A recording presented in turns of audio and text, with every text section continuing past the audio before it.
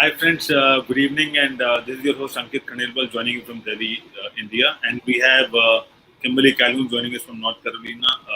Good morning, Kimberly, and we have Dr. Arthur, our special guest on Saturday, joining us from North Carolina. Good morning, Dr. Arthur, and good morning to US, and good morning to the world. And today it's Starry Saturday with Science and Technology on IBM TV, and we have a great lineup.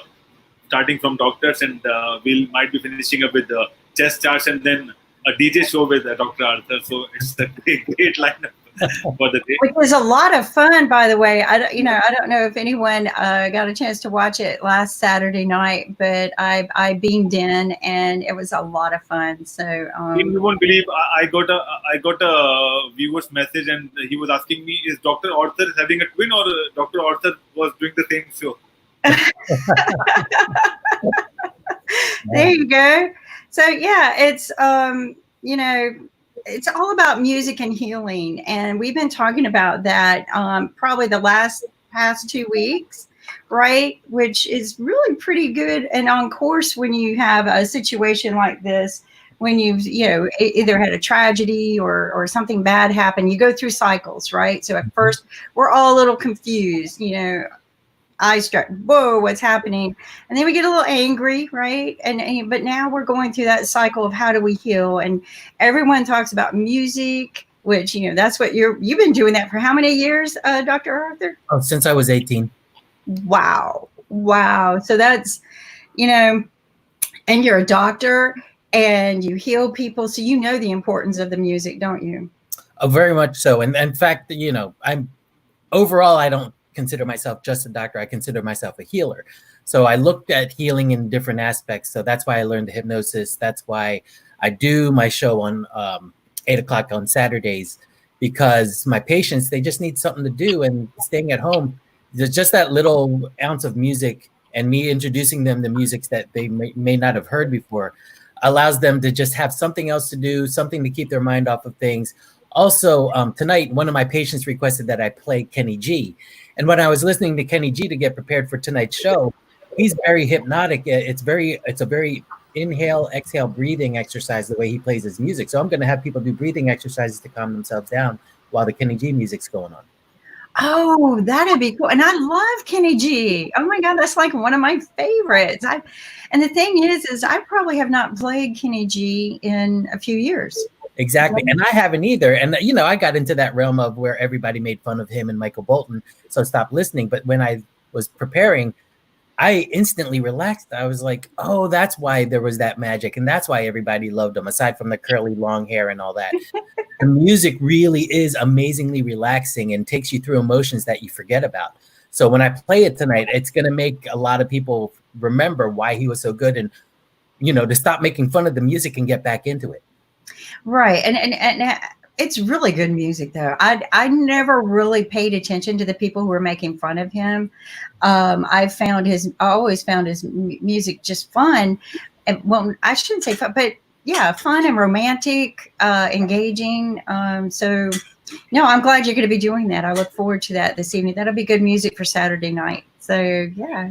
Well, I'm glad you enjoyed it. In fact, I tried to feature Alexandra May, since, and when I played it, I saw comments coming in, what's her name? Where's she at? So it's a good place to feature newer artists as well, to get them exposed. Exactly. And that's what we're all about, is not just the big current artists, but on my journey to Nashville, when I was doing my song and recording it in Nashville, I learned so much that there are so many great songwriters, composers that never make it to the radio. Right?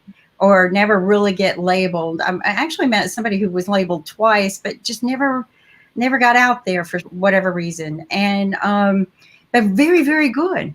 So I told Nick, I said, why don't we get these artists on our network, but not just from the U.S., from all over the world. And so thank you for doing that for Alexandra. She's good, isn't she? Oh, I love the song about, what was it, Ross and Rachel, about, and then and the couch tune, and you're like, earworm. That was a very, that touched me. That was a great song. Yeah, she has that way. If you ever really watch her perform, she knows when to pause. This is what I say. The best performers, if you really pay attention, they know when to and naturally get back in, and she has that. And so I'm glad you did that. Thank you very much. So a lot of good things are happening. I think we've done a little bit of a re-entry here in the North Carolina area. What has been your positive thoughts about that? Well, the greatest thing is people were showing pictures on Facebook last night about the big places in town where people hang out, go to restaurants, and there really weren't that many people. It might have been because of the thunderstorms and all, but the bottom line was, even though there was a prediction that people would go crazy and just go out and pack the places, it didn't happen. Restaurants are doing it slowly and doing it smart. They're still doing takeout right now. Mm-hmm. A lot of them aren't prepared to get people into their building, so they're not. And I think that's great. People are being responsible. But there are also the nightmare stories where, I've diagnosed somebody with coronavirus and I'm in the supermarket and I see them walking around the supermarket without a mask on. So there's the great stories, but there's also those individual stories where you're like, what are you doing? Really, you got to care for the people in your town. So on the one hand, I'm very optimistic and just looking at the numbers, looking good. But for me personally, being on the front line, I've seen the most people that have had coronavirus in this week. In my town. So it looks like we're in my opinion, this might not be epidemiological because it's just what I'm observing up front, but there's a acceleration going on in my town, I believe, and it'll only get worse as people get out there. But at the same time, the numbers of deaths, the numbers of hospitalizations probably will be okay based on the new models that have been coming out with this virus. So I think we're going to be okay. We just have to keep a close eye on things and just make sure people care about each other and do the things they need to do to stay physically distant and still wearing the masks and wearing gloves if you have to. Not always. I know there's some controversy about wearing gloves and that you can contaminate yourself. But when you're touching things that and you take them right off and throw them away, fine. But just doing the right things, people will be okay. Yeah, and we've even talked about Alexandra's family. They actually sell those face shields. Mm-hmm. And she was talking about the difference between the different kinds of face shields, and they sell the ones that lift up because they said that it was safer for people who had to work all the time. But of course, you're only supposed to use them for a few hours and then go have them sanitized and then bring them back. But everybody's coming up with some good practices.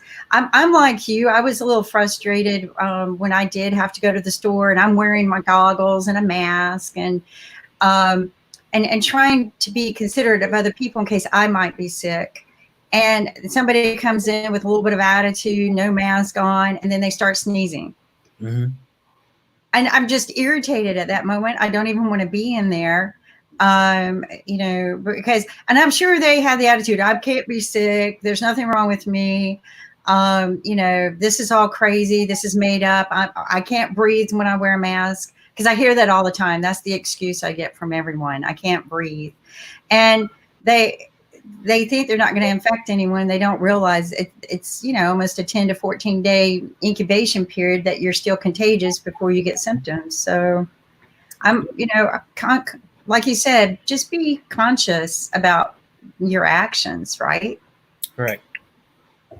So you've noticed the rates going up. Do you think it's because we're able to do more testing, or is it just maybe that it's spreading a little bit more and we need to do something else? Or in my town, I believe that's correct. One of the things that we finally were able to do was we had large mass testing for the first time last weekend, where more than 400 people were finally able to get tested, regardless of whether they had symptoms or not. So yes, the numbers are going to go up because of that, but I'm not paying attention to that number anymore. That number is going to keep going up. It's going to keep looking alarming. I'm now looking at hospitalizations and deaths and so far we've only had 2 deaths in my county. Unfortunately, one just happened 2 days ago, and it was a person that I knew. So, morbid conditions. We're all mourning that one, but I hate to say it, but there's going to be more, and we just have to be ready for it. And, but the hospitalizations and all is what I'm really looking at, because we could have tons and tons of people getting it, the herd immunity, which is what we really even want. But we're going to see, we'll probably see a little blip in the numbers in the hospitalizations, but as long as people keep doing phase 2 the right way, we'll get to phase 3 pretty quickly. And not only that, have less people in the hospital than we would have expected. So looking at the latest projections from the CDC, their new models, they have 4 or 5 different models they just released yesterday.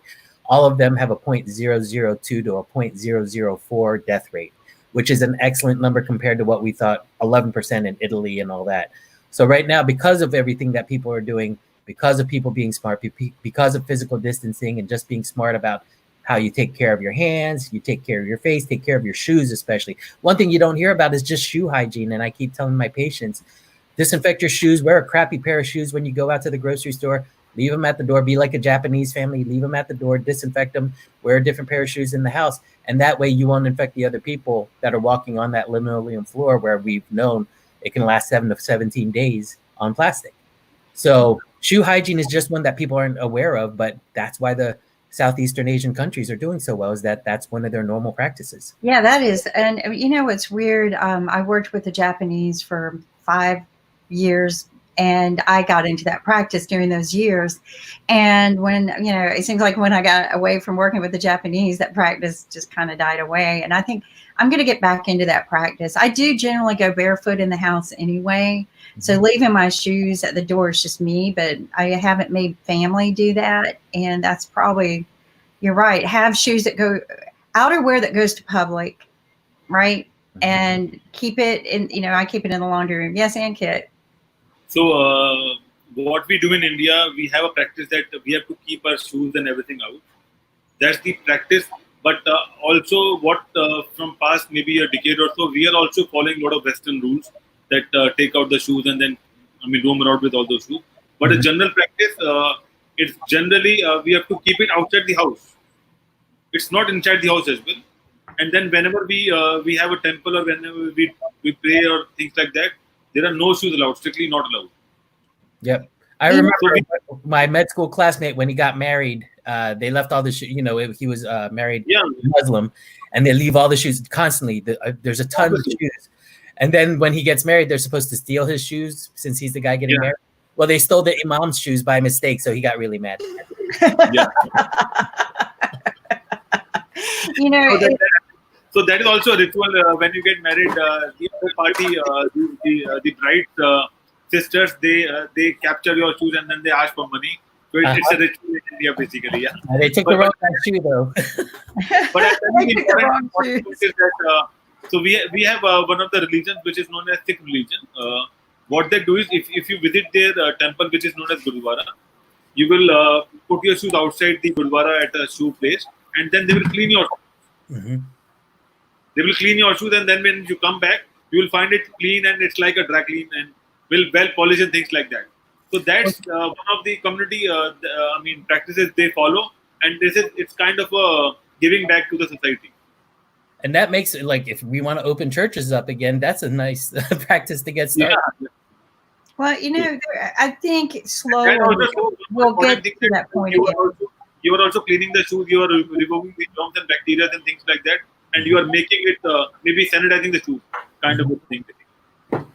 We follow these kind of practices regularly, but as I told you, we Indians are also following a lot of Western things, and that's why we are forgetting our own rituals. But I think things will come back. Well, you know, there are some practices that monks have in some Catholic temples, Catholic monks, and you are to go in fully clothed, you know, scarves, and you can't wear the shoes from the street in. You have to, I don't recommend going in barefoot, but, you know, if you want to go in sock foot or something, but you cannot wear your shoes. Probably it started from not bringing in diseases, right? Yep. That I really want to believe that, and then they probably just made that as a sacred way of doing things, so that the people go, oh, okay, this is just sacred. This is how I do things. But I truly believe these things started out to protect people, not just as a sacred blessing and way of doing things. But I think that these are good practices, and we need to. So something else that was brought up was because we are engaging in going into the grocery stores or whatever, and we're wearing our mask and everything, and then we get in our cars. And the doctors this week had highly recommended that we start sanitizing our cars a little bit. What are your thoughts on that, doctor? I agree, but if your car's out in the sun, the UV light's probably going to do a good job as well. There we go. Mine parks in the garage, but I'll back it out and put it in the sun a couple hours a day. But you just have to be careful. I don't know if you've seen the pictures or videos of hand sanitizer exploding in cars because when the alcohol gets heated up. So you just have to be careful. Don't leave the stuff sitting in the car in the heat, especially with spring and summertime coming up. Yeah, that's a good practice. Maybe people should have like a little kit, right? And it's got your hand sanitizer in it, and maybe little wipes too, and goggles and whatever, right? And then that way you just take it with you everywhere you go. Maybe I'll make I have one. As a survivalist, oh, go ahead. As a survivalist prepper, I have that kit. I had that kit all along. You're supposed to have that stuff. God forbid, chemical attack or some kind of dust storm or whatever. You should have that stuff with you in a little kit all the time, not just because. And a flashlight. Yep, and a flashlight. And one other thing that helps you survive if the world goes down is a knife. You never know when you're going to need a knife to pry something open or just cut some cord. So my prepper kit is always flashlight, knife, first aid, sanitizing, and I actually had a N95 in my kit. That's smart. Because say a building collapses or there's an earthquake, you got to have that mask. You saw what happened with the 9/11 people when they didn't have it. So that's part of my kit now. Always has been. So there are lots of good resources. My instructor, I have 3 main instructors: Kevin Estella, who wrote the book 101 Ways to Survive in the Woods; Tony Nestor, who's a high-level expert. He teaches the SEALs; and Stefan Grush. He just does all-around training. And then Steve Tarani, who teaches knife training. So these are all my instructors. Great books, great resources. And Tony Nestor has an amazing book on how to make your prep kit for any kind of disaster. So hurricane season's coming up in North Carolina. His book is very solid. It's very short. Tells you where to buy things on Amazon very cheaply. So you don't have to spend hundreds of dollars like these people selling on Amazon with these big kits. But you also have to pick the things that you enjoy. So if you love coffee, you better bring coffee with you. If you love candy, kids need toys. Those are the things people forget to put in their kits, the creature comforts that you need. So yes, very much so everybody should have some kind of survival kit. It doesn't always have to be something you bug out of your house with, because a lot of times your house is the safest place. But if your house doesn't have the basics, pandemics like this, if you're staying in your house for more than 3 months, it becomes important. So luckily we can still go to the grocery stores, but God forbid some kind of electrical problem happens and the stores go down. Then you got to fend for yourself. So you always want to be prepared 1 to 3 months minimum for if you got a shelter in your house. And we've in common practice of that in North Carolina because of the hurricanes and we've had tornadoes. So kind of common practice, especially I live out in the country. So it's one of those things that, stock up. Well, we have well water, but we still fill the tubs with water when the storms are coming, stock up on water, and we save our wine bottles. Here's what's funny: we clean them real good, and we use those as our water bottles, our emergency water bottles when the storms come, because they're not that plastic, right? And the water actually tastes better coming out of them. But no, you're right, and I would like to maybe, as a practice, one day build an emergency kit on the show. Sure. One of the things I was always told, make sure we have a ball cap and whistle, right?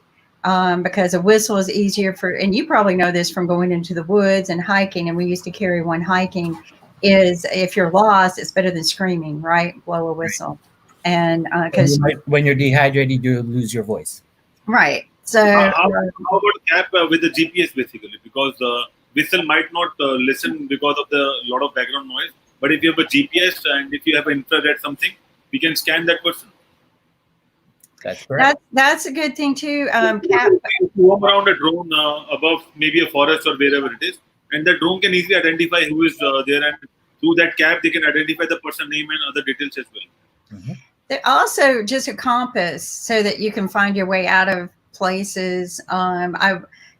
finding your north is always very, very important, and being able to maybe get direction to go somewhere. There are so many good survival practices, and I found a really cool thing for a house, and it's a means to, but you can use it out in the woods and stuff like that. But it's a solar power generator that pumps water and cleans water. It's got a 3 filter system with ultraviolet in it to sanitize the water. And the ultraviolet was WHO approved. And but what's great about it is it generates real power, right? So when you have, so you don't have to have the gas generator, right? Which we have, but this is really cool because it's not loud and noisy. It doesn't have the fumes. It does require the sun, but usually after a storm, the sun comes. And it's nice to be able to have some power that's not caused by a gasoline generator. So there are various different things you can do to prep your house that are cost effective, that you can use throughout the year. And that's what I always tell people too. Don't just have these generators and not ever use them. Crank them up, every once in a while, and use them. But these are good things to even think about, not just, for the pandemic type stuff, but But I think that we also have to do maybe not annually, but maybe twice, maybe once in 2 years, that we need to go out and live in the woods and then see how we can manage or adapt ourselves. Because if something happens, we don't know how to deal with it. Yep. And But it should be a good. It should be a regular food. But don't go out cold, because you see all these people like go to the Grand Canyon. They don't even have a backpack with water, and they go down 200 feet and then they can't make it back up because can't come back up. How high it is. That's the number one reason people get rescued. I remember I saw a family going down the Grand Canyon. They were just going on a family excursion with a baby with a stroller and no equipment. And but you would never think of that because it's a vacation spot and there's all these facilities, but people get stuck down there just in that situation all the time. So you got to look ahead before you do those things. Just go get a guide. That's what I did. I didn't go without a guide. I had a friend do that. Walk down just tennis shoes and just, it was two guys that I worked with, and they happened to be there on business. Let's just go down. And they got down there and they couldn't get back up. They were very, very sick, dehydrated, like you said. They wore their shoes out, like walked their shoes out. So be careful. I mean, but I'm like, there's no way I'm going to go down there. I mean, I do a lot of hiking through the woods and stuff, but no, the Grand Canyon, get a guide. If you've never been before, just get somebody who has, right? But even outside of the Grand Canyon, a lot of people are taking hikes now because they're, locked in the house, so they take a hike.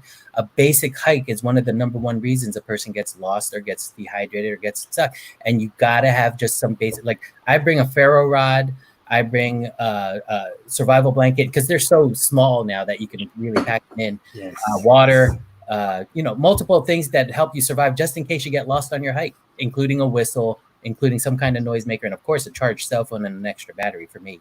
But the bottom line is even just a basic hike, you should have some basic survival equipment with you. Always, because you don't know if you get bit by a snake, if you fall, you I had my brother was an avid hiker, and he hiked into the mountains, and it was a hot, beautiful week, that they were planning, and they got caught in a snowstorm. And fortunately for them, they had thin blankets, right? But they weren't expecting a snowstorm that time of year. And so you never know. The elements can shift on you in a heartbeat. Mother Nature is not something that you count on to to be in your favor. Even even rains can cause you to, get cold. If you get caught into a rainstorm, you can get sick. So once again, just like you're saying, your car should have a basic emergency and a preparedness kit. So blankets, water. I have one of those really small batteries that can jumpstart the car so I don't have to rely on somebody else. Those things are only $60. Everybody should have one of those in their car. I agree. Yeah, Nobody carries jumper cables anymore. Nobody. I would like to mention one thing with what happened 3 days ago with the wrestler called Sab in Venice Beach.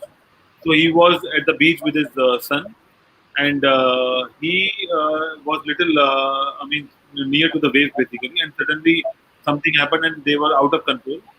And then the rescue team reached there, but because he was a wrestler, his weight was more than 200 pounds. Wow. So it was difficult for the life coaches or the coaches to manage it out.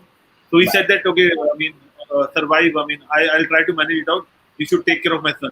Yes. And then the body of the wrestler, you found it after 3 days. Wow. So because of the excess weight, it's difficult for anyone to manage it out. I have a news. I can share the news link. We will have a better idea. You know, there in any situation, like you said, in a car too, and I've noticed that the cars don't even come with a jack anymore. You have to go buy your own jacks to change a tire. I have AAA, but it doesn't mean they can. Nowadays, AAA can't get to you sometimes. I mean, it's just. That's the news. Mm-hmm. Oh dear, it's really sad, huh?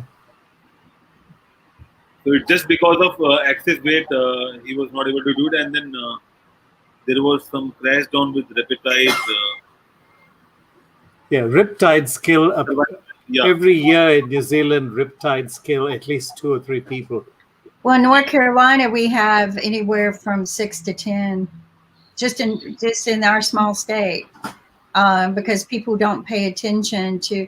Every day when I go to the beach, I go talk. We have probably one of the world's best lifeguard training systems here in North Carolina, and I go to the beach rangers. They have a rangers, and I go to the ranger station, and I just look at the chart and I talk to the rangers. What are the tides like? They put flags up and down the beach, and nobody pays attention to the flags. But the flags are there to tell you the rip tides are there. But be prepared too. Maybe have a floating device with you. So if you are out there and you see somebody, take the floating device with you. Don't go in after the person yourself. Go, because the riptides can rip that off of your hands as well. But I studied lifeguard, and so these are things that they teach you, right? Don't go in after the person unless you are able to take care of yourself first, because all too often both people will drown, and that's stupid. Even though it's hard to watch somebody else drown, they even say sometimes, and I hate saying this, but they would even say, wait until they are out and then go get them, so you're not fighting them. So there's just, but people don't know these things because they never trained in it. Dr. Arthur, something that is concerning to me is a natural impulse for people if somebody's having a heart attack or can't breathe, is we go apply CPR, which could be very dangerous now.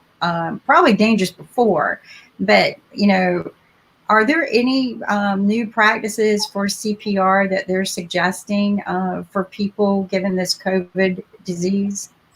Well, the latest, when I took my latest training in BLS, there is a protocol where you don't do any breaths, where you just do the circulation, you just do the chest compressions, you don't put your lips up against the other person, or including even if you have one of those barriers to prevent any of the air getting into you.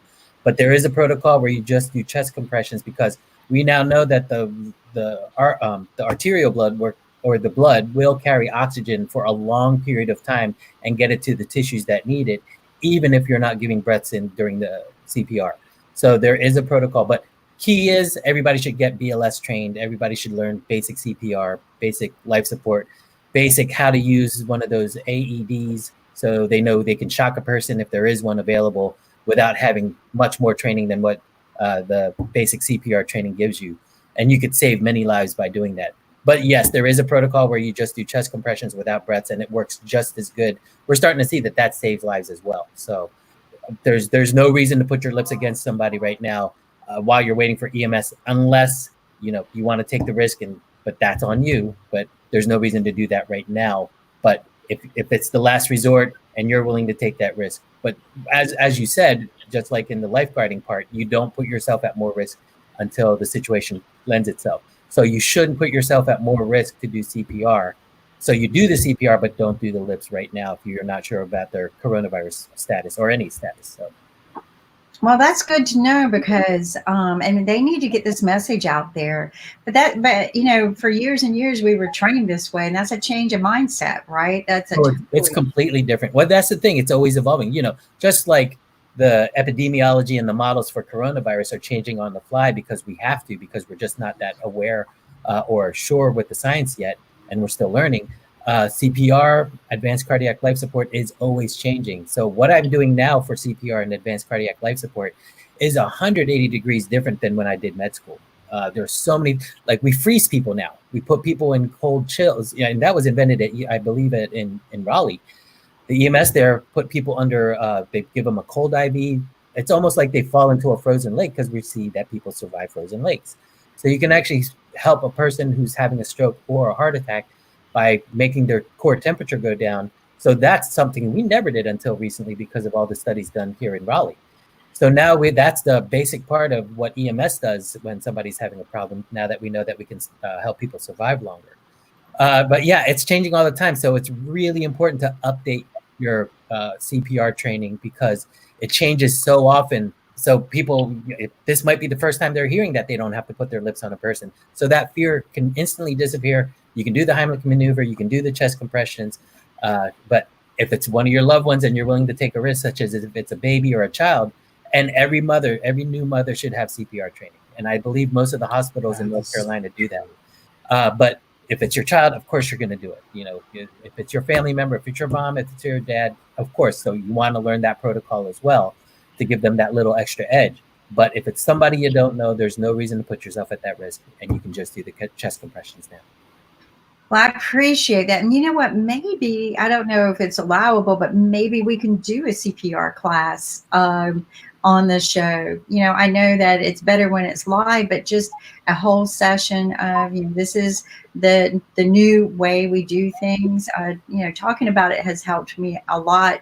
I just have to retrain my brain, because your first impulse is to immediately check the breathing, check, you know, and then the kiss of life, right? And but I am going to put my mental brain back into what you just told me, and try to remember those things, because I've not done retraining in years. I trained very, very young, and maintained it through probably until I was about 30, and then I stopped.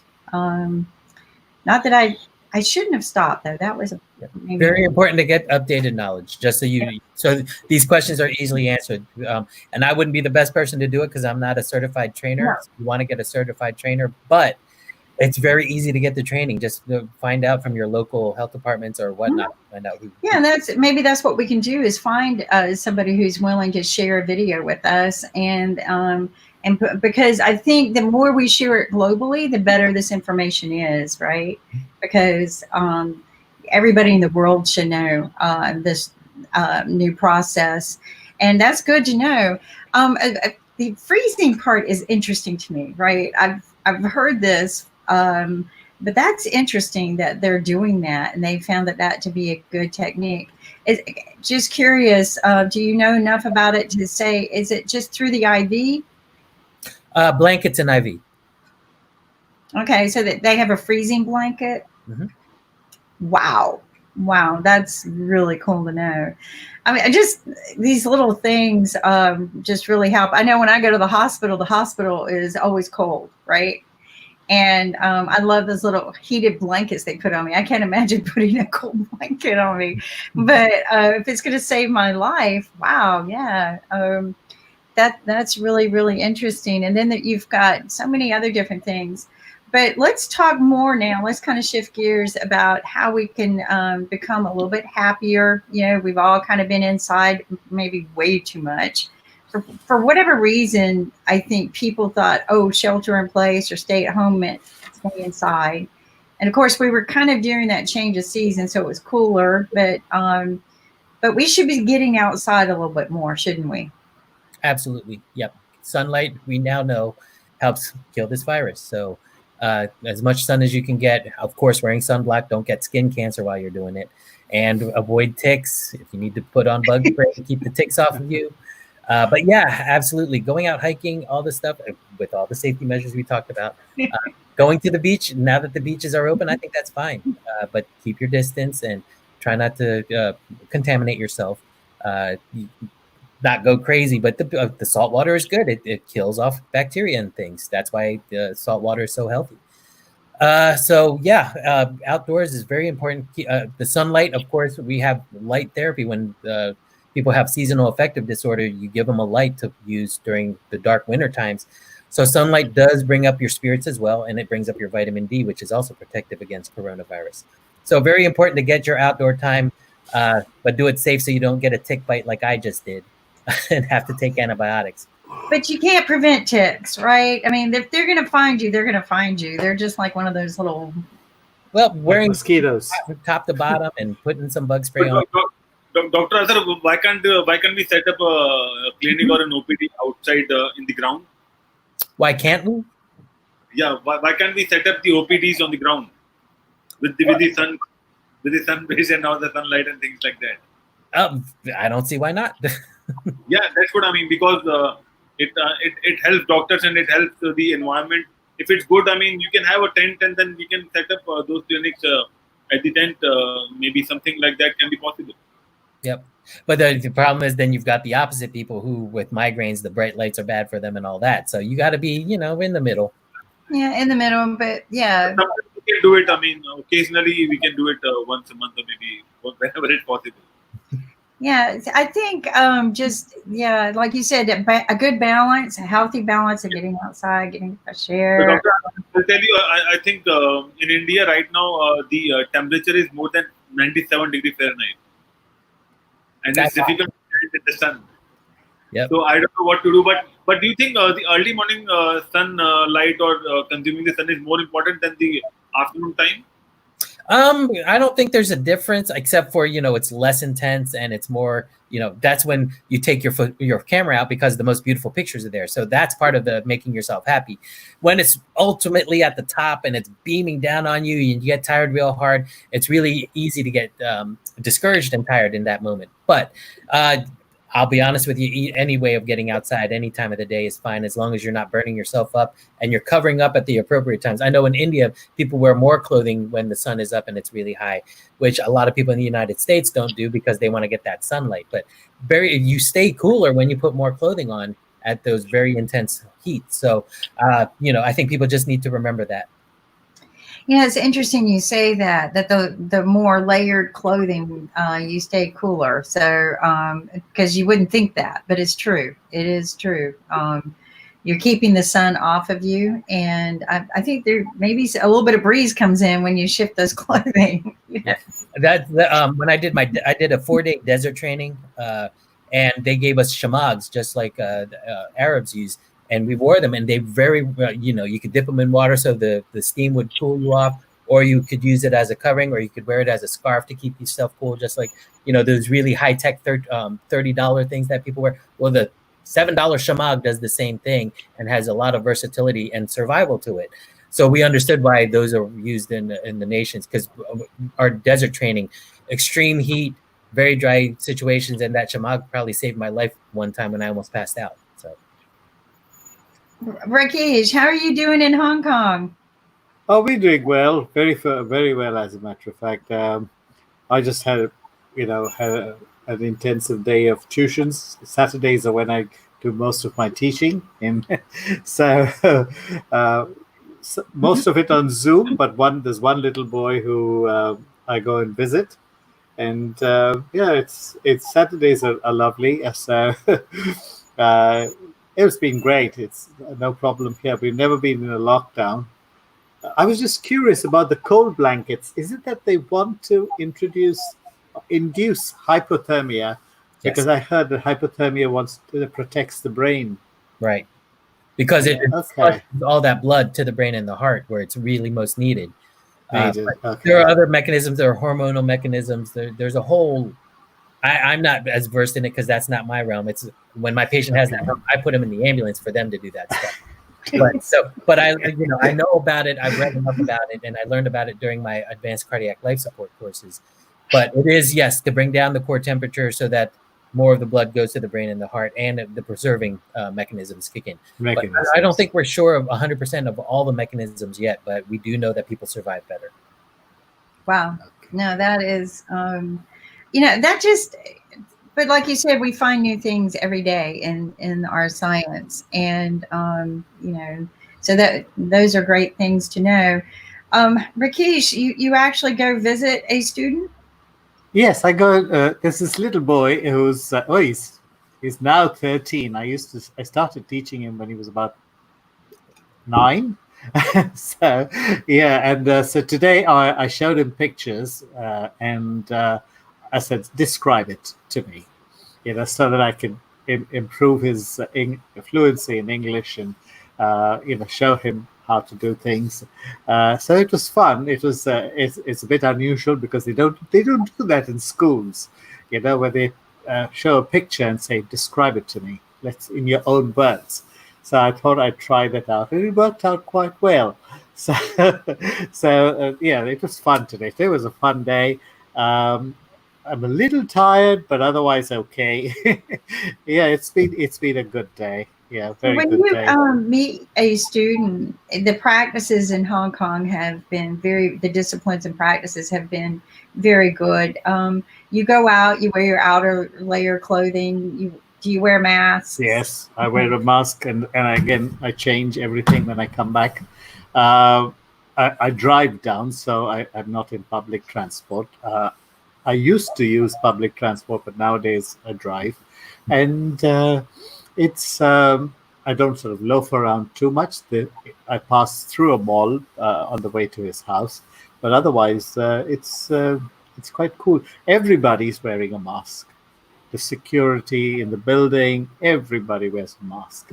So there's, it's a kind of a collective memory of SARS, which has made people realize that these things are serious. You don't mess around with it. So people just follow the rules. The government doesn't have to enforce it.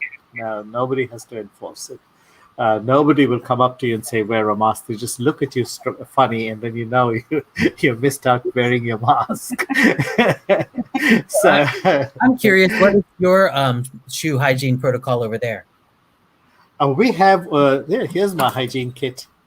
We have these little sort of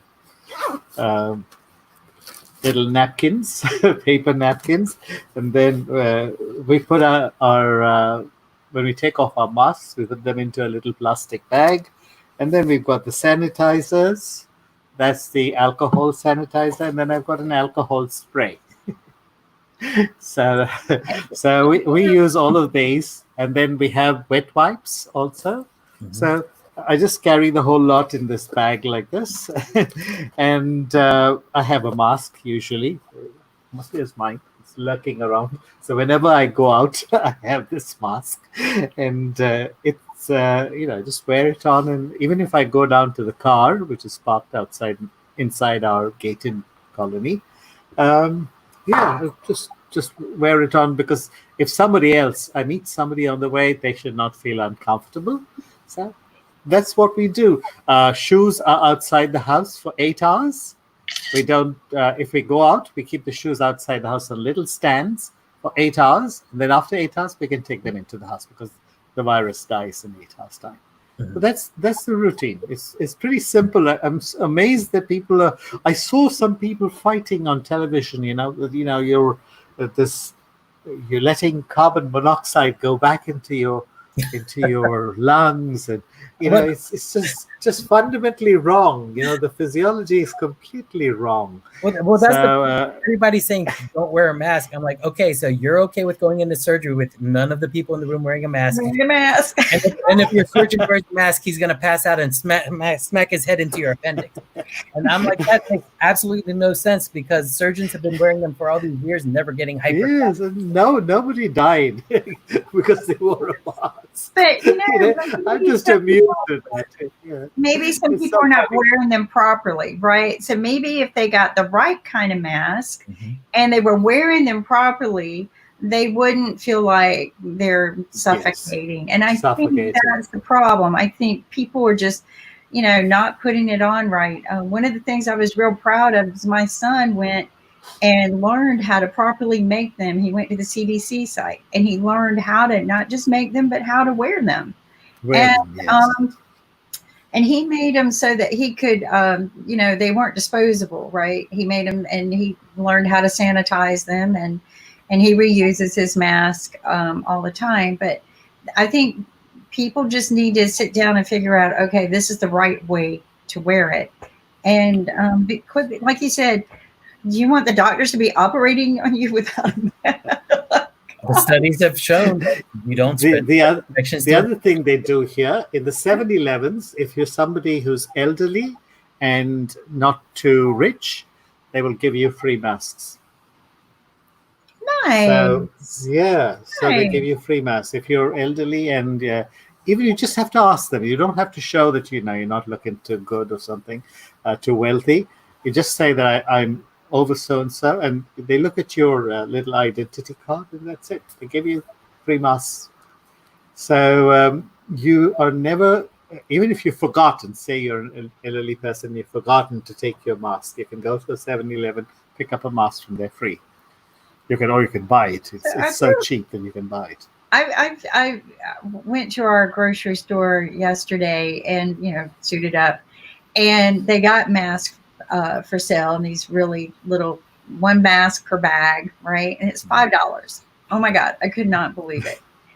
But they're thin. They look so thin. I don't even think they're quality masks. Quality masks. I don't think they would keep anything out. I don't know how they're getting away with that. This is from India.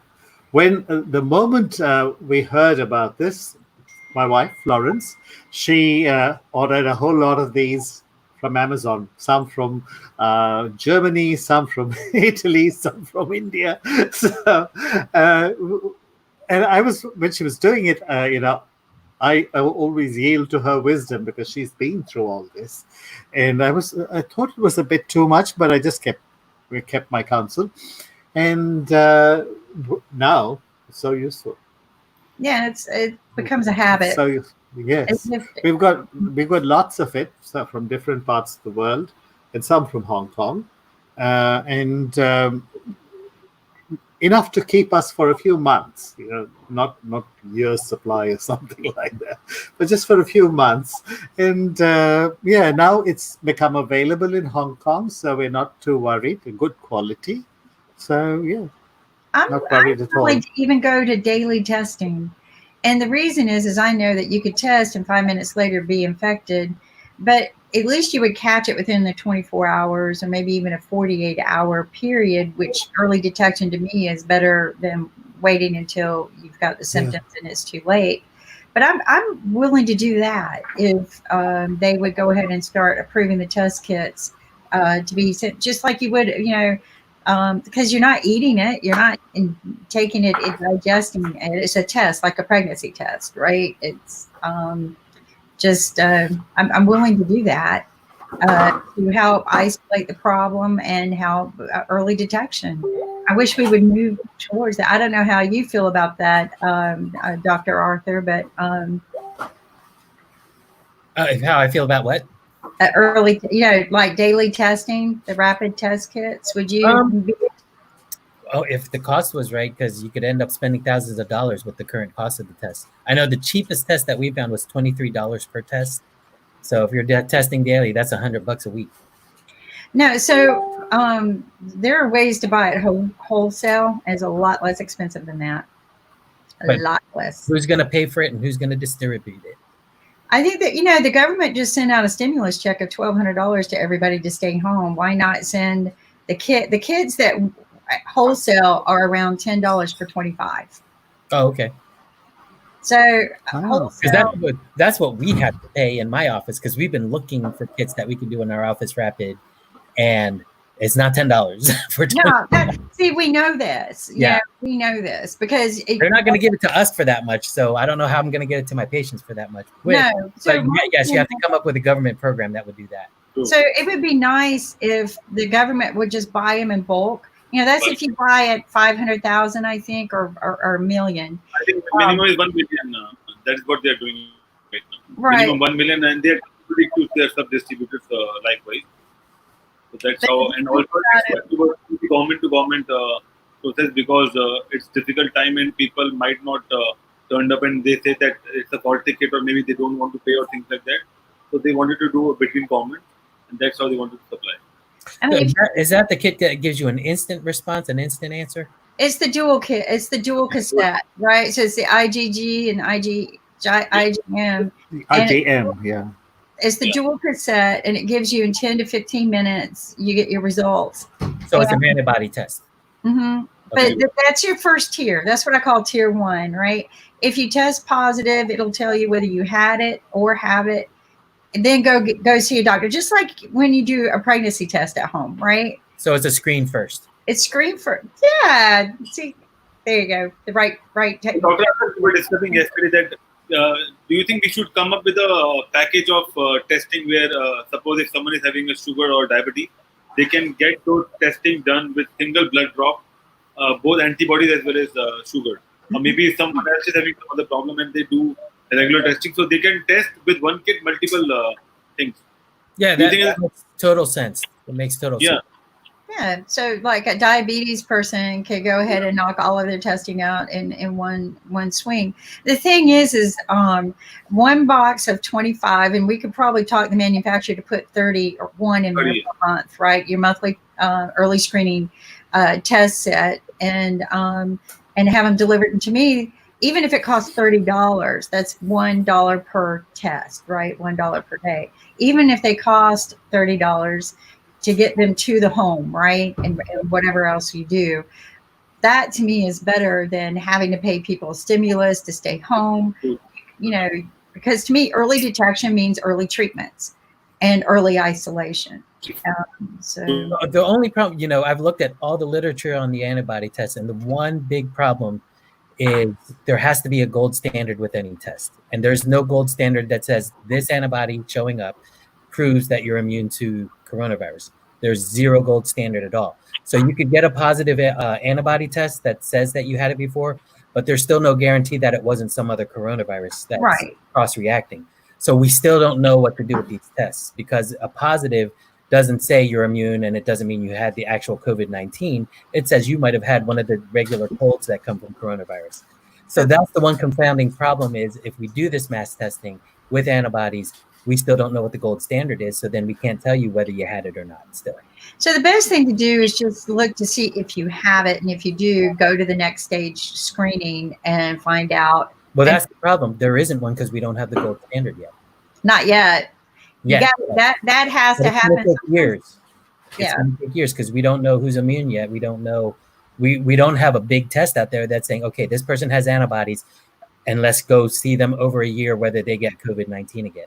So we won't know for at least a year. Right. But Doctor, go ahead. Can't we mass vaccination and can't we put antibiotics in through vaccines to people who are looks critical and who are looks more prone towards COVID-19? So repeat your question. It was about you're popping in and out. What we can do is, so we can create antibodies using vaccines as well, and that way we can. Again, that's part of the problem. We don't have a gold standard antibody test. We're creating vaccines where you cross your fingers and hope that it'll create immunity and not damage. Like one of my friends just did a study, and the reason we don't have a lot of we have 0 RNA vaccines is because of the cross reaction that it can cause the immune system to attack the brain. So there are cases of RNA vaccines causing amyloidosis and Alzheimer's disease. So if we suddenly start mass producing a vaccine and we haven't even looked to see if it causes amyloidosis and Alzheimer's disease, we're creating more problems than good. And that's going to take a while to look at. So that's why we have 0 RNA virus vaccines, because we haven't had a successful one yet that worked or didn't harm the patient. So this is new ground right now. So antibody testing after the vaccine, first of all, after knowing what I know, I don't know if I would put myself through that without really good gold standard testing about the antibody and really good information on the safety now that I remember why we don't have RNA vaccines yet. Maybe the standard testing should just be early screening if you might have it only, not that you had it and you're free to go and you won't get it again. You can say that's not what this is about. This is about just purely testing to see if you need to see the doctor and stay home. Yep. The first test is to do the PCR or find out if you have the virus, because those are the people we really need to know now. The antibody test, I mean, we could put off later, but really knowing who now has it and the mass testings and all, that's what we really need to know now, so we can contain those people that have active infections and keep them from spreading it, like the guy I saw at the grocery store. even though he knew he had it, and that was. They were really mad. Should have put his I was hand on livid, his and I head. went up to him and I had my mask on and I stayed my feet away. But I said, "You're supposed to be at home," and I confronted him. So that's the bad thing is we got to make. We're not a communist nation, so we can't force people and we can't arrest them. But at the same time, what do you do? What's the consequence if somebody doesn't care and is spreading it in the grocery store where there are vulnerable people who are doing their grocery shopping? Well, one of the things that David K. Johnson kind of enlightened us on is that there were laws written, there are laws written, not were laws written in case of a virus spreading or pandemic situation, because people's civil liberty rights does not mean that they are able to endanger other people's lives. So there are laws written that they can make and take enforcements of such things. But nobody wanted to lose the popularity vote and do it. Seriously, that's what this whole thing was about. Nobody wanted to lose, because it's election year. Nobody wanted to lose that popularity vote of, okay, I'm going to make everybody do this.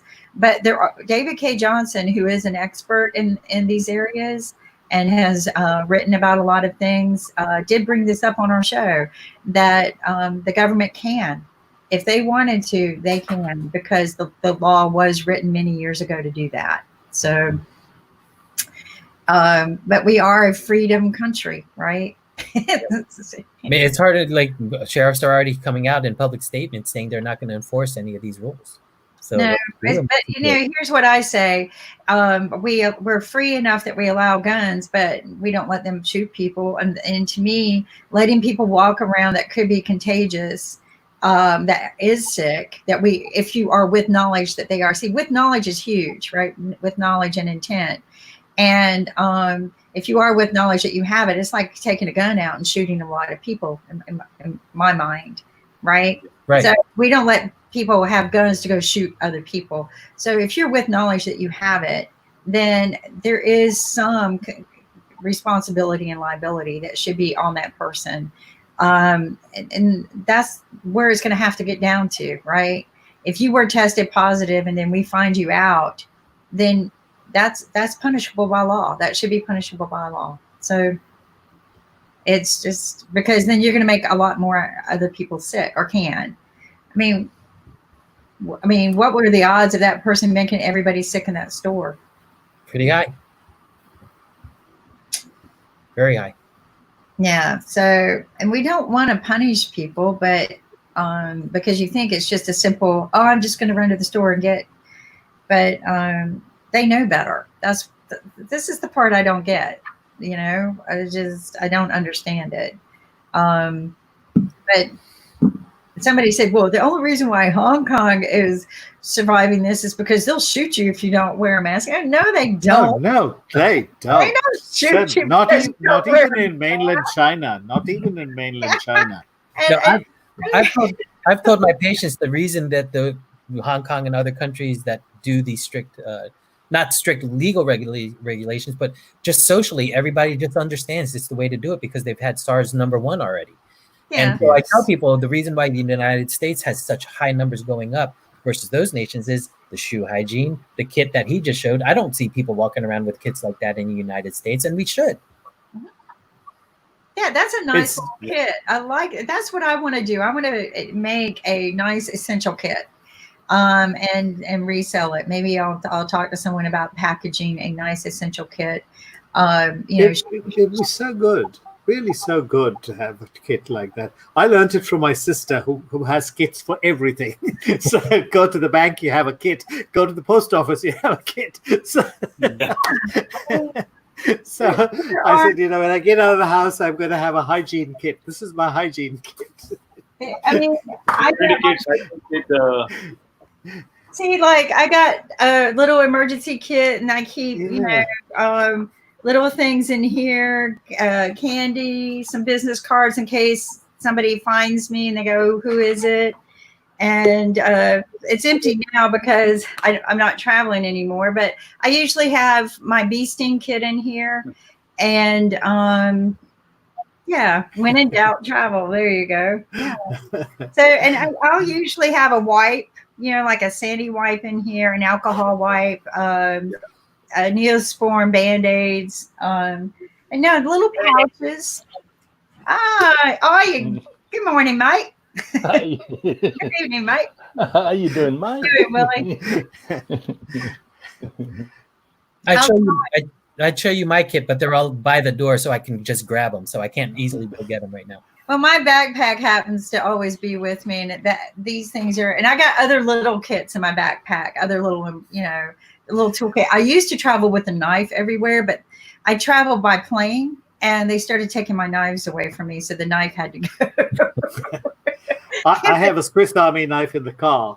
So. Yeah, that's what I had, was a Swiss Army knife in my backpack because of the screwdrivers. Because sometimes you have to take things apart, and I had a little toolkit. Now my little toolkit is detachables, and they didn't take that away from me for a long time. Yeah, but they did on one road trip. They took away my little toolkit as well. So I, those kind of things I couldn't travel with. I'm like, can you just take it and put it in the pilot's cockpit and then give it back to me when we get there?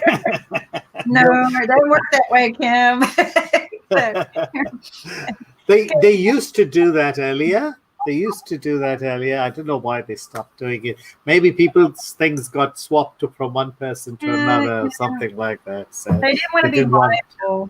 Yes.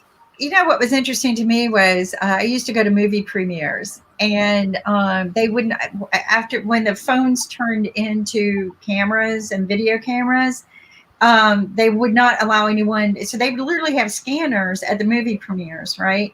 And if you had a phone on you, they would have a paper sack out there, and you wrote your name on the paper sack, and you put a phone in the paper sack, and you come back and get it gave it afterwards. That's such a nice thing. Yeah, but no phones in the movie theater. And I know too, it was probably more about so that you wouldn't interrupt other people, right? But definitely during the premieres, they would not allow cell phones at all. And I thought, and I told him one time, I wish you did this for every movie, period, because I would hate sitting there and people would get phone calls during the movie, right? They wouldn't silence the phones, but and I try to leave mine in the car, or I just silence mine when I walk in. But anyway, so yeah, technology kind of turned things around. But so Willie, what's going on in Australia? Not much. We're getting out of the lockdown. They just loosening up the restrictions, so we're now allowed to. We're in stage 2. It's not totally over. It's stage 2 that they still have things that you need to comply with. You just can't go back and do same old. What else is interesting? Not much. The government figures, that was funny. They had the package. Then when people were filling out the government subsidy package, they put in the figure that they thought they were going to get instead of just 1. So it was like 7 billion over. Whoa. And then the guy said, no, this is, it's not 7 billion surplus. We haven't got this money. We have to go and borrow it. So if there's no surplus money around, there's no floating money around. So yeah, everybody just calmed down a bit after that. Well, it's we had, I guess, a similar situation happen, but the government realized, I guess, they overpromised or overcommitted. And Nick and I, we had covered this on the show about the stimulus, right? I read it, his assistant read it, and so one of the things is it was supposed to be more bottom up, right? But it wasn't. The big companies all got bailed out beautifully. The other is they had this rubber stamp stimulus for small businesses to cover your payroll.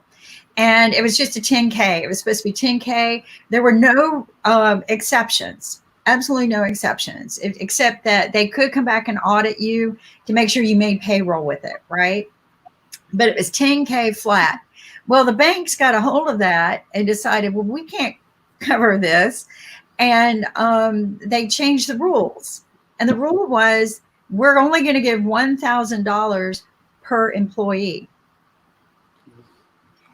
That's it. And if you had 10 employees and they capped at 10. So if you had 20 employees, they capped. So the banks changed the rules. That was not part of the stimulus and the rules when you filled out the application. The bank changed the rules. So you fill out the application, you're expecting the 10K so that you can cover a little bit of payroll, right? And that didn't happen. The other thing is none of the small businesses really got it. A lot of the small businesses were cut out. So, you know, how I said, you know, what they should do is go to all the millionaires and billionaires who are really not getting hit very hard by this. Some are, but the ones that would potentially reinvest in people and give them a 100% tax deduction on their investments, right? Don't cap the investments and allow them. And apparently, I guess somebody must have taken on with this. And Magic Johnson, do any of you know who he is in the NBA? Yep. He this past week announced that he is donating $100 million with his bank for small businesses that were minorities, because the minorities were the ones that really didn't get it because you had to qualify at a certain level. So he's donating $100 million to minority-based companies that did not get any stimulus at all. That's good. Novak That's Djokovic really has good. also contributed to the Serbian effort to fight the COVID-19. So, yeah. Who was this? Novak The Serbian- Djokovic, Novak. the Serbian wow. Yeah, he's Yeah. contributed to his country.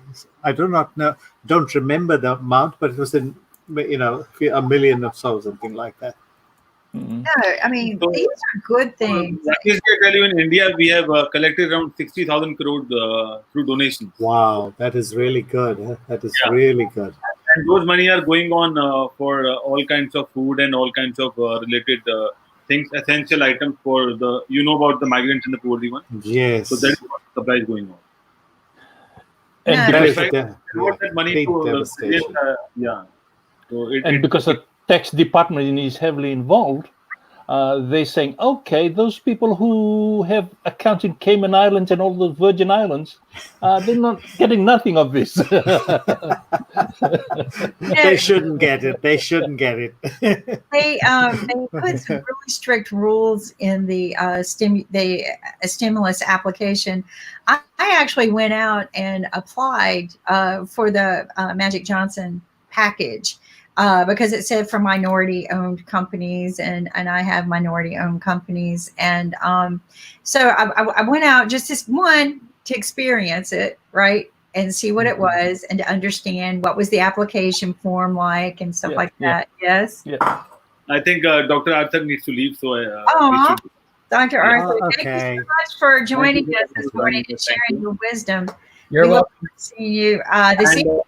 and before Dr. Arthur will leave, I'll just play what we are coming up with 8 p.m. 8 Tonight. p.m. tonight Yeah. with some That's- good Kenny G. Very So nice that's topic. coming up at 8 p.m. Yeah. Does that look like me? No, so it's a DJ Arthur show on 8 p.m. EST. It's All right. just a back to what I did it for you. So Thank so you. tune in at 8 p.m. EST and let's see the other side of Dr. Arthur with music and dance and a lot of songs. So Yeah. hope to see you soon at 8 p.m. And thank you, Dr. Arthur, for joining us. And we'll see you at 8 p.m. Thank you. Take care. Thanks for having me on. Thanks. Heal with music. Thank you. Yeah. Thank you. All right. So, and then, Dr. Sagu. Dr. Sagul. Hi. Yes, namaste, Sashkal, Kim, Namaste, Ankit, Ravi. Billy, and Rakesh. Namaste. Good evening. Good evening. Okay. So it's the Dr. Sagu talk show starting now. Oops. Yes. I have to sit down and listen, so I'm going to lower my desk There you go. and write down things. So, See, you're like me. You got a portable setup. It looks like you can lower it and raise it. Mine won't go up Raise it. that high, but yeah, I have to kind of play around. So I haven't been feeling well, and I'm going to probably bail out here in a minute to get some rest. And Kit knows I'm not feeling, but I'm going to listen because I Yeah. love to listen to Dr. Sagu. And thank you very much. Thank you. Carry Yes, on. yes. What do we have today, Dr. Saggu? Yes, Ankit,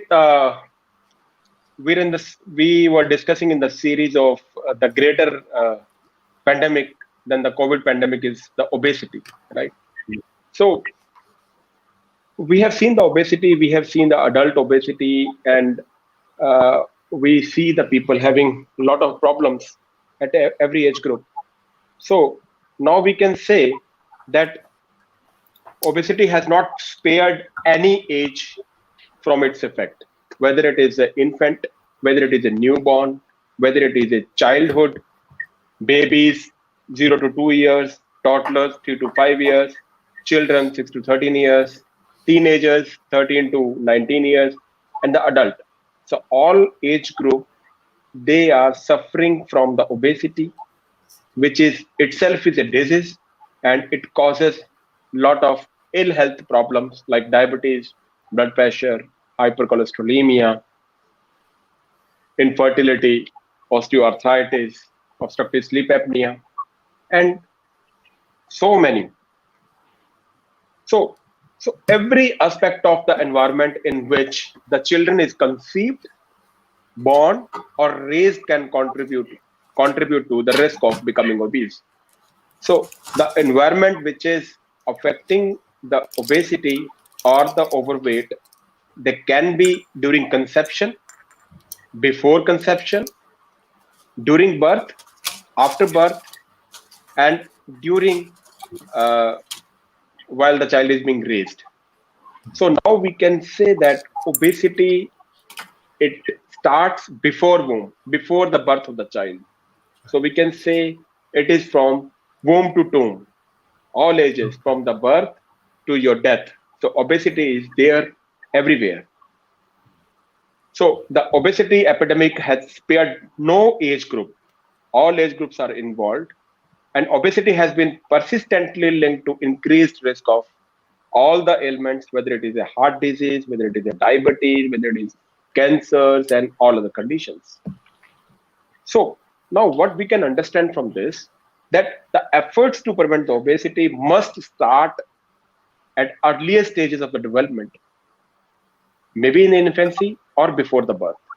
So how we can prevent the obesity? Because it is very difficult to prevent the obesity in adulthood. So it is very difficult to make the person understand about the modification of lifestyles, about the changes in the dietary habits, about the changes in the eating hygiene or eating etiquettes. But yes, early in the life, early in the development phase or before the birth, we can control this. So choosing a healthy food for the infant and the young children, they are very critical, because that is the age when the food preferences are being established. So if we are giving a taste to our infant of high sugar and high salt, so in the adulthood or in the teenager, he or she is going to have the same taste. If we keep the child deprived of the taste of the sugar and the salt early in the infancy, I don't think they are going to develop that taste, and they are going to have the same kind of constituents in their diet, and they are going to become obese. So what we can do? So the feeding infants and energy dense with high fat, high sugar, and high salt. These all three things, three foods, they are the key factors, they are key contributor for the childhood obesity. So how we can prevent all these things? It is very important. So when we talk about the childhood obesity, yes, the childhood obesity is increasing very, very, very fast in the whole globe, in the United States. What we have seen in the toddlers, that is 3 to 5 year of the age, 13.9% prevalence of the obesity is there in the United States. And from 6 to 13 years, it is 18.4%. You can say every fifth child is going to become overweight or obese. And in the teenage, 14 to 18 years, it is being around 20.8. So every fourth and fifth child is going to become obese or overweight. That may lead to diabetics also, because most of the adolescent obese child, they are going to become obese in their adulthood also. So almost 50% they continue to be obese during their adulthood life. So the adverse consequences of the childhood obesity are like hypertension, high cholesterol, diabetes, they become unrecognized because initial phase of the childhood, we are not getting them tested for all these things. And when we test for that, because I have seen a lot of patients who are coming to me maybe at 20, 21-year old, and when we check the sugar is very high, maybe 400, 500 sometimes, because they were not expecting anything like high sugar in the children. So that is why the tendency for childhood obesity to persist into the adult obesity is very much, and giving birth to the diabetes is very much. So prevention of the childhood obesity is not adequately addressed despite the rapid rise in its prevalence, and the treatment have only limited success, resulting in negative approach to treatment strategies. So obesity in children is very different from obesity in adult.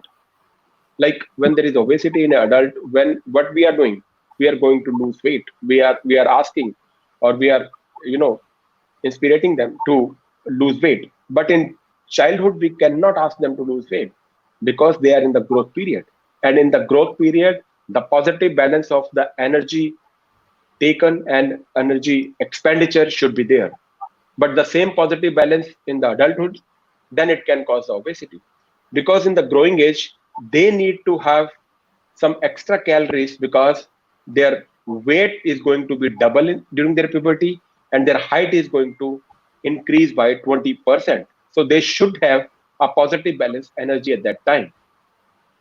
So in the prevention, the treatment of childhood obesity, dietary energy restriction, increases in activity and decreases in sedentary behavior must not compromise the normal growth and development. Weight maintenance is often a suitable goal rather than the weight loss in childhood obesity.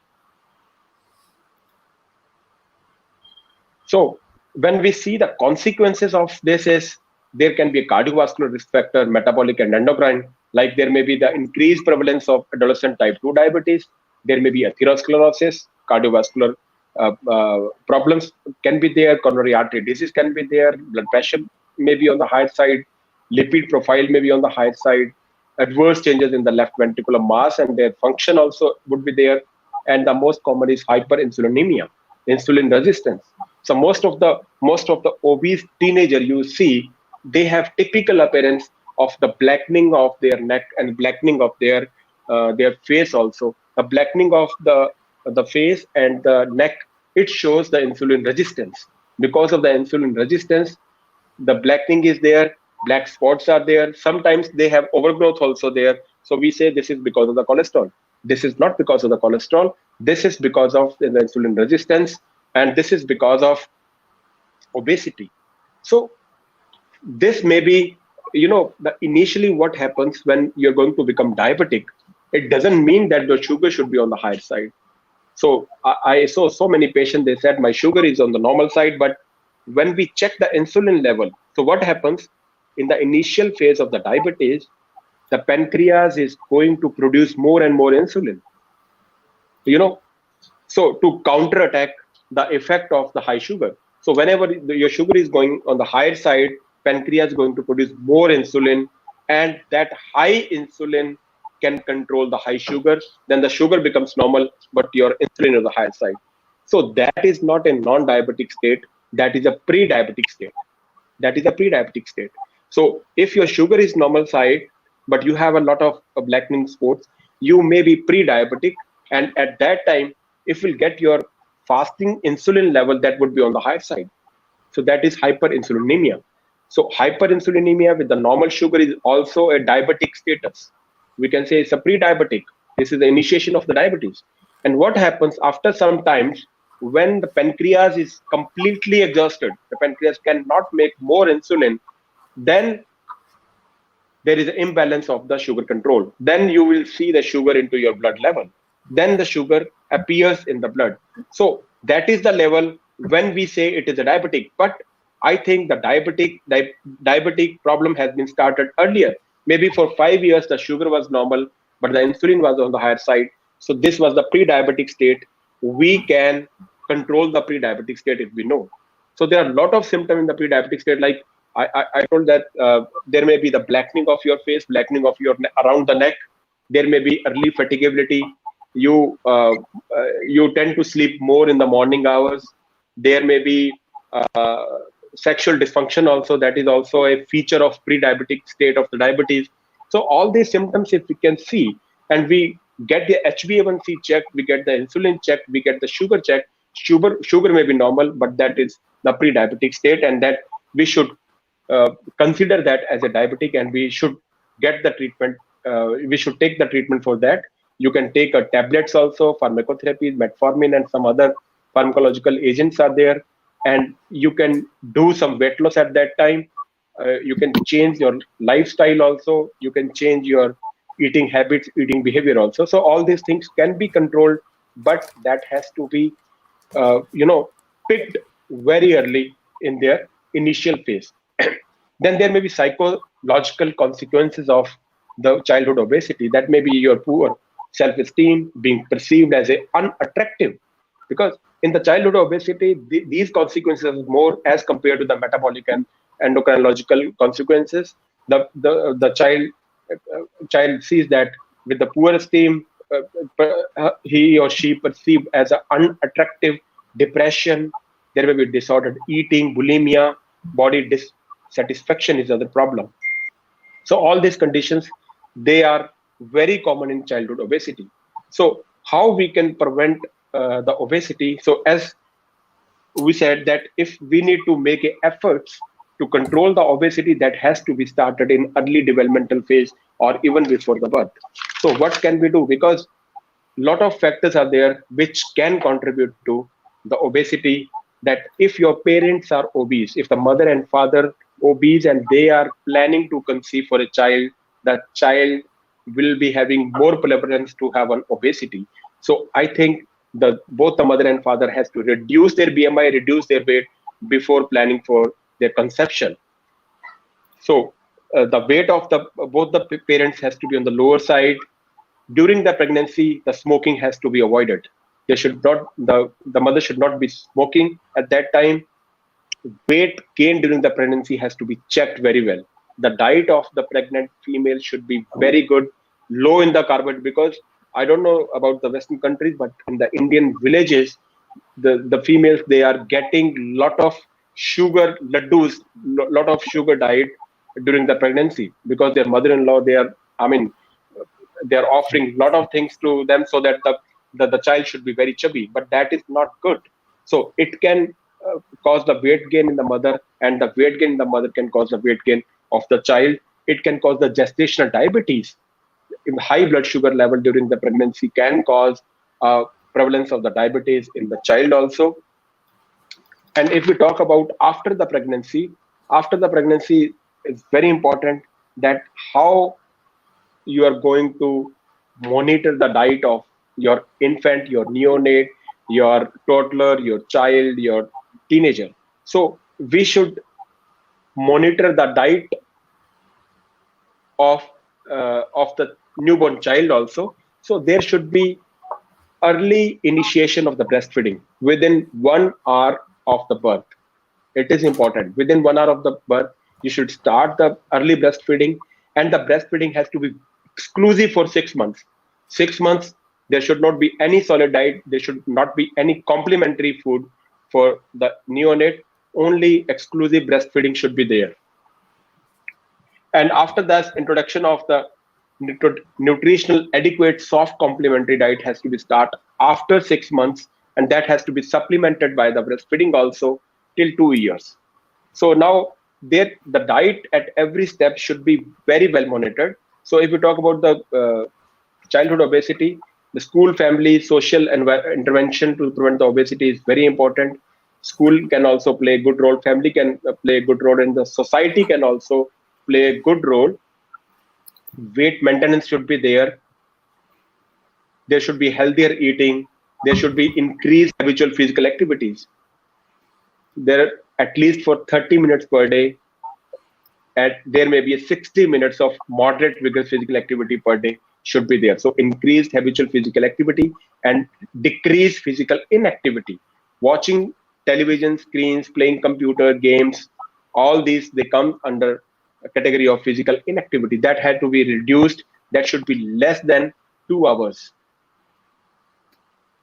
There should be behavioral changes also, encouraging the children and their families to make a few small permanent changes in the behavior at time, developing family awareness of eating, activity, and parenting behaviors. Behavior has to be altered, encouraging a family to improve their monitoring of their eating and activity behaviors. So there are the key things are there, that obesity in the children becoming more common. Obesity is due to an imbalance between the energy consumption and energy expenditure. Obese child tend to become more obese during their adulthood, and lifestyle changes involve the making small gradual changes to behavior. Family support is very necessary. There should be aim to the treatment is to help the children maintain their weight, not to lose weight. The medical cause of any obesity, if there is any underlying medical cause, the medical cause has to be addressed nicely. If there is any underlying disease like Prader-Willi syndrome, like high cholesterol or the high cortisol, that has to be addressed in time. So how should be the diet from birth to 5 years? The breast milk, as we discussed, should be exclusively for 6 months. Introduction of the solid food should be avoided until infants are at least 6 months of the age. So weaning is best done gradually. Gradually, we should be weaning the breastfeeding and complementing with the solid food. And when we start the solid food, that has to be pureed fruit and vegetables. Rice, we can give the gluten-free cereals. We can give the dairy products also. So after 6 months, full fat version of the dairy products is recommended. Starchy food should be avoided. And after 2 years, there is a gradual introduction of low fat dairy products, and by the age of 5. And after the age of the 5 years, the children can have a normal diet. They can have a normal constituents as the adults are taking, like a eating for health plate model. There is a model plate model, that is the eating for health. So the same model a child more than 5 years can have. So here we discuss. So the 1/3 of the child intake should be carbohydrate, 1/3 should be fruit and vegetable, and the rest of the 1/3 can be meat, fish, alternative groups, maybe low fat dairy products, fatty, sugary, and salty. These 3 constituents should be avoided because they can lead to obesity. And adequate fluid intake is also should be balanced with the solid food. So what is eating for health plate model? So this is eating for health plate model. In this, eat regularly. You have to eat regular. You should include the bread, pasta, cereal, rice, potatoes at every meal. Every meal should have all these constituents, but in the lower percentage. Eat some form of the fruit and vegetable with the each food. What should not be there? You should limit the food high in the sugar, such as the sweets and chocolate. Limit food high in the fat, such as crisp, chips, and pastries. Limit fried food like deep fried food. So take a plenty of exercise, as we discussed, and that watching TV should be very decreased. Time should be very decreased. Provide meals and snacks at regular times. There should be a timing. So we can say that after 5 years, there can be 3 major meals and 2 snacks. Total 5 meals we can have, but in time. Separate eating from other activities, such watching TV, doing schoolwork, listening music. So you should separate eating from all these activities. This should not be combined. Offer healthy options, but agree 1 to 2 treats a week. We can have 1 or 2 treats a week. Instead of offering food as a reward. So as a reward, we should not be offering a food. We can offer other things, like we can offer them some stickers. We can take them to cinema. We can give the new book, toy, or we can ask them to have a friend so that they can stay overnight. So the reward should not be food. Reward may be you can hug your children instead of the food. You can pay more attention to your children. You can give them some sort of support for that, and you can ask or you can take help from the friends and family for their behavioral changes if you want to change their behavior. key food that our child should be avoiding out of the house. So we should keep the healthier options in the house. Avoid classifying food as a good or bad. We should not be asking them that this food is a good or this is bad. We should be keeping healthy choices of the food. So the approach a parent take to a child's behavior should always be consistent. It should not be changing every time. So we should ask them for the more physical activities, walking instead of taking the buses, use stairs instead of the escalator and the lifts, going for the walks, visit to park and playgrounds, swimming, cycling is very good. Then team activities such as football, dancing is good. Attending some outdoor education is also very important. So if all these policies can be placed, then I think we can prevent the obesity, and it is good to prevent the childhood obesity as compared to the adulthood obesity.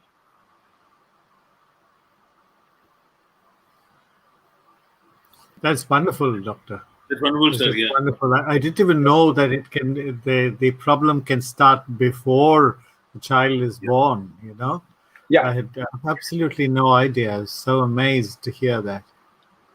and those things can be controlled.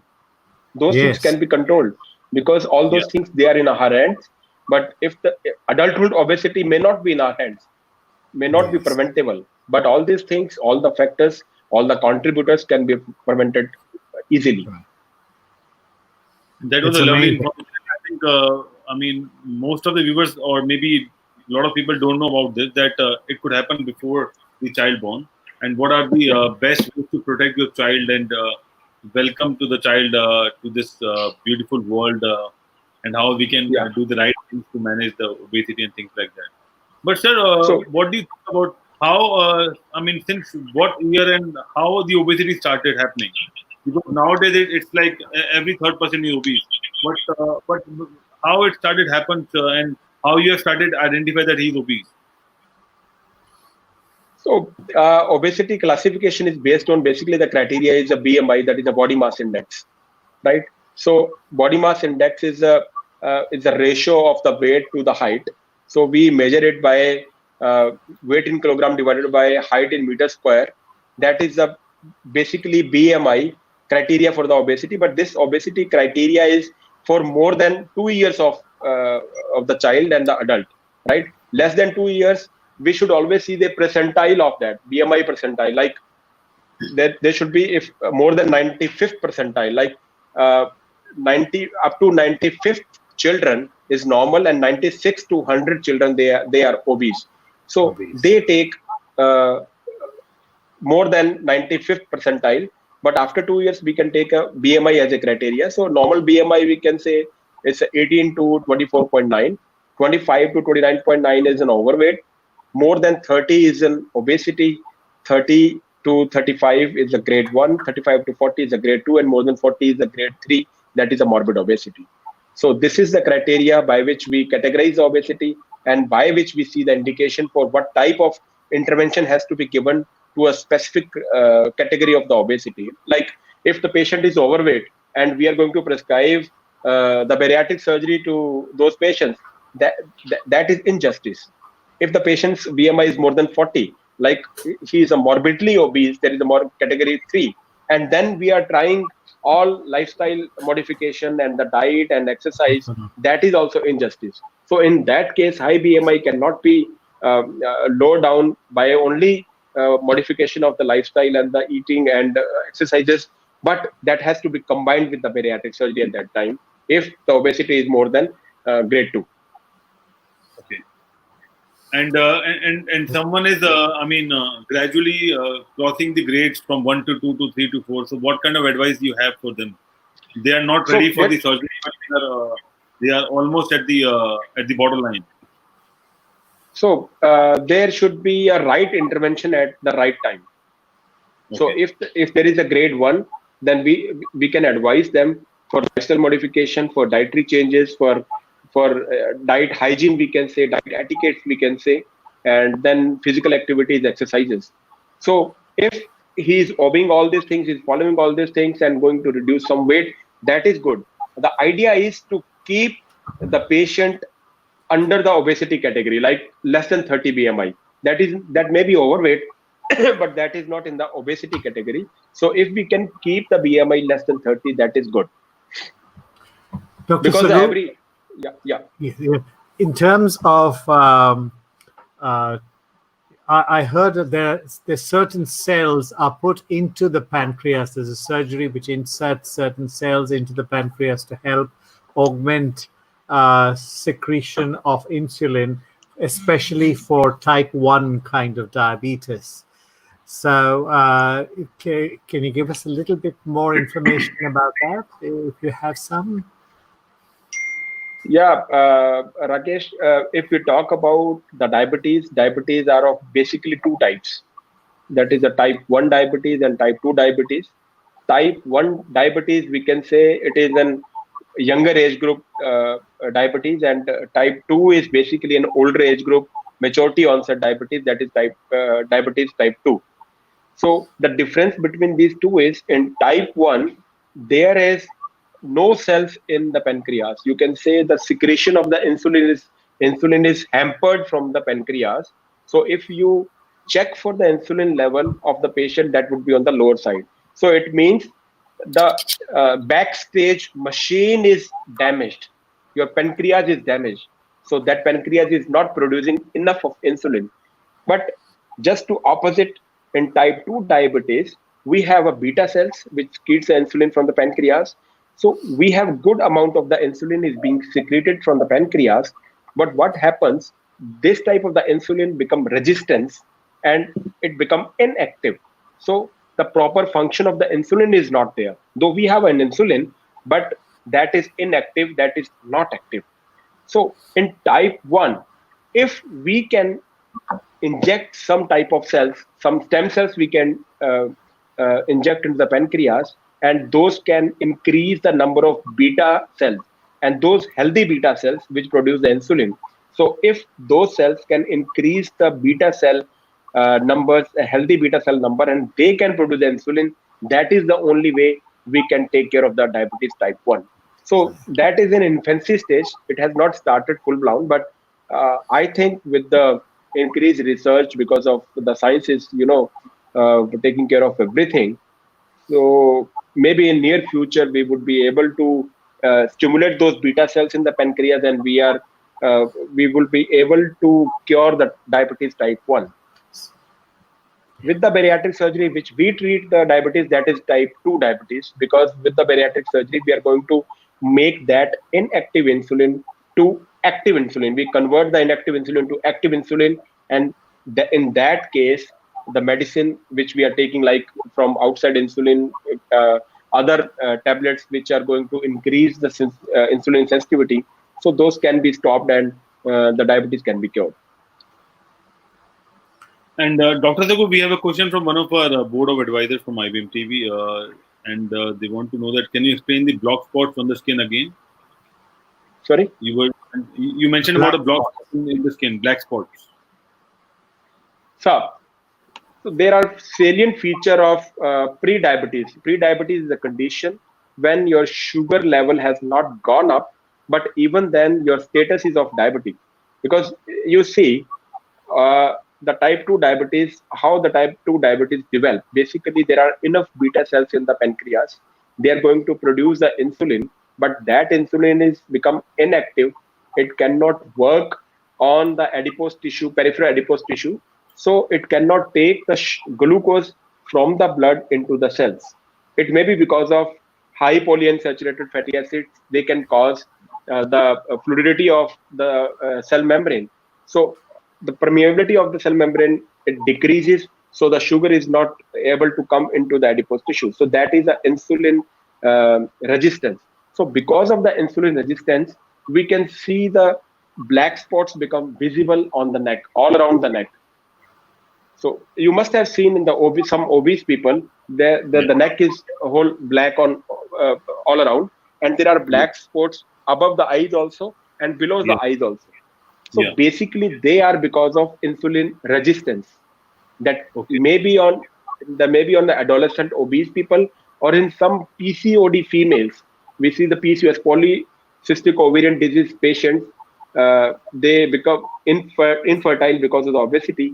So they also have an insulin resistance. So these all type of sport, they are because of insulin resistance. And after the bariatric surgery, there is complete clearance of these black spots all around the neck also and from the face also.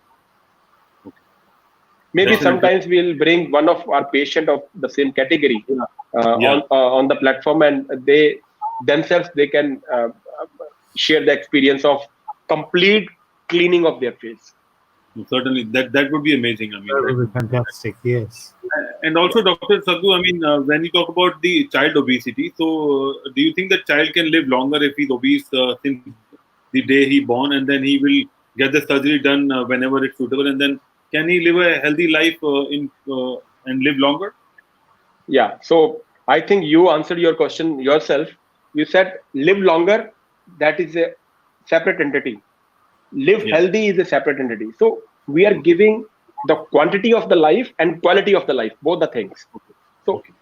estimated life is also increased and the quality Okay. of life is also increased. Okay. That would be amazing because there are a lot of children, and I've seen a lot of videos on YouTube as well.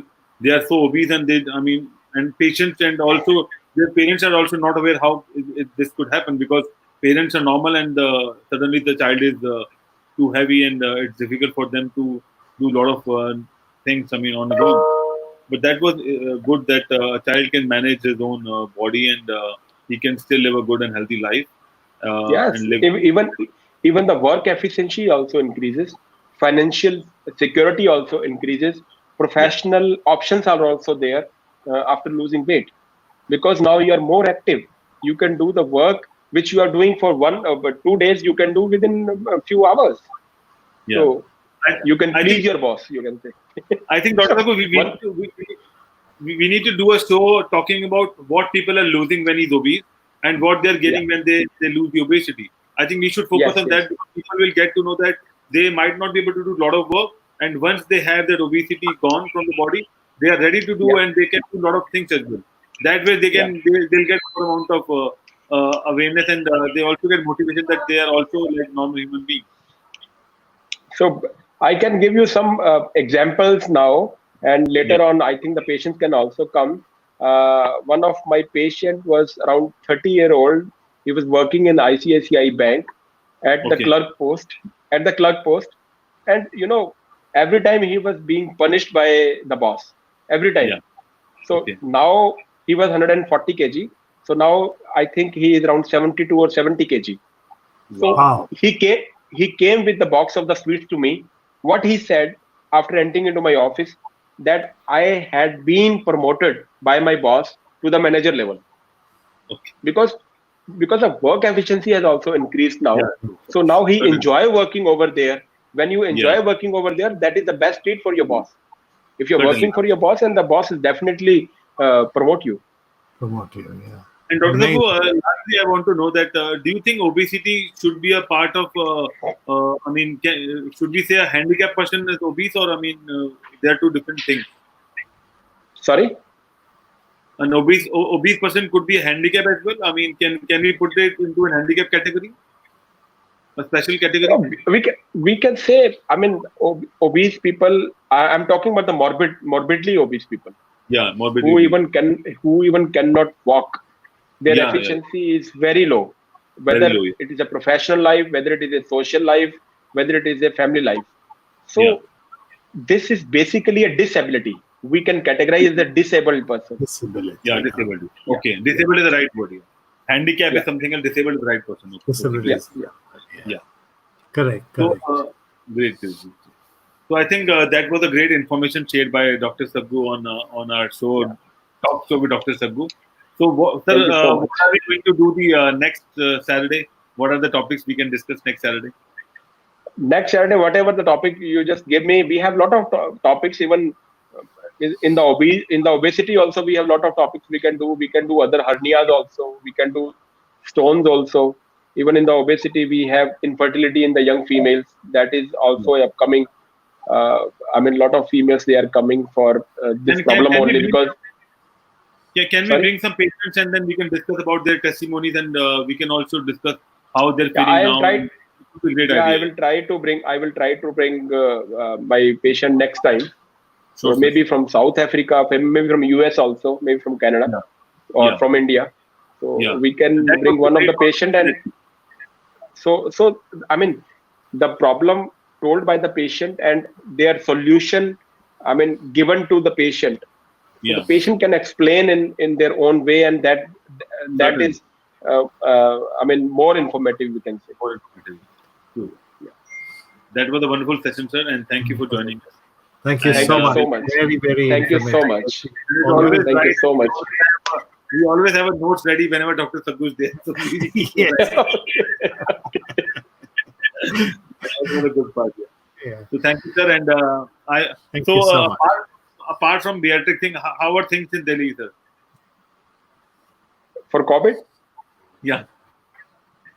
COVID is For still there. COVID-19. I mean, this has become a member of our family now. So don't worry about the COVID. So So you accepted COVID as a member of family? yes, बिल्कुल बिल्कुल बिल्कुल. Okay. मेरे को लगता नहीं है कि ये जाने वाला है. और now we have started working also along with that. Yeah. And I have seen some cuttings of the papers, and the government has also declared if the COVID patient is not running fever, Yeah. he cannot spread the virus to other person. So Oh. this is the new thing which I have been told by. So it has been, the statement has been given by the government. So if the patient is afebrile or asymptomatic patients, they cannot spread the virus to other person. Okay. Oh. So still we don't have a data. We don't have evidence. Okay. But you know that the patient do a lot of sneezing, and then if they come out in the public, and then a lot of mutation could happen with the person who is COVID-19. And nowadays, if you say that I'm COVID-19, it's a panic. So Yeah, it's a panic, but this is a stigma. You know, this is a social stigma, and now we need to work for this. We need to remove that stigma. So that is more important. I mean, the things has been spread by the birthplace of the COVID. So actually, they spread that wherever you see a COVID patient, or 4 or 5 people, they are coming and lifting them and then dumping them inside. So so that kind of things which we have seen, maybe that is the only reason that it has become the social stigma now. So that is why the lot of people in India, even they are positive, they are not going outside. They are not telling the government also that we are positive, and they're not getting their family member tested for that, because this has become stigma. And if there is any patient, COVID positive patient in your vicinity, I mean, I don't know how you look at those patients. So they become enemies now. Yeah. So this is the stigma, and that stigma has to be removed. They are also the human beings, and this is not because they have taken their the COVID-19. So it has been given to them. So same that they will give to other person also, and then this will go. Okay. So it's just that we have to prevent, and we have to do the right precautions, and we have to boost our immunity. We have to learn how to live with COVID, basically. That should be the actually we need to keep our body strong enough to fight against the COVID-19. We should be ready for everything. Once we said that during the lockdown, it was the period to buy some time to upgrade or procure the beds, to procure the ventilator, to procure the healthcare workers. So you were building your resources. But why you are not building your body resources inside? So if you are building the resources outside your body, why not you build the resources inside your body? So if you will build the resources inside your body, I think you can fight with the COVID-19. That's a great thought, and I think we should fight with it. I mean, it's time to fight like a warrior, and then we have to learn how to live with COVID, because it will stay. I mean, a vaccine also comes. I mean, it's difficult to vaccinate everyone. We need to understand how we can prevent it. Yes, sir. Snake bite will not kill you. What is going to kill you is your mental status after snake bite. If the non-poisonous snake bites you, you can die. But if the poisonous snake has bought you, you may not be dying if you are strong from inside. So it is the fear factor which damages you from inside. So take out the fear factor. So well said, sir. We have to take out the fear factor, and we have to fight like a warrior, and that's the way forward, and that should be the new way of living. Yeah, new norms. So thank you, sir. Thank you for joining us, and we'll see you soon. Thank you. Thank you, And, Rakesh ji. Thank you, Ankit. Thank you, Kim. So Rakesh, that was a wonderful session by Dr. Saggu as always. That was Very good. insightful, and I've never heard about it. Yeah, I've that, seen this. I've seen this. There was one of my friends in New Zealand who was, the lady was rather obese, and they were wanting to have a child.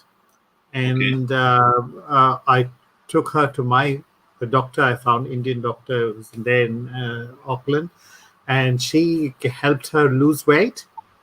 Right enough. Now the girl is grown up. She's already 16 years old.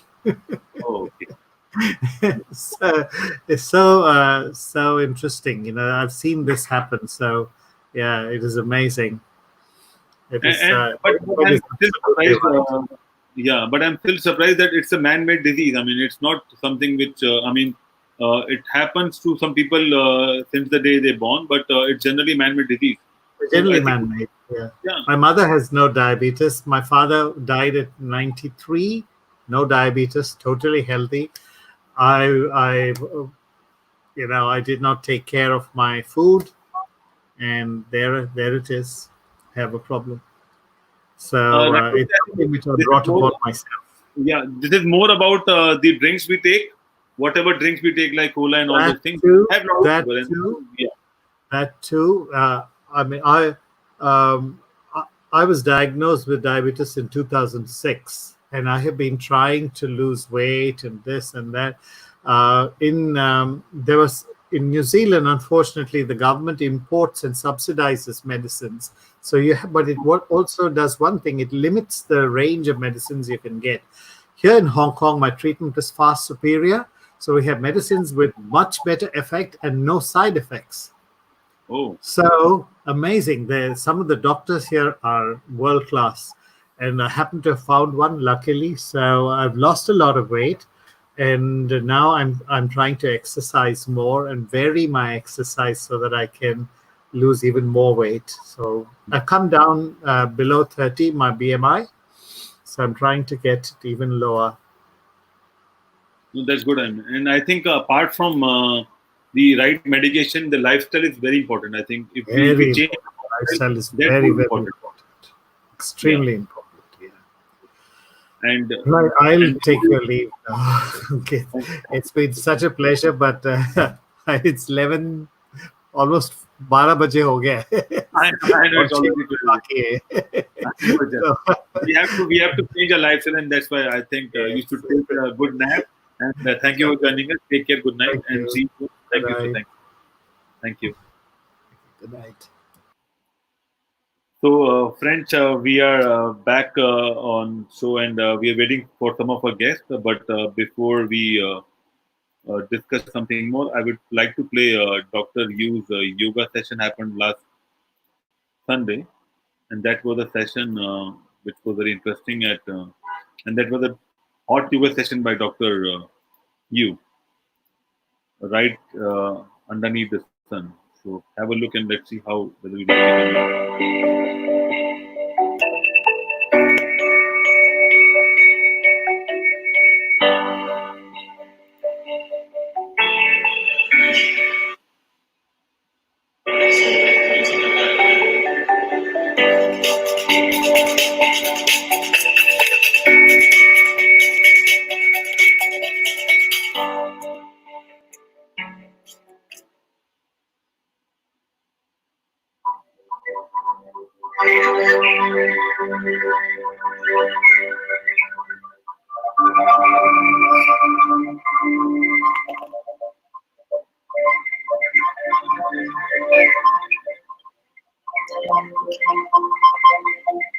All right, so today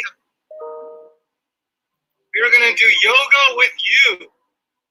So I'm Dr. Philip Yu, and I will lead the yoga session. There are a little more than 20 poses I think I can remember.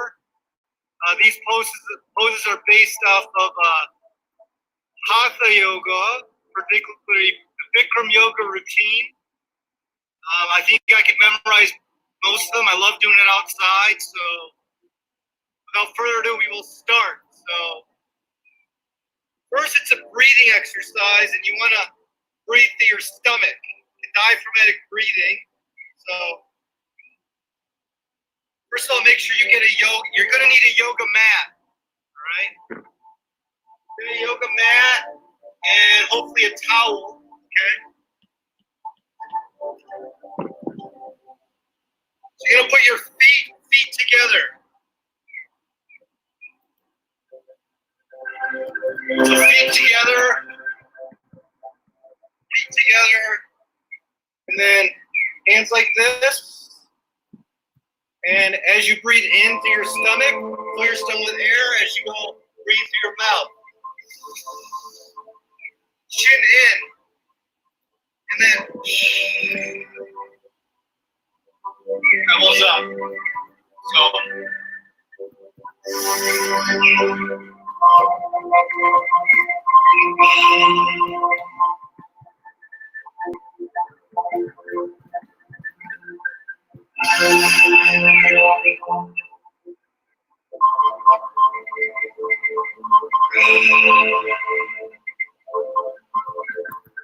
Real deep breath. Elbows up all the way. Feel that back stretch. That.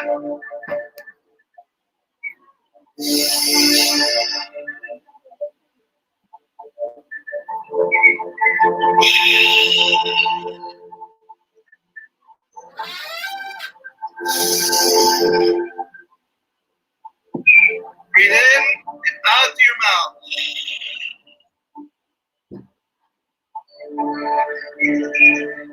One more.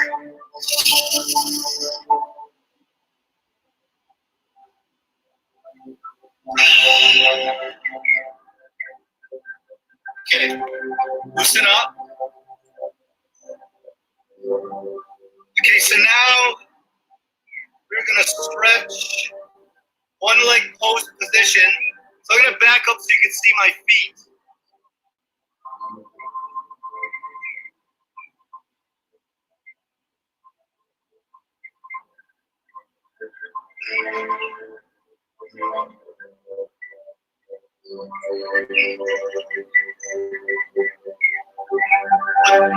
Left leg over your right. If you can wrap it around.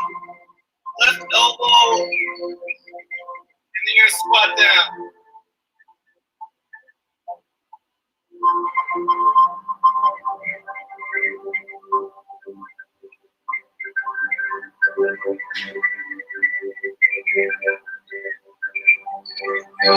Stretch that back.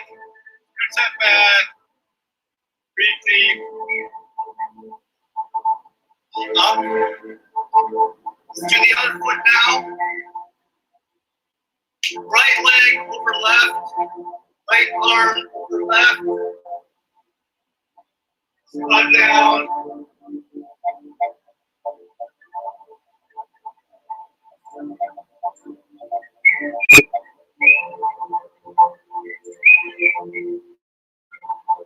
Switch the back.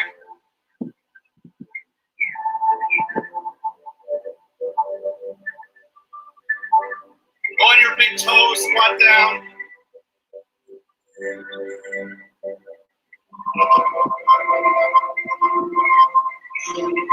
Shake out.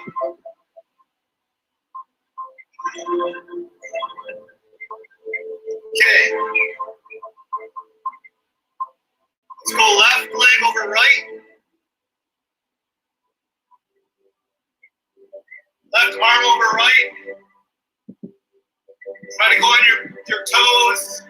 Squat down, elbows up. Stretch out that right back.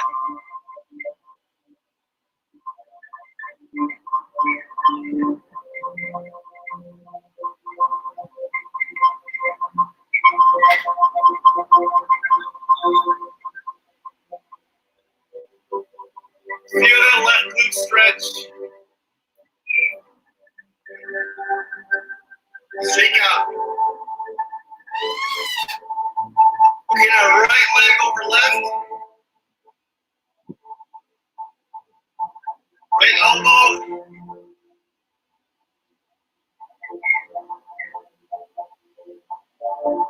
Feel that left back stretch. Stretch. On your four toe.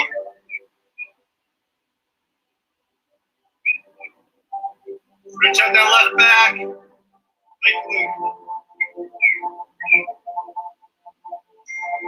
Breathe deep.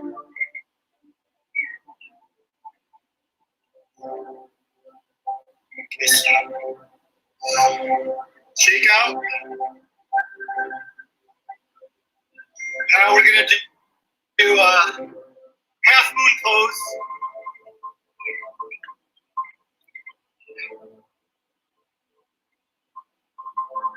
Feet together.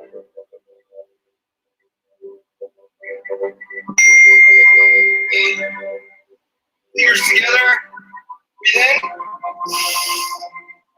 Exhale as you switch to the left. Throw the right hip to the right. As you stretch to the left.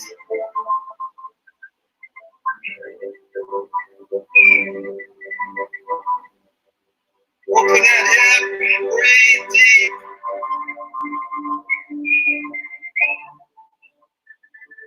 Feel that right shoulder open.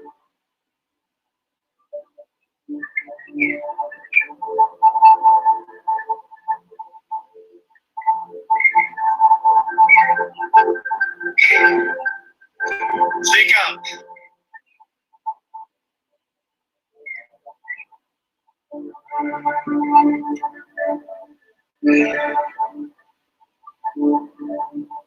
This time, bend to the right. Feet together. Breathe in. Reach for the ceiling out. Reach right.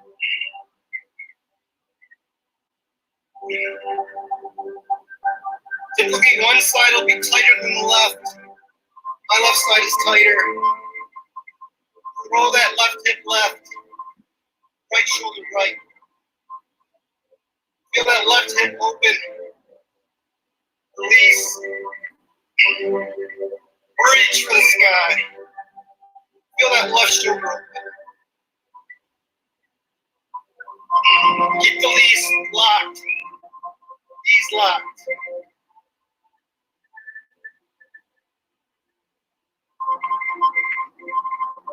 Breathe deep.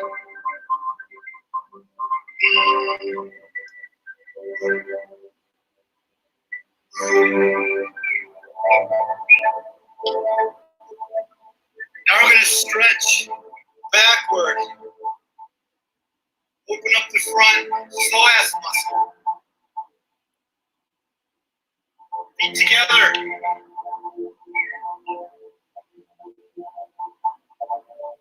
Breathe in.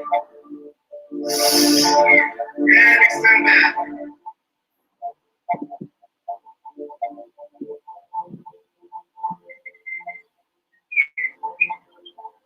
deep.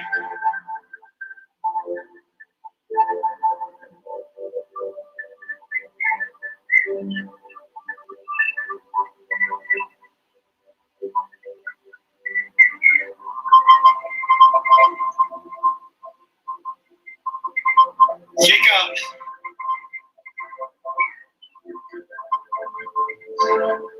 Now we're going to pull our spine down forward. Stretch out each spinal segment. And stretch the hamstrings.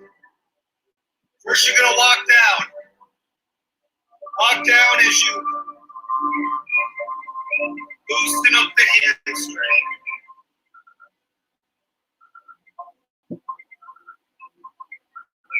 Until you're reaching the floor.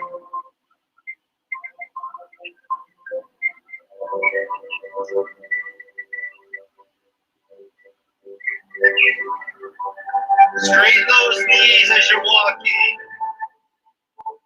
You're walking those hamstrings out.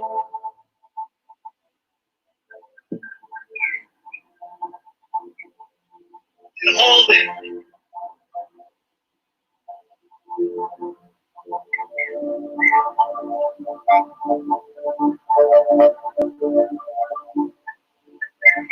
Breathe in.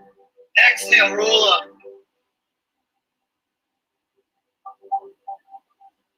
Shake out. Okay, half moon. We're gonna lean to the left. Breathe in.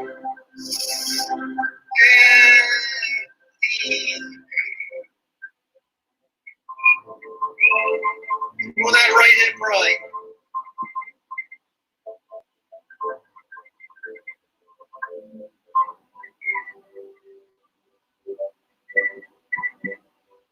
Knee straight. Hip right. Shoulder left. Open up that right shoulder. Feel the back stretch on the right. Feel the hip open up on the right. Breathe in and out. Knee straight.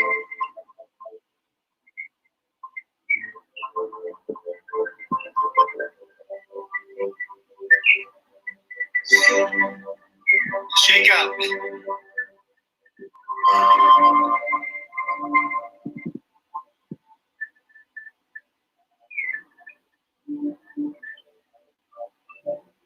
This time we reach to the right.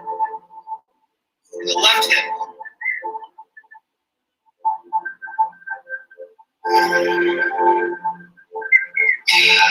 Reach for the ceiling.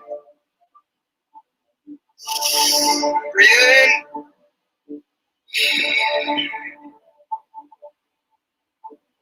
Throw the hip left. Fingers together. Shoulders to the right. Knees straight.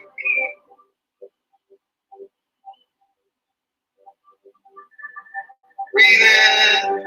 Left back shoulders opening.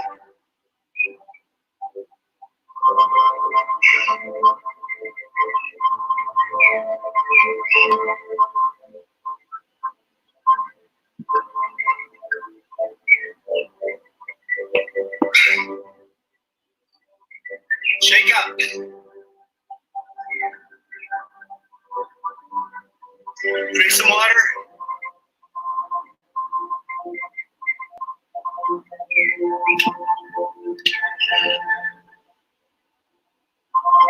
Okay, back arch. Feet together.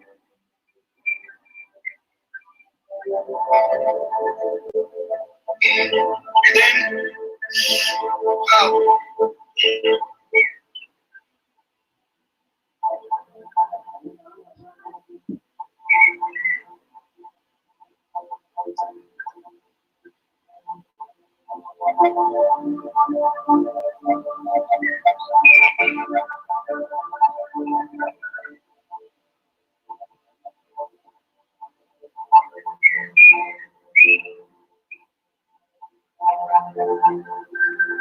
Shake it out.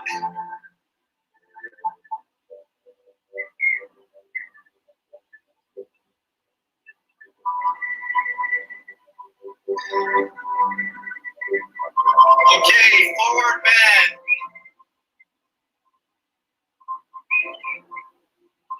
Breathe in. Out. Walk out your hamstrings. Walk it out.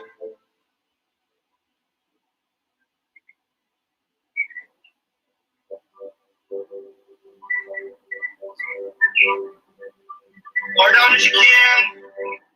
Again, toes to ground. Walk it out. Hold it.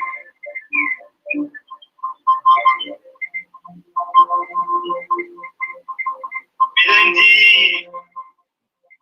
Just stomach. Pull up.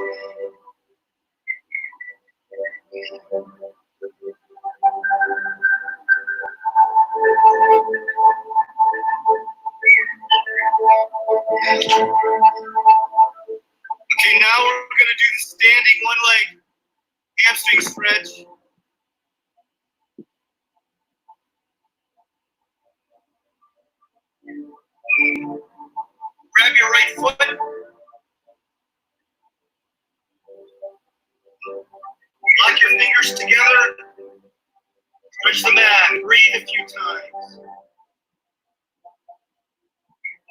Breathe in and out. Stretch your back and your hamstring. Look up, stretch the back. As you straighten your leg.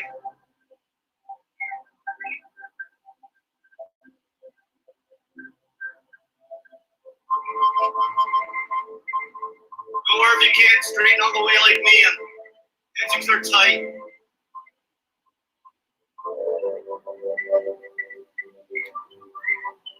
Shake it out.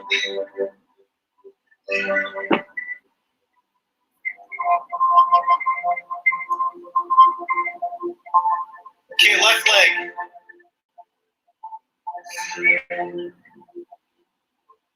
Then grab the feet, lock your fingers together.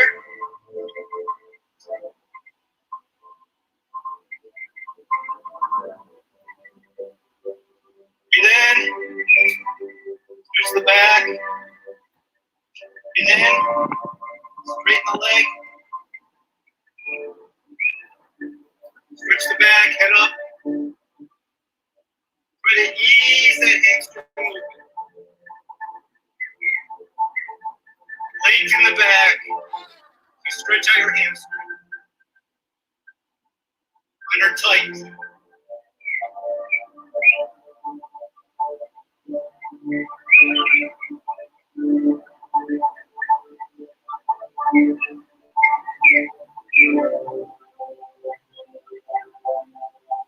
Shake it out.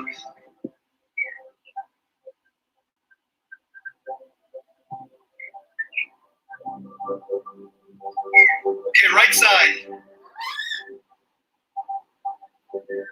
And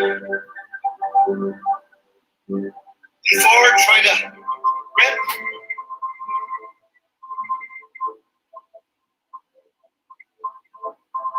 Breathe in, open the back. Breathe in and out.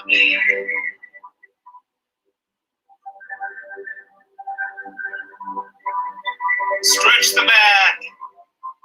Try to straighten that hamstring.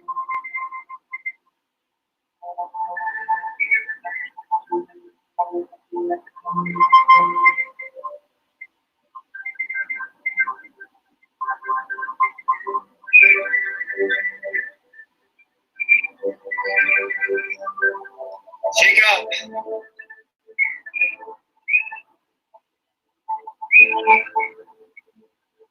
Left leg.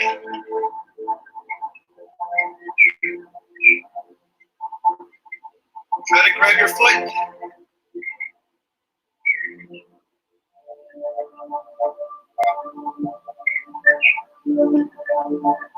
Big breaths. Breathe in. Switch it back. Head up. Switch those lats. This is the far side. As you straighten and straighten. Breathe into it.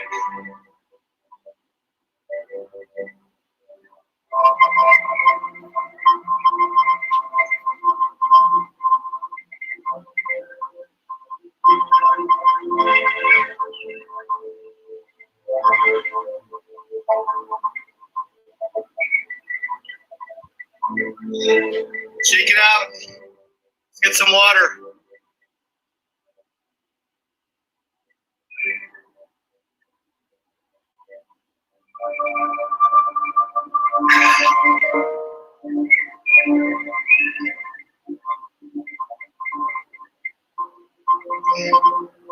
Okay, balance one leg stretch.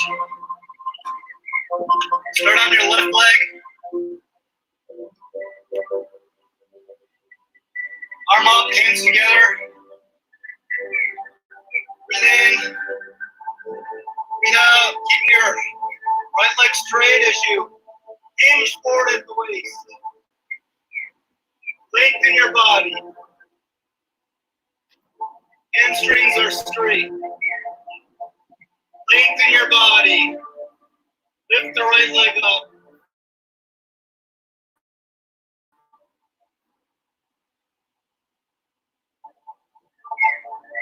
Pull your toes up as you hinge down. To the left hamstring stretch. Breathe deep. Shake it out. They're even tough for me.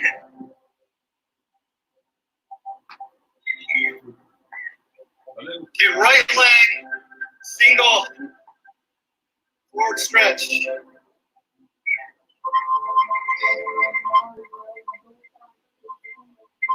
Fingers together. In. Out.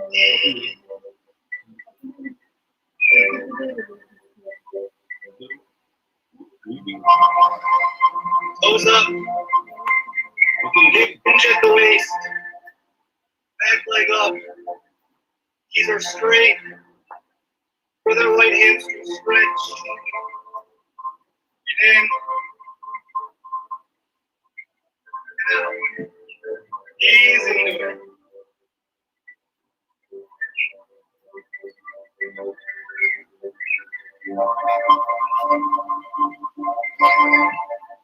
Shake it out.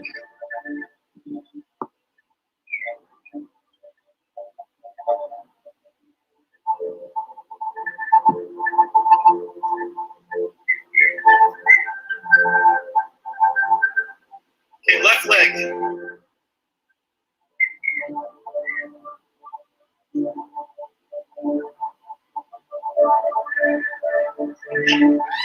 Hands together.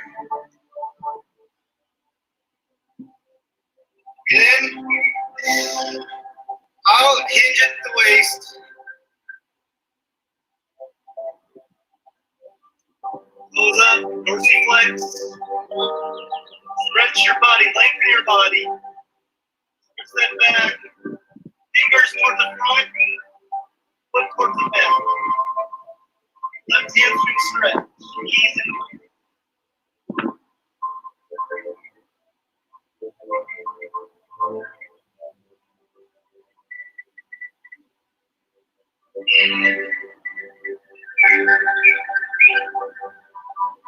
Check it out.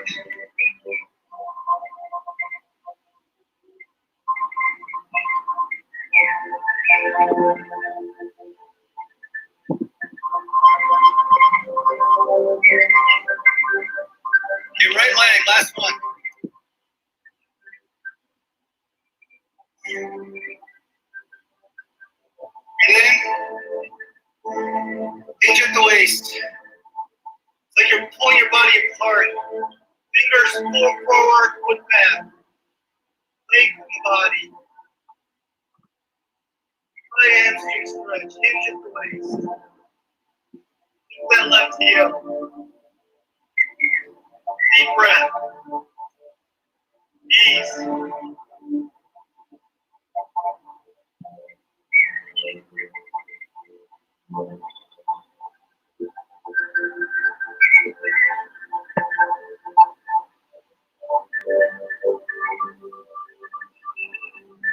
Shake it out.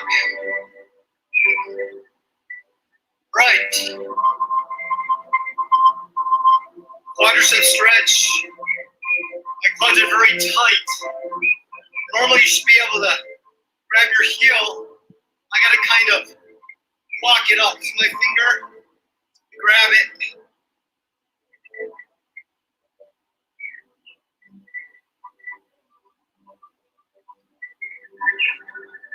Keep it in.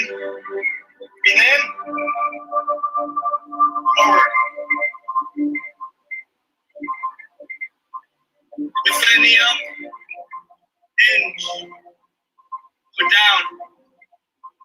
Knee up. Keep that knee in.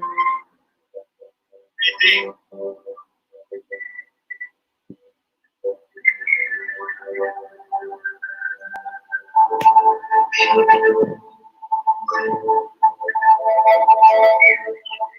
Shake it off.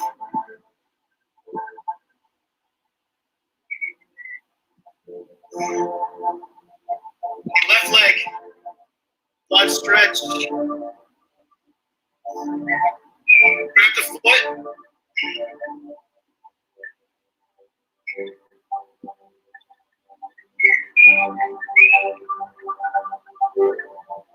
Breathe in.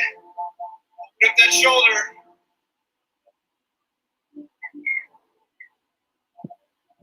Yep. Yep.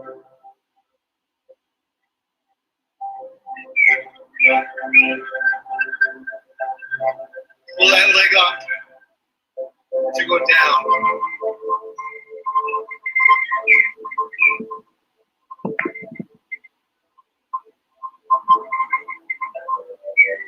Woo, it's a tough one.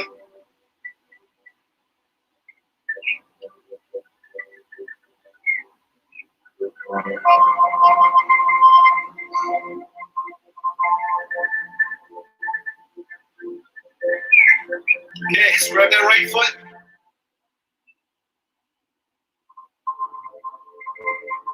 And then out as you grab.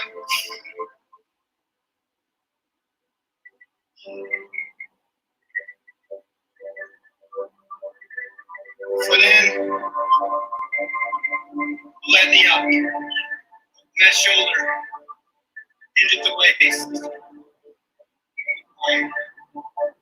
Yeah, don't chicken wing it out.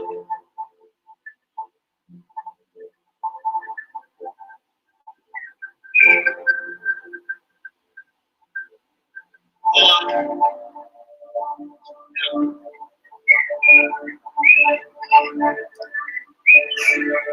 Take it out.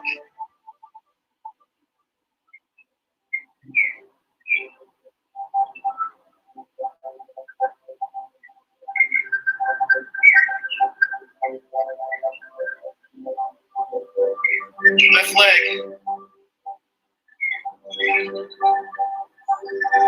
Then up.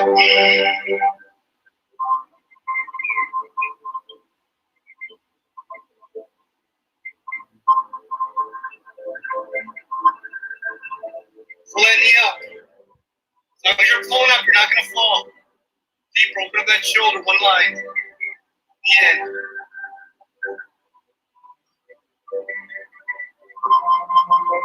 To the waist. And deep.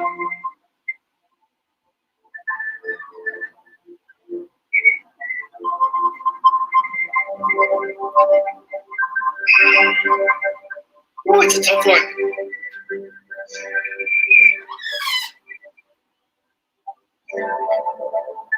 Warrior pose.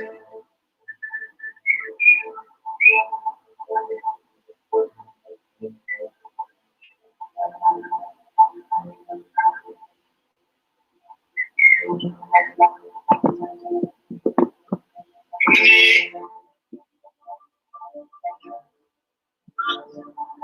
Bring that shoulder, open the right shoulder.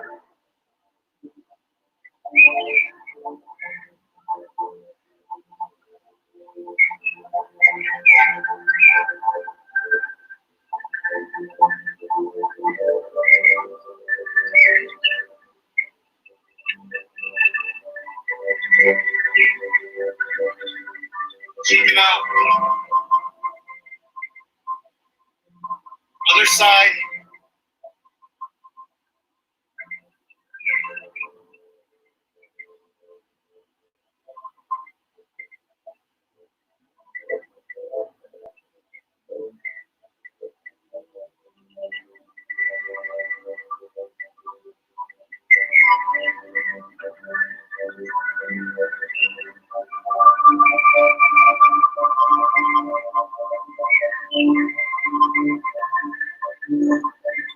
Jump.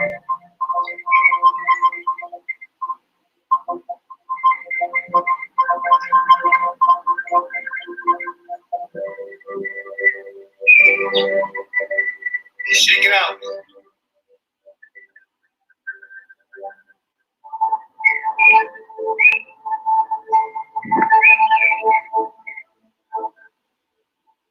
Other side. End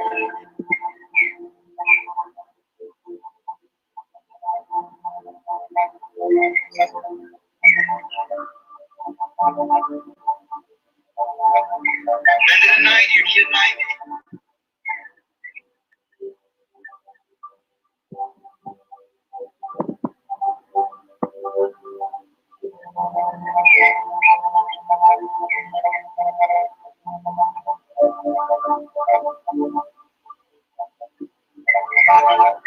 Shake it out.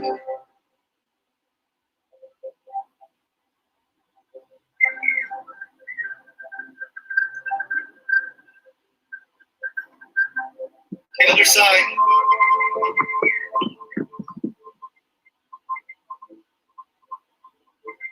Turn the toe forward. Warrior pose. Indian 90.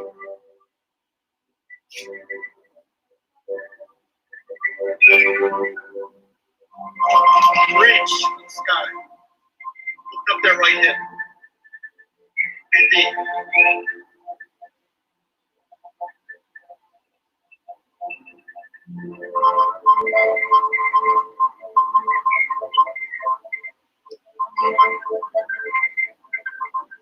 Shake it out. Some water.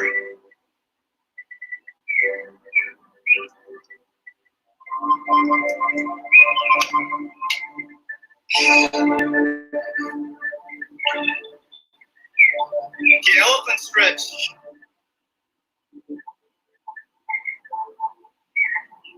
Right leg first, left leg, sorry. Forward. Try to get your head, touch your knee. Bend your knee if you have to. Stretch out the spine.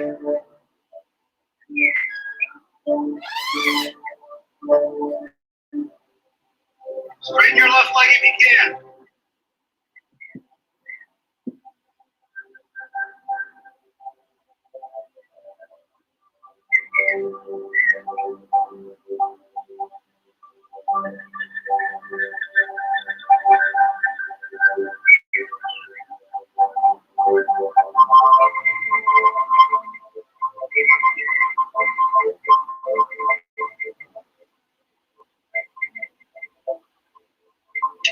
Right leg.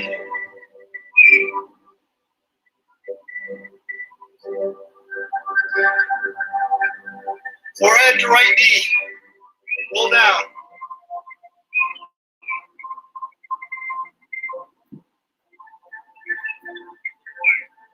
Step back.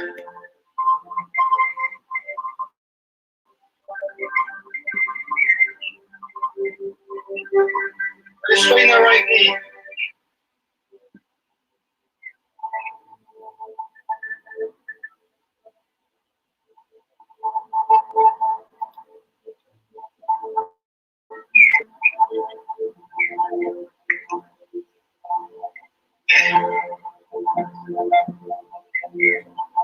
Stretch. Left leg again.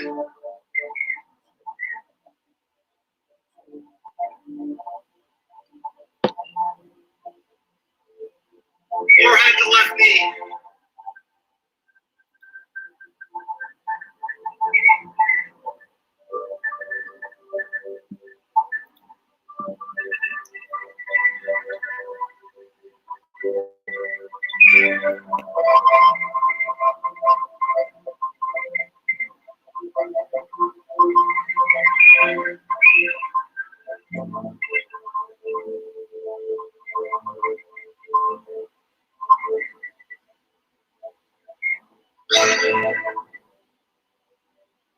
Okay, left leg.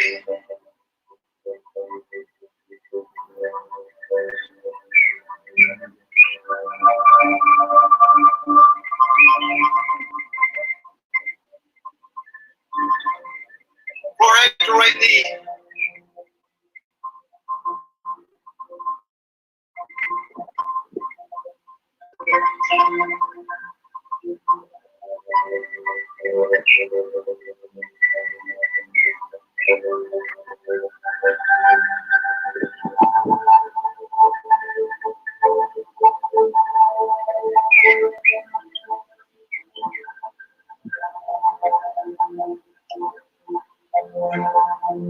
Okay, shake it out.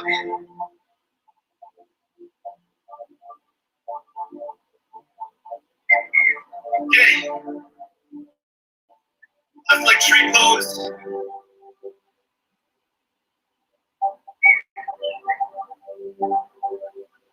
Lift your leg. Put as high as your leg is possible. Grab right foot. Flatness.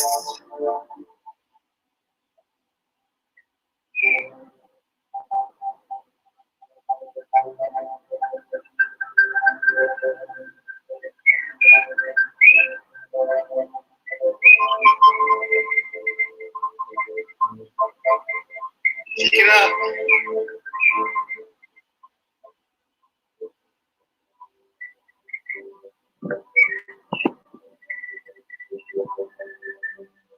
Okay, right leg tree pose. Feet flat. Pulls forward. Foot high as you can. Grab the foot. Flatten this. One side's tighter than the other.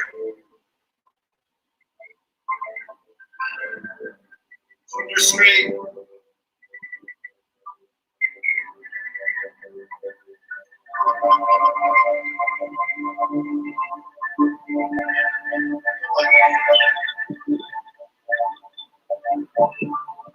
Shake it up.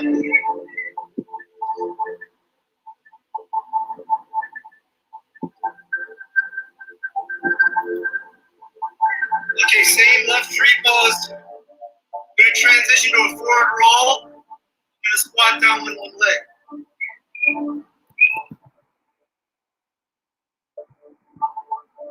High as you can.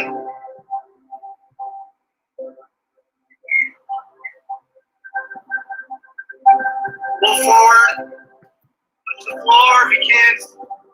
Stretch out that back. Breathe into it.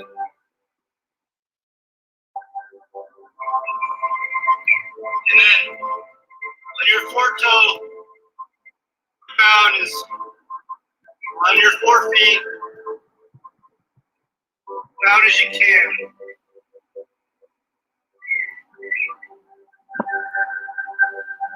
Let that left glute stretch.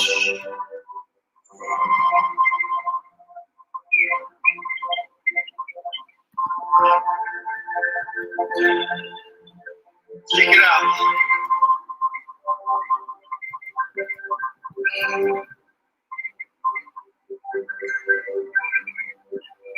Right leg tree pose transition. Forward roll, single leg squat on 4 feet.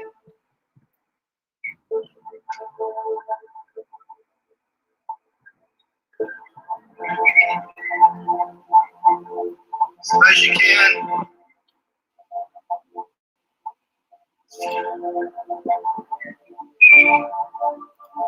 Shoulder straight. Forward, touch the ground.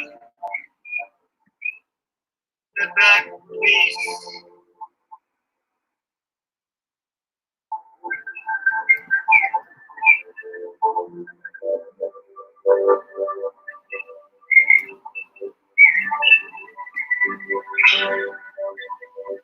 Your squat on your toes, deep as you can.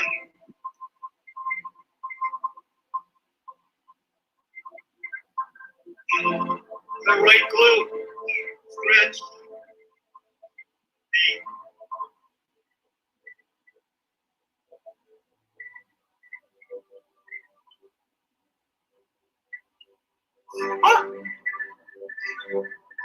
Shake it out.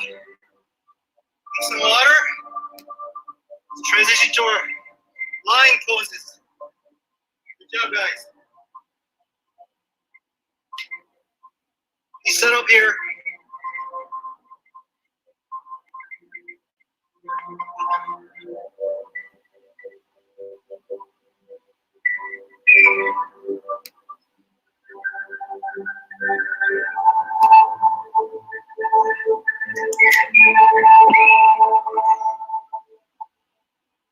Okay. Just lie down on your mat. Release your body. Deep diaphragmatic breathing to your stomach.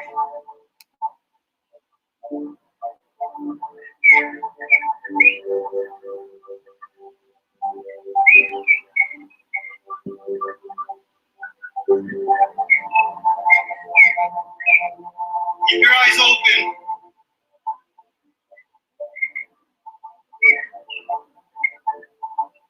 Fingers together, grab your right knee.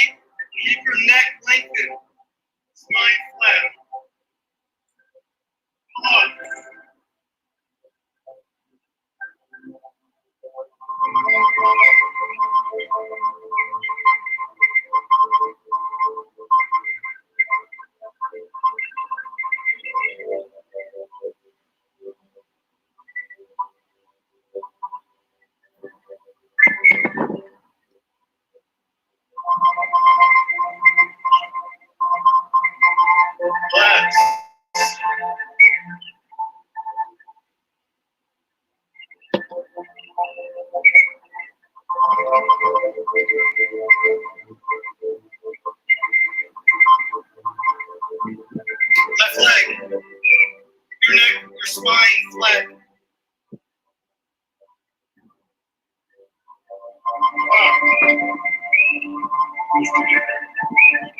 Feel the glute stretch.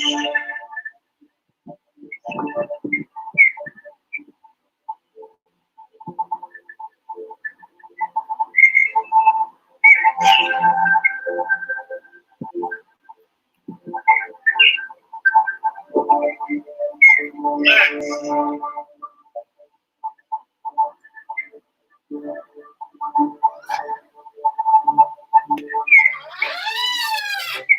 Okay, both knees together. Straight spine, flat spine.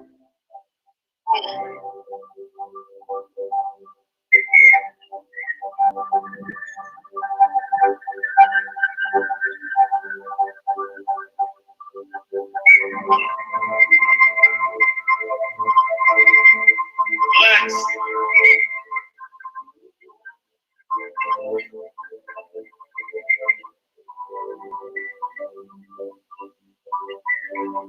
Right leg. That's fine. Pause. See flexion of the leg.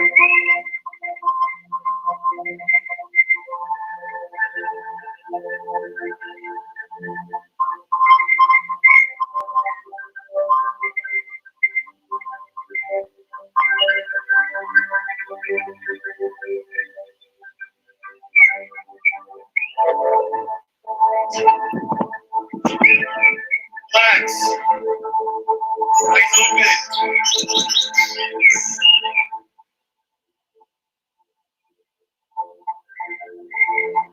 Left leg.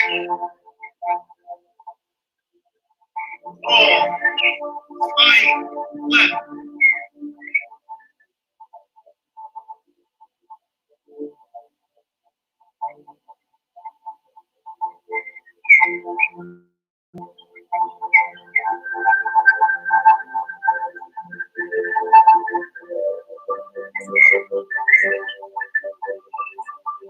Relax.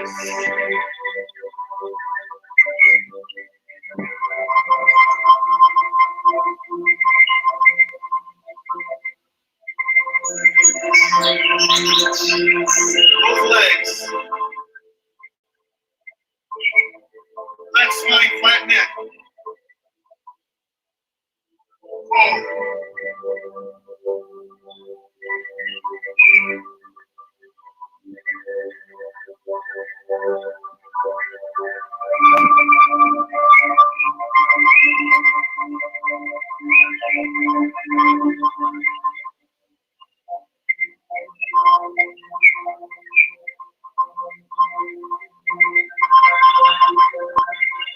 Above your head. Breathe in. Have your toes out forward.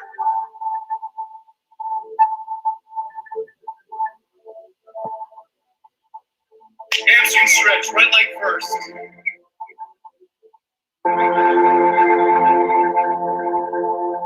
Hands above.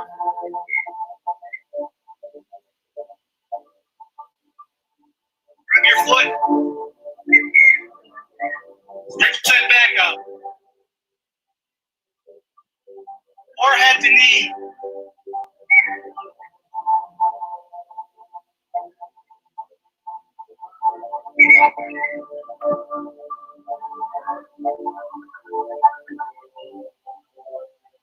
Please straighten that knee out.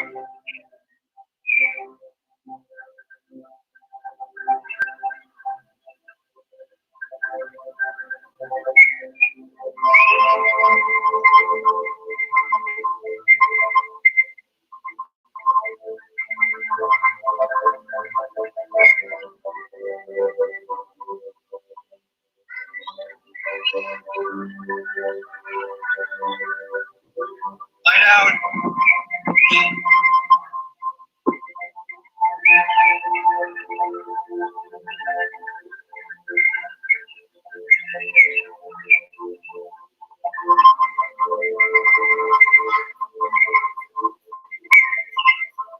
Shoot up, breathe in. Pull up, two bounce. Right hamstring stretch. stretch. Right to knee, grab the foot. Really let that back spread.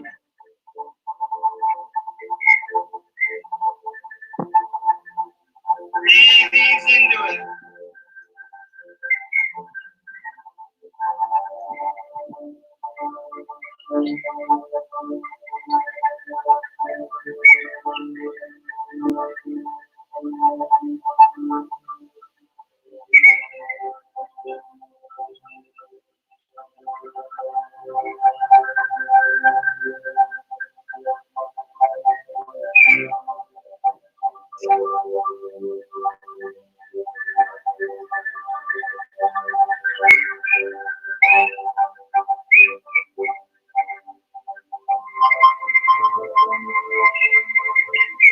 Back.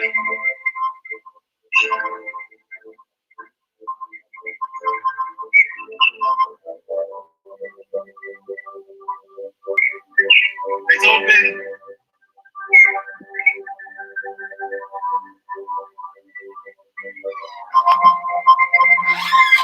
Pull up, breathe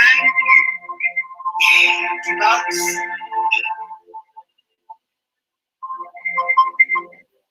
Right hamstring. Grab the knee. Grab the leg.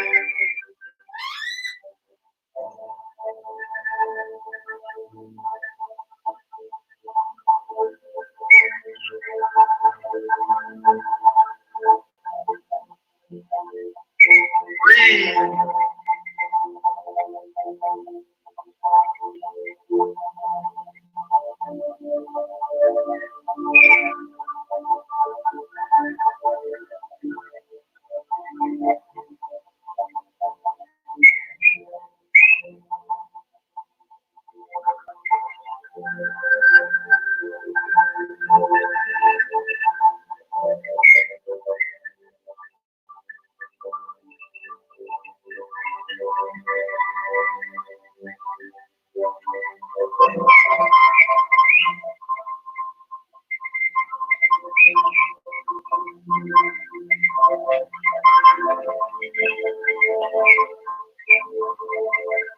Lay down.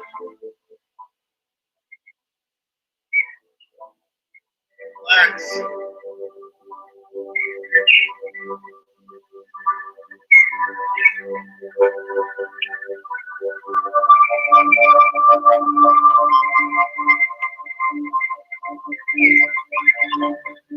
Breathe in. Bounce. Left leg stretch.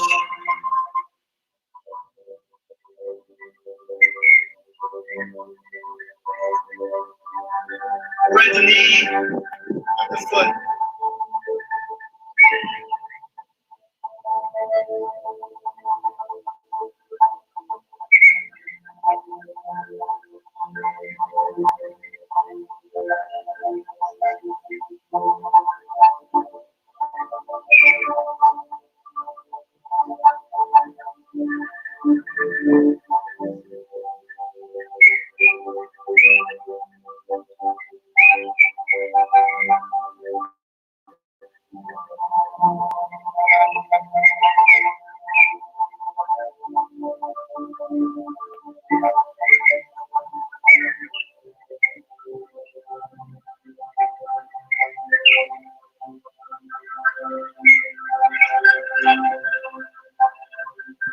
Down.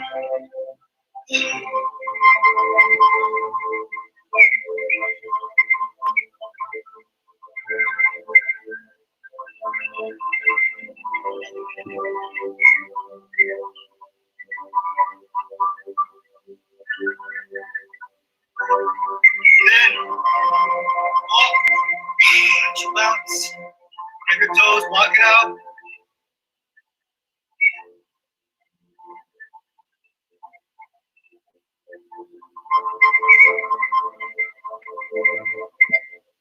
Hold it. Push back. Straighten those hands.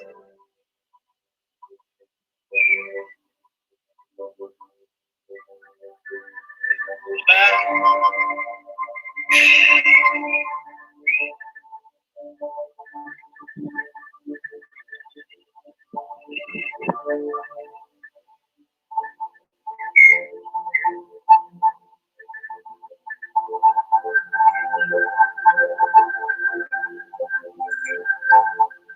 double hands. Then roll up.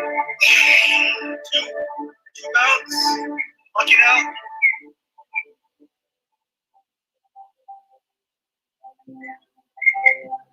Hold it. To back, hamstrings.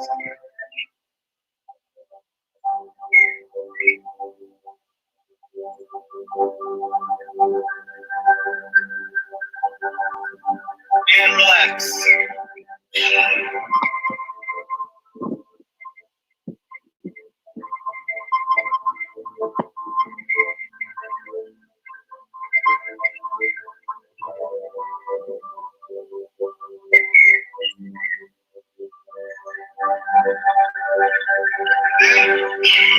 bounce.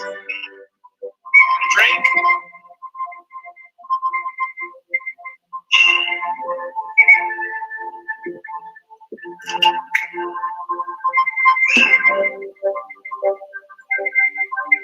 On your stomach.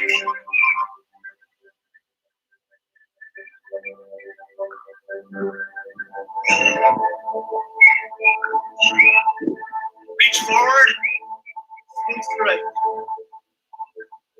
Pull the floor towards you. Stand your back. Feel the back stretch.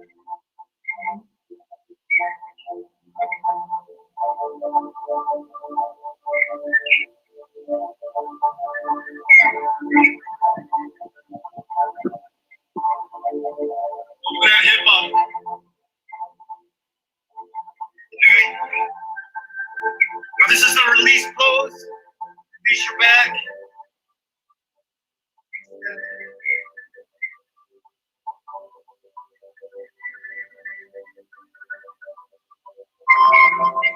More, reach forward. Pull the floor towards you. Stand up.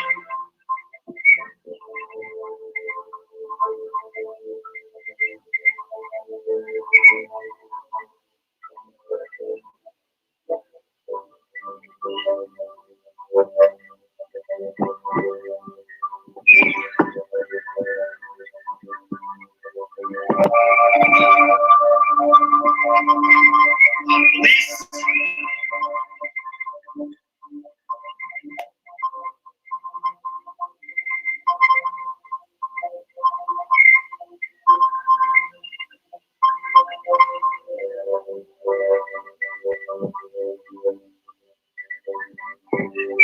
Okay, now we're gonna do reverse hyperextension. You're gonna lay on your stomach, elbows together, pinkies together.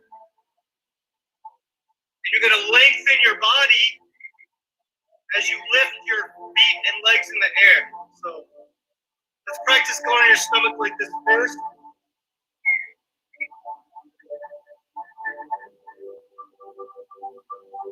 Like this.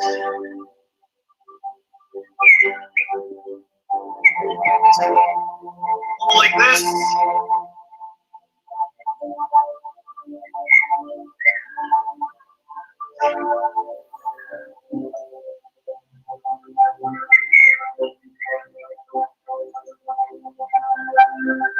Deep breath.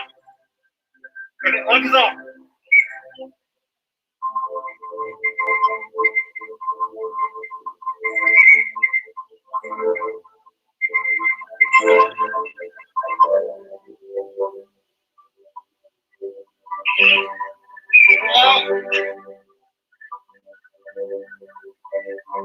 Palms up. And left.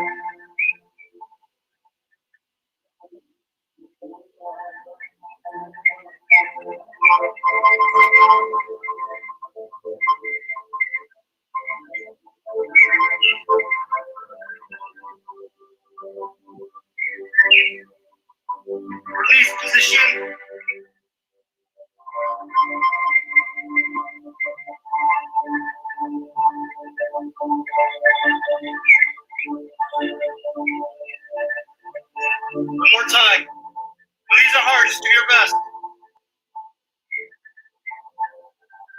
your stomach, pinkies together.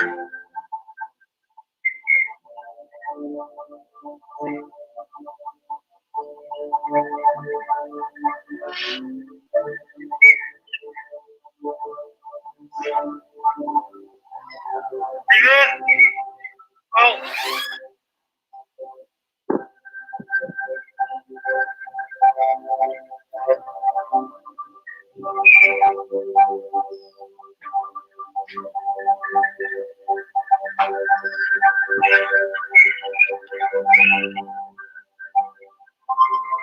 Left.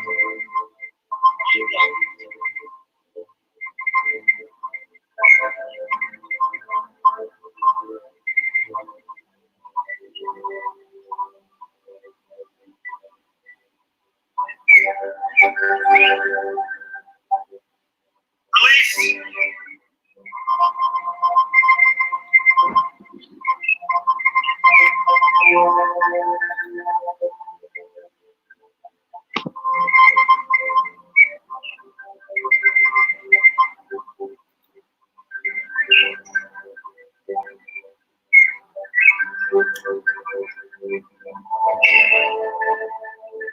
Okay, camel pose.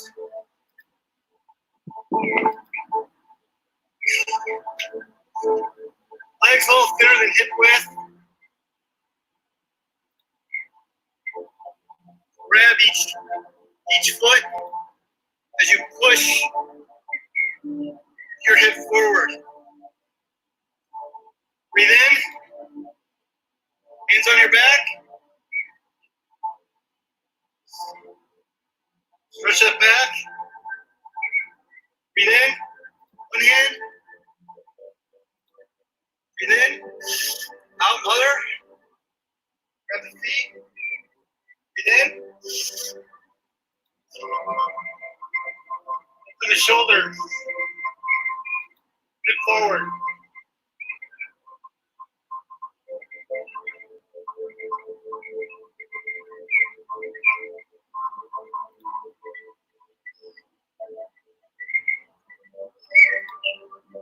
Hand on your hips.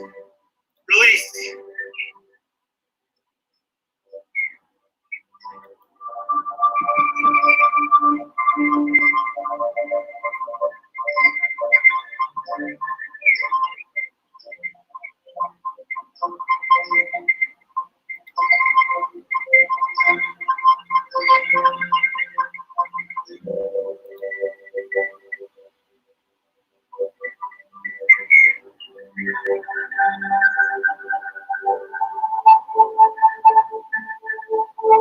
More camel.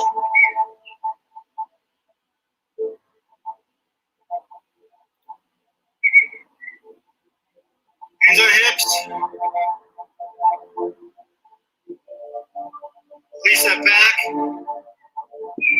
Breathe in.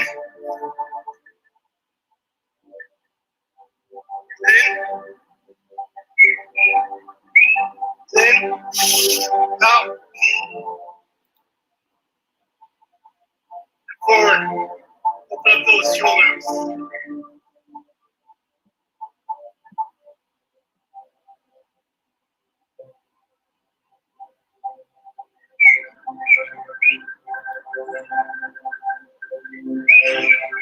And the hips release. Great, good job.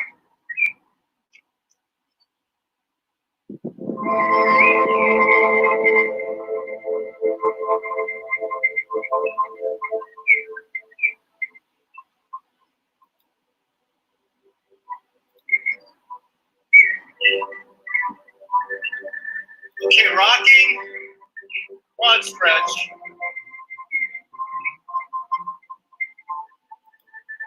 Normally you should be able just to grab your ankles gently, but mine are so tight I gotta kind of kick them and catch them. Remember, everyone's gonna start at your level.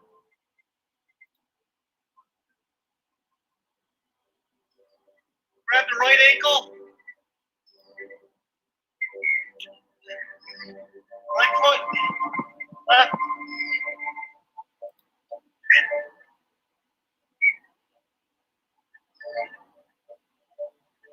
Breathe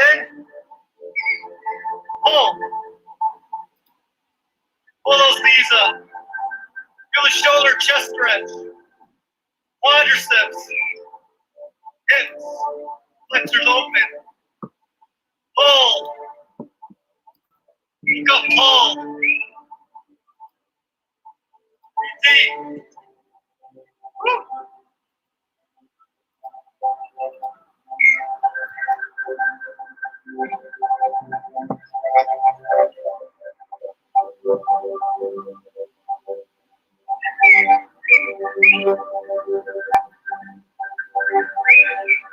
Release.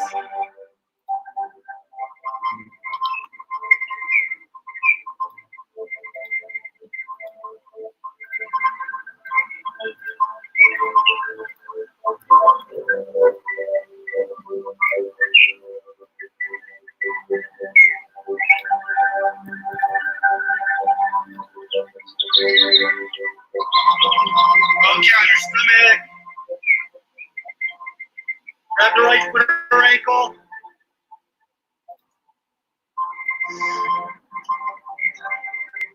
Left.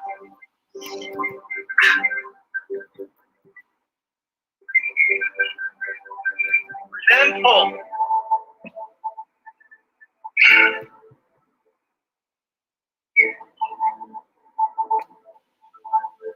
Each breath, breathe into it.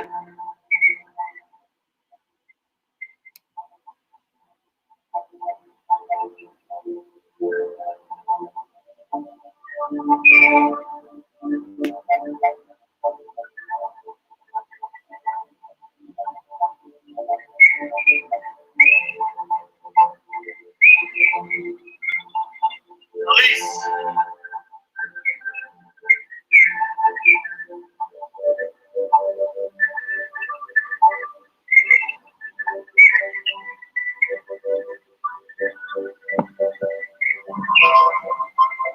Okay, so get some water.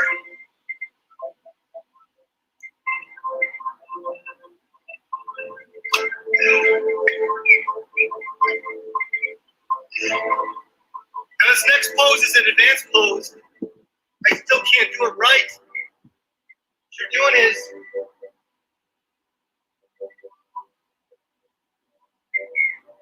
you're gonna lay on your back with your knees bent.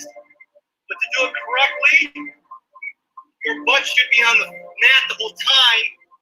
I don't have that flexibility to do that, so I'm gonna hang out like this. If you're able to get on your back and keep your glutes on the ground, you're more flexible. You can do that. When you go down, go one elbow at a time.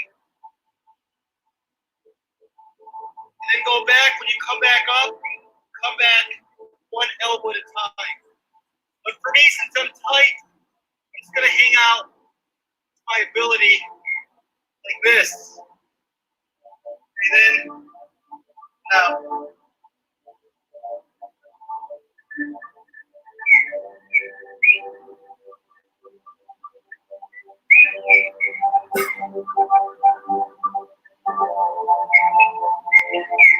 My glutes are still up.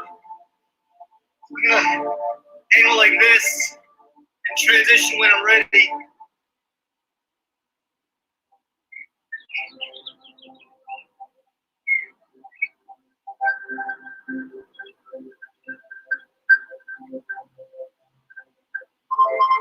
Get on your back.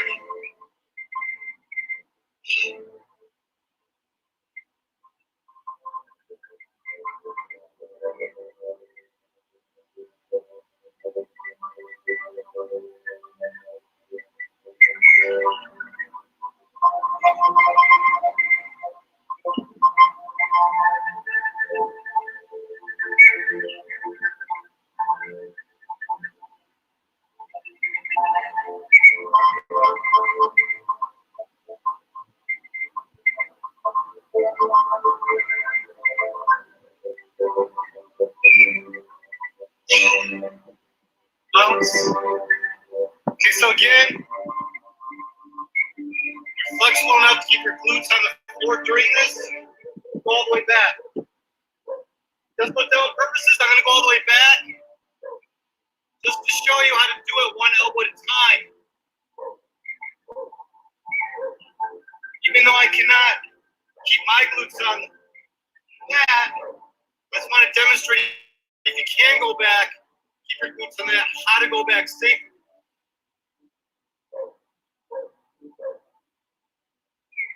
Breathe in, one elbow at a time. Breathe in, out, and out.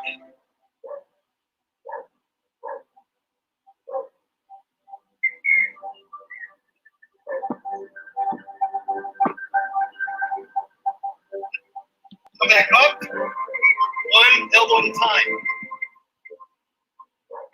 Relax.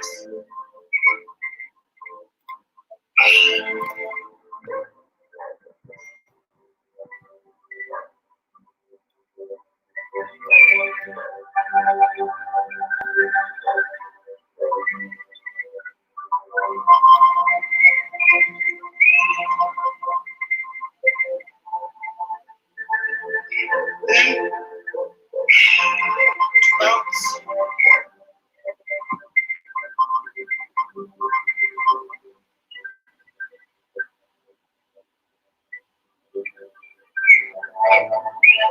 Now let's stretch our back out.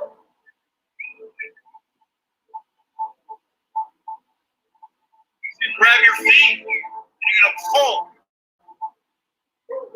That back stretch. Head, try to touch your knees. Breathe in.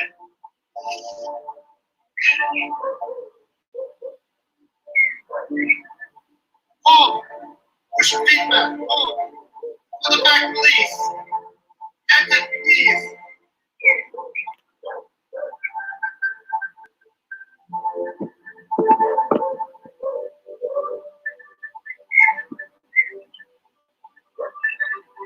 Lean your back.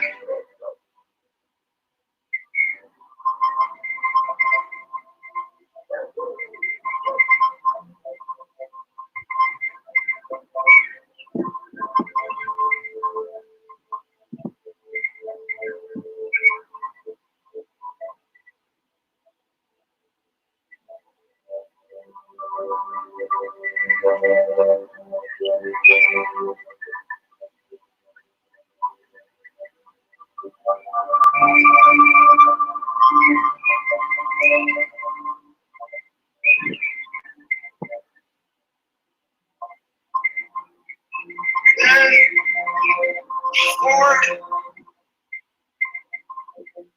We're rolling back stretch.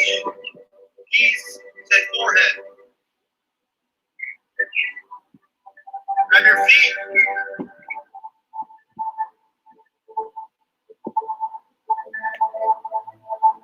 And pull. Feet as release your back. Get in. Up.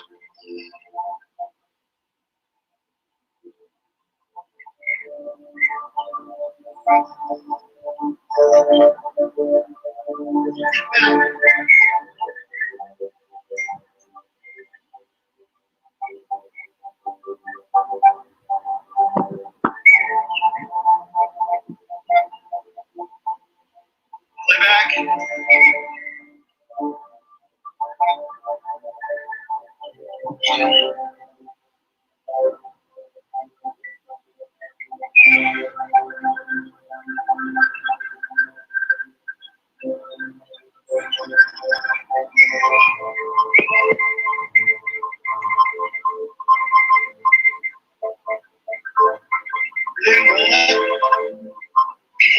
Bounce. Okay, piriformis, glute, back stretch. Bend the left leg.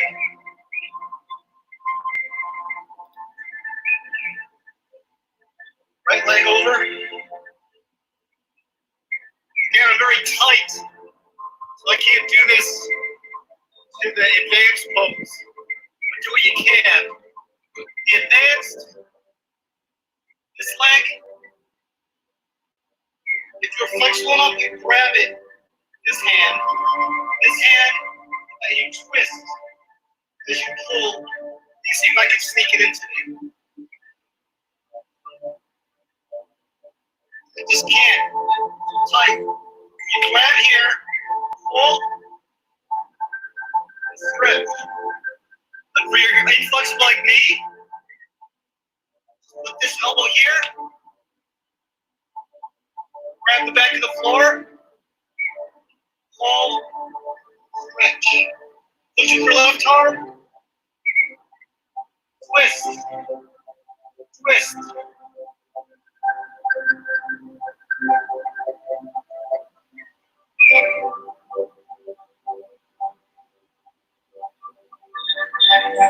Twist. Twist.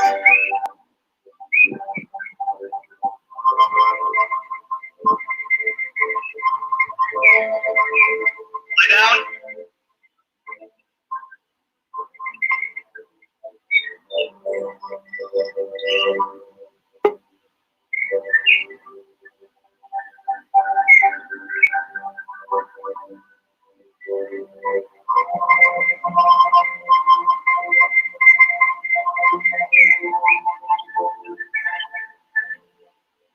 And two bounce.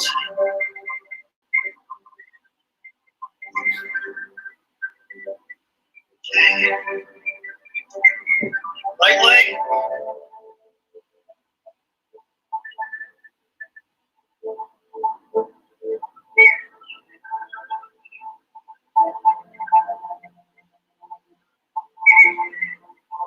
Again, if I was flexible enough, I would grab that knee, this hand wrapped around, without twist like this. So I cannot, this hand goes like this elbow pulls the left leg that way, twist.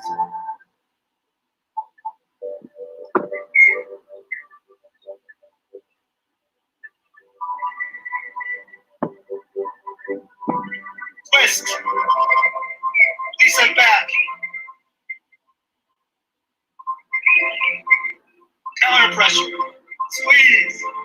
Good tourniquet. Twist.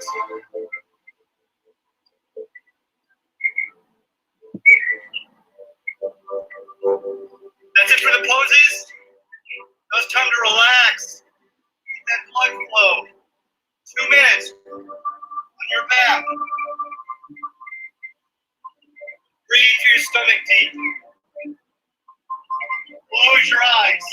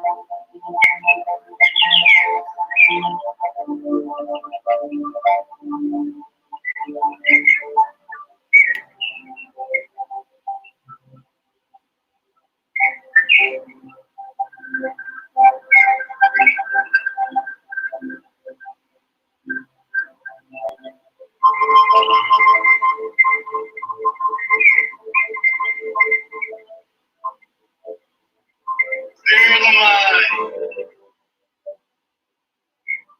Deep breath to the stomach.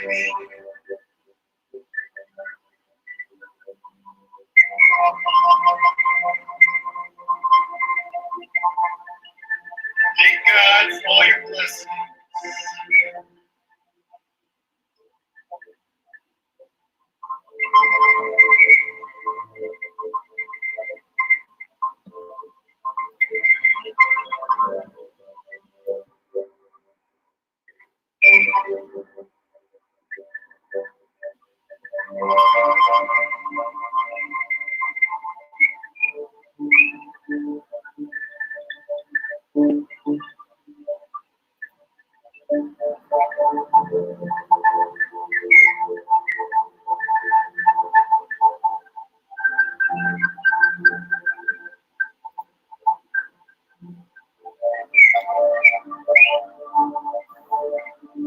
All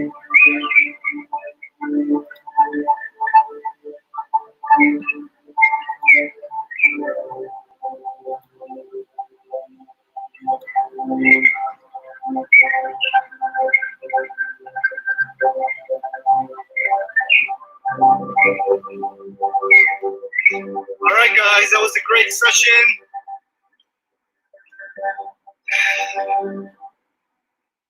Thank you for attending Yoga with You. It was our first session. I haven't done yoga in years. I got very tight, so it's good to get back to it. But everyone starts at their same level. Again, my poses weren't perfect, but you know, we did something to release our body, balance our hormones, getting to that parasympathetic state. I used to do it 6 times a week and for months straight. So I'm trying to get my flexibility back to balance out all the strength training. So again, we'll try to do this on a weekly basis. Think about 2 p.m. every Sunday should work out for me, maybe a little later. But anyways, thanks for attending. I hope it was helpful. And we'll see you next week on Yoga with You. All right. So that was Yoga with Dr. Yu. And I would like to welcome our star and music legend from South Africa, Grant Edmund.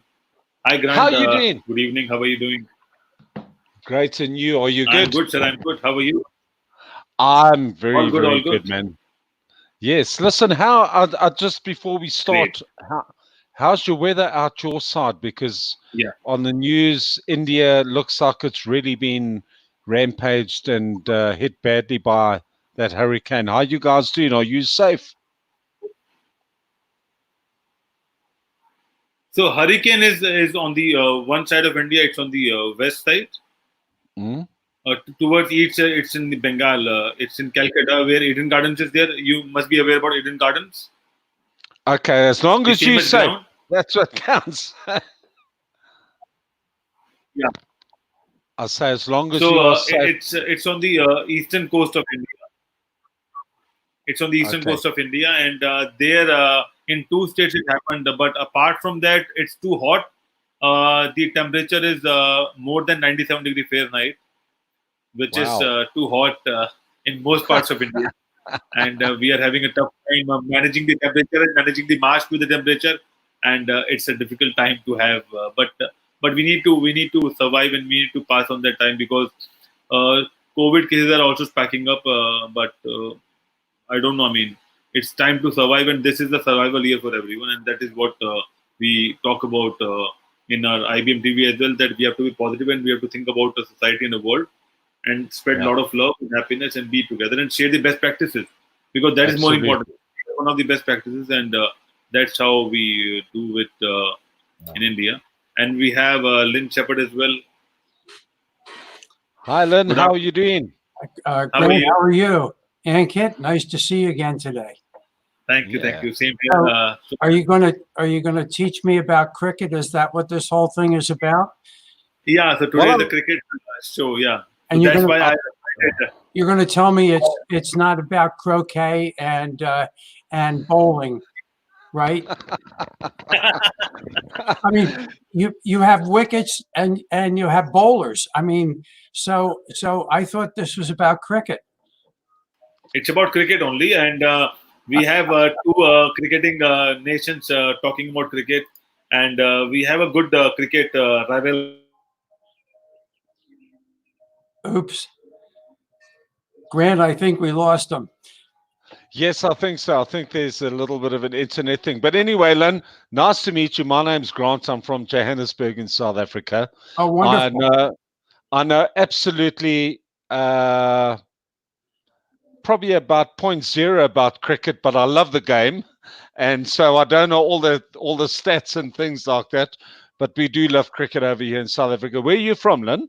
I'm from outside of Philadelphia. And I've never been to your wonderful country. My grandson, who just left when he graduated from college, my daughter and daughter-in-law took him on a trip to South Africa. They were there for, I guess, almost 3 weeks.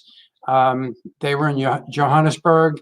It started in Cape Town, then they went up into Botswana, and then finished up in Johannesburg. They loved your country; they really did. My parents, both of whom are deceased now, I've been to South Africa several times.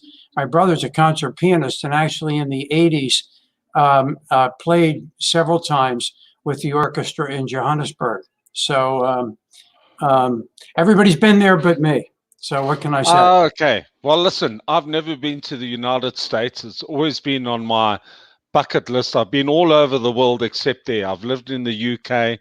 I've traveled all over the world playing music except America. So you and I are in the same boat. No, we're in different boats. Yeah. Well, you know those ships that pass in the night, you know, Right, one of those, my ship came in, but I was at the airport type of thing. So are you yeah, that's true. My ship came in, but I was at the airport. I like that one. Yeah. I love to use phrases that other people use, Grant, because and I'll often say there's not an original saying that ever comes out of my mouth. So there's another one for me to use. So tell me what kind of, because I came on late. What's your music genre? I sort of on a personal thing when I do live shows, and my recording thing is more sort of folk country rock type of stuff. Okay. And that's what I was brought up on. So really a big American music fan as far as the American country stuff goes, from the old stuff from the Willie Nelsons, Christopherson, that type of thing, onto the new stuff. So yeah, I love everything. I'll play everything. So yeah. Good. I'm principally a classical person.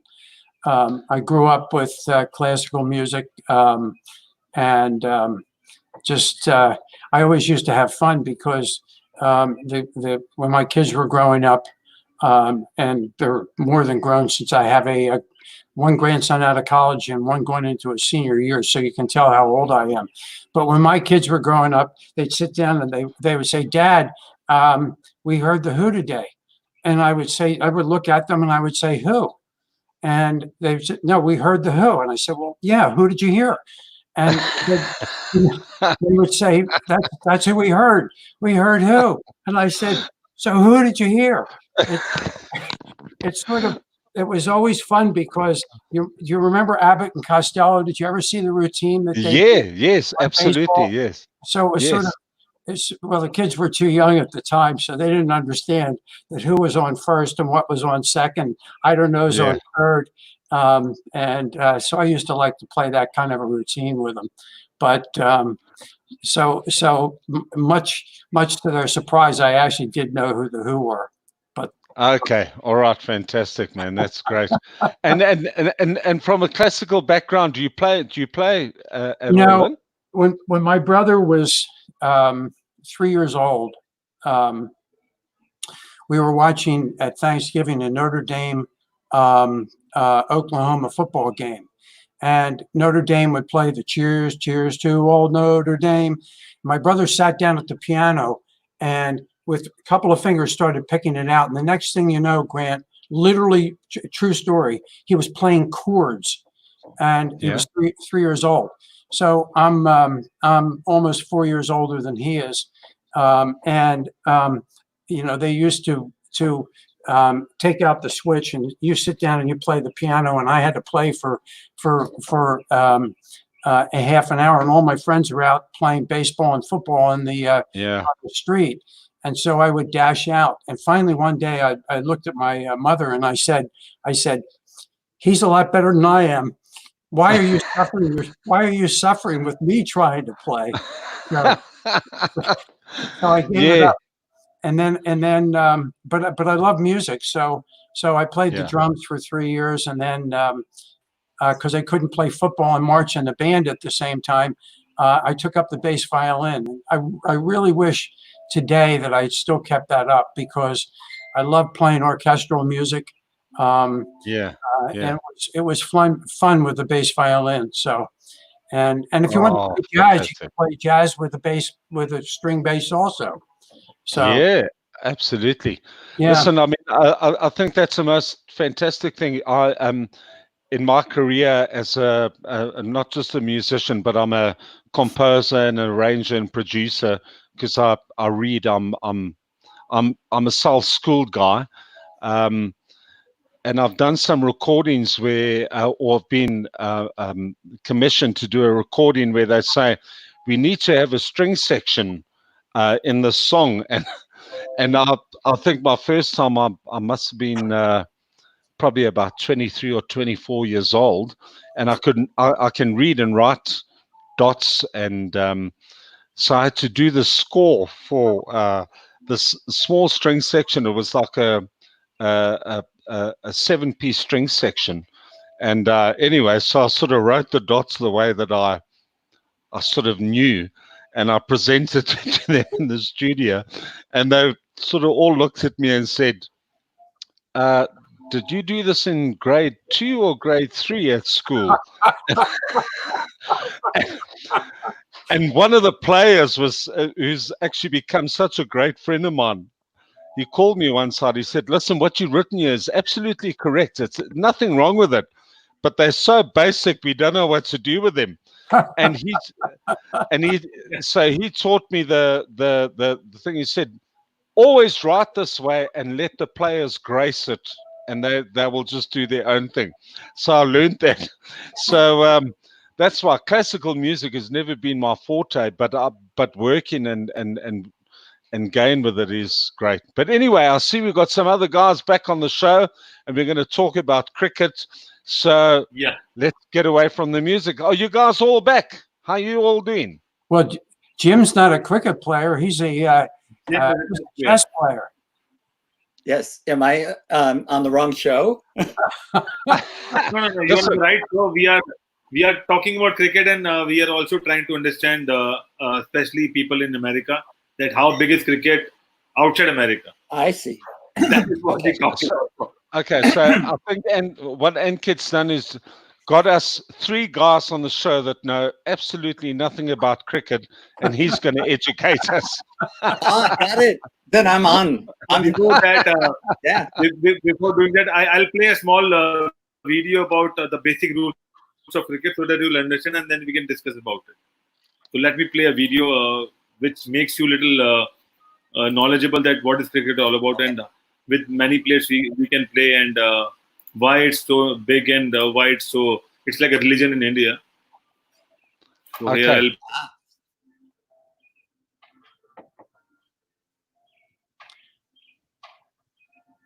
I think Ankit froze for a second.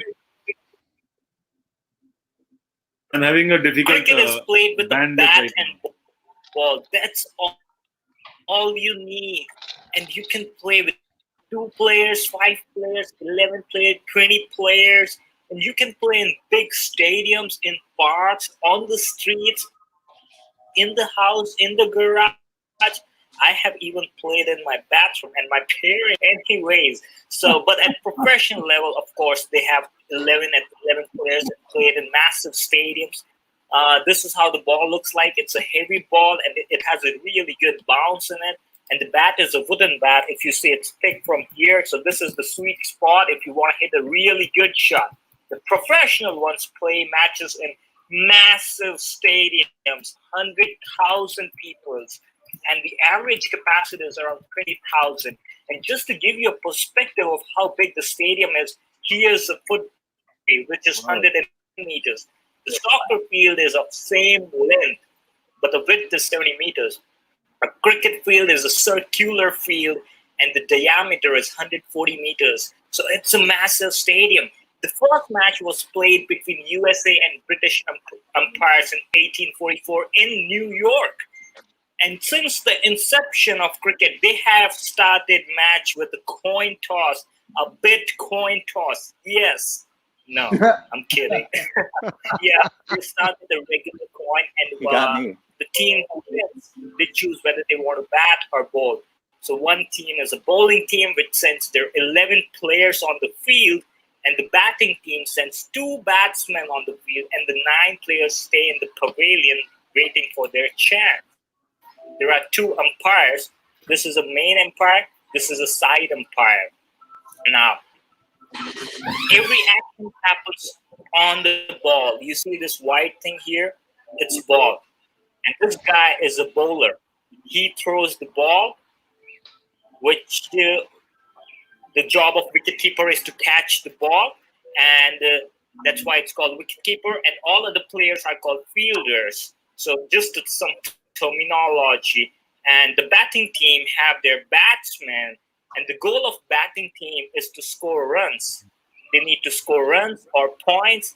And the goal of bowling team is to take wickets, make them out, or do a dot ball. Dot ball is throw a ball so that they are not able to score any runs. Now, something about the field, this white line that you see is called as boundary. If ball goes outside boundary, there are other ways, I'll talk about them later. This brown thing is called pitch. It's made up of sand, and there's a lot of variability in pitch. If the sand is dense or soft, thick or coarse or thin, or humidity, whether grasses, the ball performs differently based upon the configuration of the pitch. May bounce more, may spin more. These 3 sticks on either side of the pitch are called stumps. This green field is called infield, and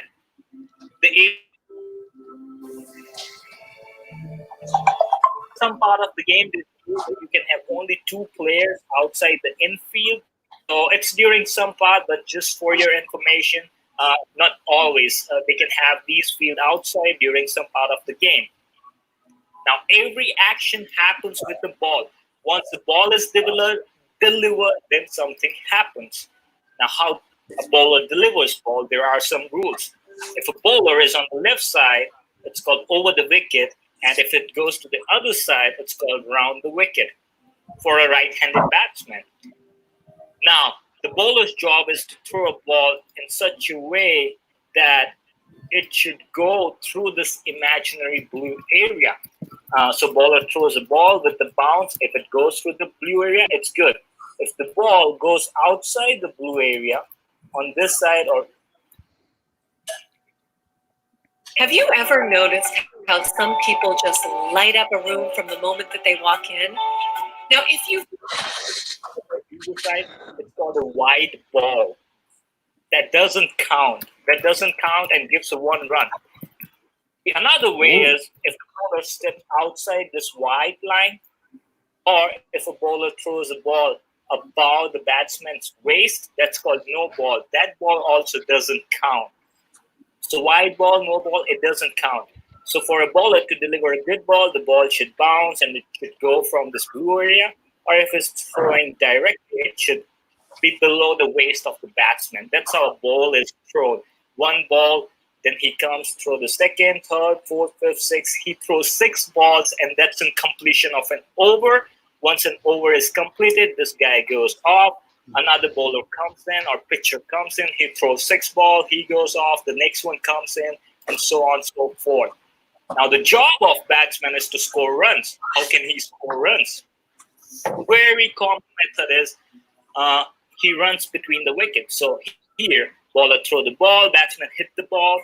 Now batsman runs. They change their side, and then the fielder throws the ball back to the wicket keeper. Now, since this dude came from here once, and this guy came from there once, it's called 1 run. Now, to make 2 runs, guess what? Yeah, you're right. They need to run twice.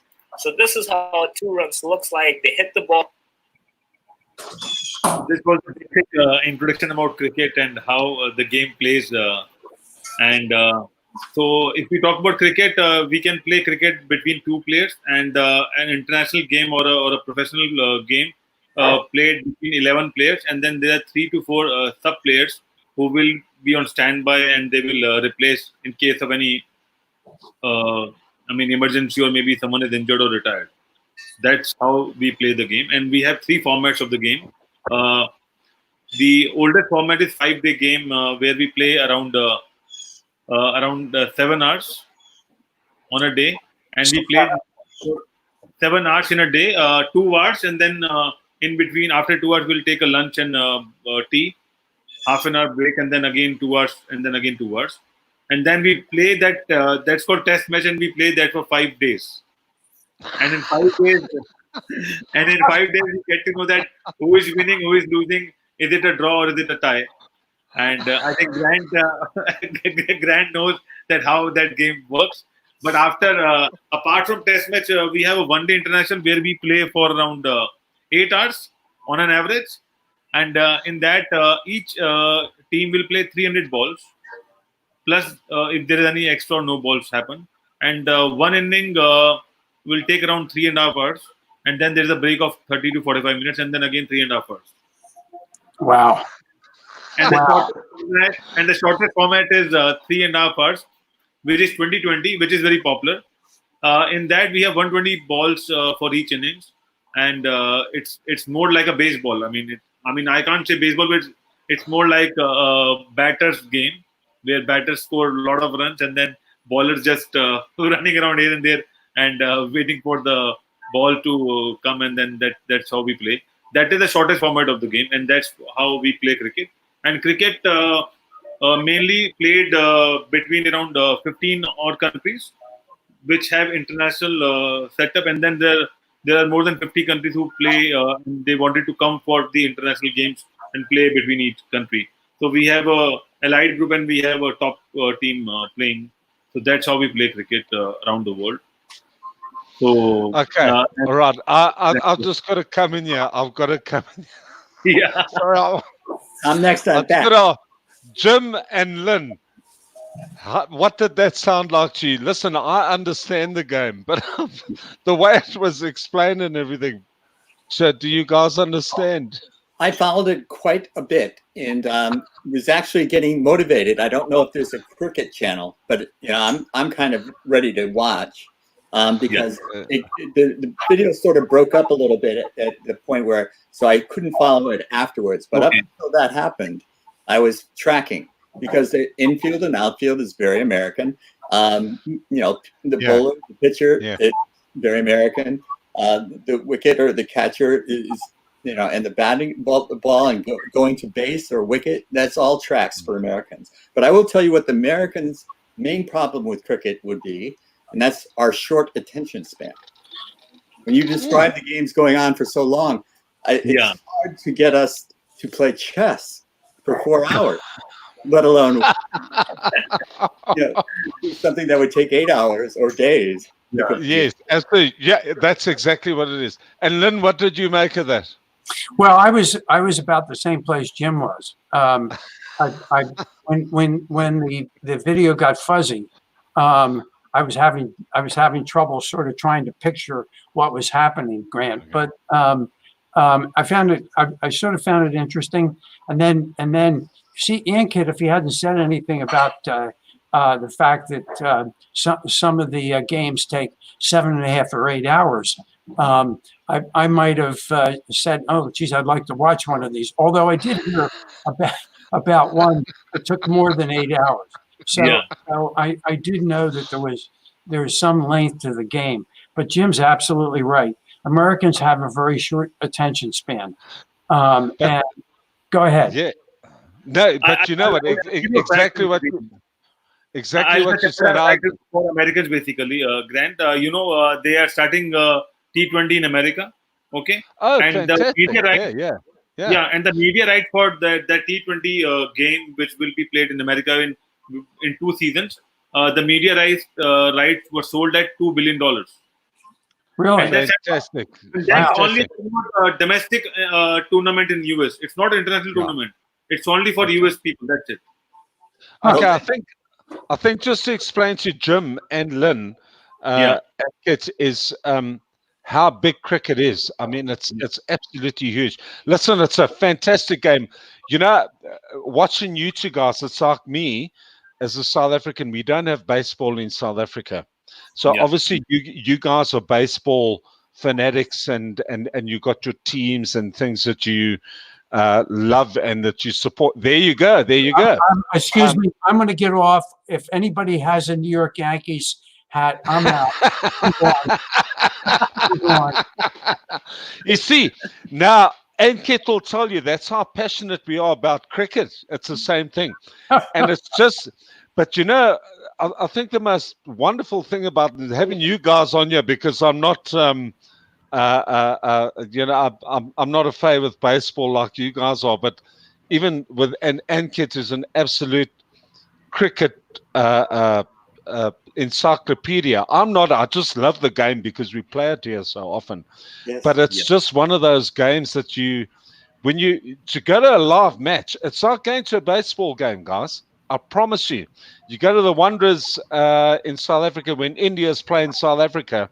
You got 70,000 people there cheering on, and it's the same as baseball in the sense of it's an absolute primitive bloody game. It is. It's one guy with a ball, one guy with a piece of wood that is, I don't care what you say, but it's a piece of wood, and he's got to hit this ball as far as he can and run, like you guys run between bases, they run between wickets. So it's an actually primitive, absolute primitive game. Hello, Kimberly. Hi guys, how are you doing? I'm sorry I was gone, but I had to take a break. I wasn't feeling well this morning, and Ankit gave me the break. But I've been listening off and on, and you guys just sound so exciting. I had to beam back in before everyone left. But cricket is a bloody good sport. Kimberly back. Wait a minute. So do you have to start speaking like an Englishman or a South African? Everything is bloody good. And I almost made Lynn jump off the broadcast. Yeah, I might jump over the balcony if Jim. No, don't do that.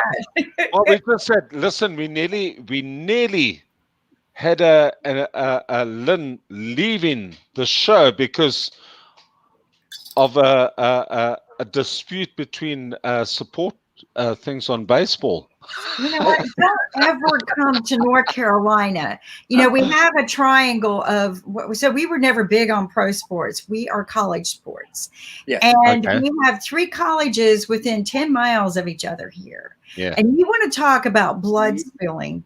Oh my gosh. Like you might lose your job at work if you said the wrong thing about one of the teams. And wow. Yeah, no, it's really bad around here. Like it's called the Research Triangle Park. We have 3 universities: North Carolina State University, Duke University, and University of Chapel Hill.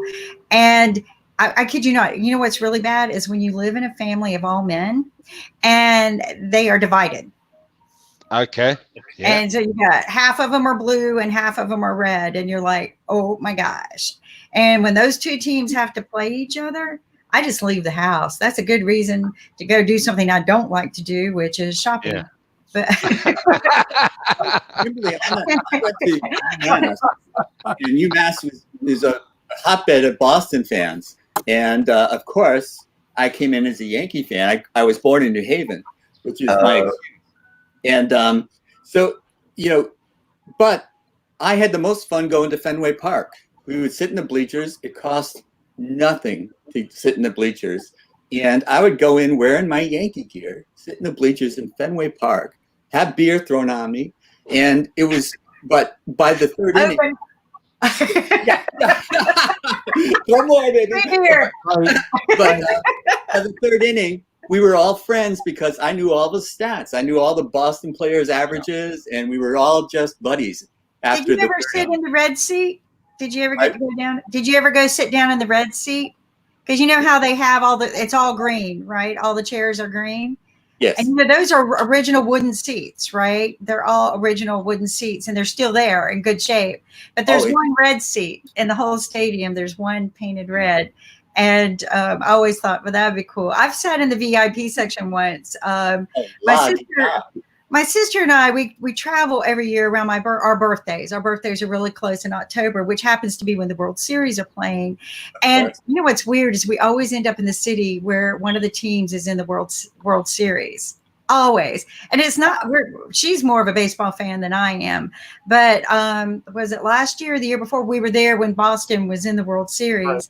And so I have photos that they're on my phone. I'll figure out how to put them on here of us sitting there while they were painting the World Series sign on the home plate. Like literally. Oh, wow. Yeah. Wow. So they let us into the stadium. You know, like you said, they let us into the stadium. We got a great historical tour. They have a great museum there because the stadium is the oldest, one of the original oldest baseball. Oh, it is. It's a beautiful park, but its only seating capacity compared to the cricket was 32,000. Yeah, but they never grew it, right? They kept it and maintained it, the original. It's beautiful. If you came to our country and you were heavy into sports, that would be one place I would just take you to just because of the historical monument of it. Yeah. So my sister was a big Sox fan, so they won, and she was insanely crazy that weekend. There was a little gap between their World Series championships. I don't know if you knew this. They had gone for decades without winning a championship. Yeah, I know. So it was. And when they finally won, the city went bizarre. Bonkers. It was bonkers, and we made so many friends there. Like the city is super uber friendly, and we made a lot of friends. Ankit, whoa. Yeah. No wonder you get so much done there too. Two Ankits there. He was going to be a bowler and a batter at the same time. Yes. I know your secret. There's two of you. I knew it. Oh my gosh. Oh, I thought I had double vision again. No, that's what we ought to do is plan, if everything's good and hunky-dory by October, is plan a World Series trip. Or just go sit. You know what? If Boston is in there this year, just go sit in their stadiums and go sit in one of the bars while they're playing. It's a lot of fun. Yeah, there's another bar up there I like. It's based on the movie. Hold on a second. Awakening Ned Divine. And it's a lovely, lovely little bar. It looks like a little bar, okay? Like downstairs on the street kind of thing. And you go in and it's just a bar and stools and maybe a few tables, a little cafe, right? And we're sitting there having the best of times. They find out it's our birthday and they're like, well, let us treat you because it's Halloween too, right? And we go, what? We're having this huge party upstairs. I go, there's an upstairs to this? And they go, oh yeah, it cost $100 to get in, but they let us in for free. Oh, you lead a charmed life. So to get in up there, but we got in, and it wasn't the little tiny bar. It was like 50 bars joined together, 50 different sections of bars of a block and a half long. I could not believe it. But I thought, what a quaint little, Europe-y kind of bar, pub, Awakening Ned Divine kind of atmosphere, and then boom, it explodes. But the World Series brought all of that on, right? It just brought in the energy, the people, the food. The food's amazing. You can run 10 pounds in a weekend. I'm out in San Francisco now, or in the San Francisco Bay Area, and when the San Francisco Giants won, and they hadn't won for a long, long time either, the city was unrecognizable. The buzz was unbelievable. Everybody was out wearing gear. And, so bringing a championship to your town is fantastic. So here's what's great about it, because they're going to rotate playing in both towns, right? So that's what's cool about that. Whereas if you're in the Super Bowl, you only get one place, one time to play. Whereas the World Series, when the two are playing, so your fans get to see you at least once, right? Yes. In home. Yeah. And anywhere from 4 to 7 games. That's right. Yeah. So I was at the game in 1980. Took my son, and my uncle took his son, who was a year older. We were at the 6th game when the Phillies won the first World Series they'd ever won. Okay. It was a very interesting experience because I told my wife, I said, don't expect to see us until 2 or 3 in the morning because it's going to be absolutely pandemonium. And we're not going to, because my son was, I think, just 14 at the time. And I said, I'm just not going to expose young kids to crowds that are unruly. And it was a very interesting experience because literally nobody moved. And we sat there and we looked around, and they're just standing there cheering like crazy. I said to my uncle, "We're out of here." And we got out, and we were almost out of the city limits before they started to empty the stadium. It was a very surreal experience. Yes. And Jim, if you've been to the Giants game, you've seen those kinds of things. So I've got to know about cricket because I'm going to go to a cricket game. We're just going to do this. Jim and I can explain it to you now because we know all about it. I'm going to play back. I got an advanced degree in cricket now. But here's the thing. Coming up. Is there There's a game coming up between India and South Africa, and South Africa will be hosting India in August if things will happen. So we have a game in South Africa between India and South Africa. Well, hey, there you go. And it's all because of IBM TV now. No. Well, listen, I think what we're going to have to do now, guys, because it was confirmed today that South Africa is coming to India in August. Did you hear that, Ankit? No. I lost it. South Africa's coming to India in August. It was confirmed that South Africa is coming to India in August. What will I heard the other way around. Yeah, yes. So. You know, obviously with the COVID lockdown, they were supposed to go in February. We're going to have a big tournament, South Africa against India, in India, which is our normal yearly, it's an annual thing. That's the really, really big competition. And it was confirmed today. Well, I saw on our news headlines here that it's confirmed they're coming in August. So we're going to play the T20, the 1 days, and the 2 tests. So I think we need to get these guys over to India, and I think we should go and support South Africa. That would be great. Yeah, that would be great. We'll just have a party. But I want to know something. You know, in baseball, we have Take Me Out to the Ball Game. You know that song, right? We've had it. Yeah. Ever. Does cricket have like a song or a chant, you guys? Oh, lots. Hey? And kids, am I right?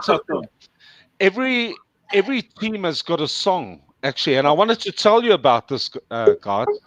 I'm originally from Rhodesia, which is now Zimbabwe. Mm-hmm. Okay, do you understand? Yes. And Zimbabwe is a tiny, tiny nation of about 4 million people. All in all. Yeah. And in 1999, Zimbabwe went to play the Cricket World Cup. And it was in the UK. And I was living in South Africa at the time because obviously I'd immigrated and everything. And this little team from Zimbabwe that were made up of a squad of 16 people, which is out of their top players of the whole country, which is probably about 35, they took these 16 guys to the UK and they got into the semi-finals. And they beat Australia, they beat England, they beat India, they beat Pakistan, they beat the top teams in the world. And everyone was like going, wow. So when that happened, my dad, who's a prolific artist and songwriter, wrote a song about it. So you can go onto Spotify and check out a song by John Edmund called Chayolo 6. And it's actually all about the 2 main guys in the Zimbabwe cricket team were the Flower brothers. Yeah. Andy Flowers and Grant Flowers. And Andy went on to become the most successful English coach for the England cricket team, won a World Cup with them, and blah, blah, blah, blah. So go and check that song out. I'll send a link and definitely. To you. Yeah. But it was one of those World Cups, and I think Ankit will know the history of it. They beat South Africa, and everybody thought, this was going into the semi-finals of this huge World Cup tournament. And Zimbabwe just slayed them. And South Africa were like the best cricket team in the world then. And everybody was up in arms again. How can this little small country come in and beat this huge international team? And that's what happened. So that's the beauty about cricket, which I'm sure is the same as football or baseball in your country, where you get this little underdog team that's going to come in and just, David and Goliath syndrome. Well, Yeah, no, and I love those kind of stories. Those stories are what make the sports interesting, because it's truly about who's the better one. There was no cheating, no strings being pulled, no politics. Yeah, absolutely. It's all about pure passion and talent. I mean, just think about it. They were the underdogs. Ta-da! Yeah. So awesome. Well, and I can't wait. I'm going to, after this, I'll pull up the song. Today is all about, we were talking yesterday and today, all about music being healing. And so we've got, you doing some wonderful music tomorrow. We've got DJ tonight who does music for his patients. And he had a special request to play some Kenny G. And so he's going to also talk about how you can breathe, how you can learn to breathe better with the music to heal. He is a real doctor. Right here where I live in North Carolina. And we never knew each other until the TV show. So, you meet your own neighbors, you feel like you're world apart, and here, on a worldwide TV show. But then we've got Grant tomorrow, live music to me, or somebody just bringing it out live like the DJ does. It's so much a better experience sometimes, right? No, absolutely. It's and just getting back onto the cricket thing, and Ankit will tell you, in India, they've got, how big are your stadiums there, Ankit? So how many? New stadium which we have, the new stadium which we have completed in Ahmedabad, Gujarat, it can take around 120,000 people. There you go. It's a huge sport, but not just in India, in England, in South Africa, and New Zealand, Australia. Obviously, a very, very big cricketing thing. But the beautiful thing about it is, if you watch the league, the professional league in India, and Kit, am I correct? Music is such a huge part of it, because every time a guy scores a run or there's a wicket, there's music and fireworks go off and the whole thing. So the music and everything is so important. But that's why you guys need to, 8 hours. You need to actually tune into. Since I've been on the show and meeting all you wonderful guys, I've been sort of watching American football and baseball and that, to understand, because we don't know it out here. So just to understand how your sport works and how big it is. I know your football, your Super Bowl is absolutely huge. But you can ask Ankit, cricket is exactly the same in India and South Africa, England, Australia. That's absolutely huge, man. Well, let's build it to be big here in the U.S. too, and then we can do. It will be a big game in U.S. in next 10 years. You can write it down. Years, but we need to learn it. But I learned something. I learned that India has 2 religions: cricket and Bollywood. And I confirmed this. I confirmed this with a very famous cricket player and Bollywood actor. And a very wealthy businessman from India confirmed it with me. And some of the doctors kind of laughed and agreed. I tell you, whenever we go out and go out for picnic and things like that, so by default, a cricket bat and a ball will be there. Apart from that, you can carry whatever you want. But a bat and ball should always be available. There you go. There's a lot of innovation in cricket as well. So you remember the ice box you carry whenever you go out for picnic? So the ice box has 2 sticks. A cricket fan will make a 3 stick so that it looks like a wicket and they can play a game. Oh, he carries his chest bag everywhere he goes. Yeah. Chest bag. But you know what, and Kit? You know what? You can make emergency kits like we were talking about today and put a cricket kit to it, right? So you got your cricket and emergency COVID kit, right? With the mask and all that stuff. We were talking about emergency kits today, and now where you're talking about where people just put the cricket there or the chess, right? But no, I mean, cricket is interesting to me, and I think that the game has kind of stayed the same since it began. You guys still use the wooden sticks, right? They haven't. Yeah. Yeah. You know, in our sports, we modified the wooden stick to an aluminum bat, but Yeah. you still But, use the old Kim, fashioned. Kim, a quick question. How much a baseball bat cost? A baseball stick cost? How much it cost? Well, if I Well, go down to the store and buy one, it's not very expensive. And still at the smaller leagues, we use wood bats.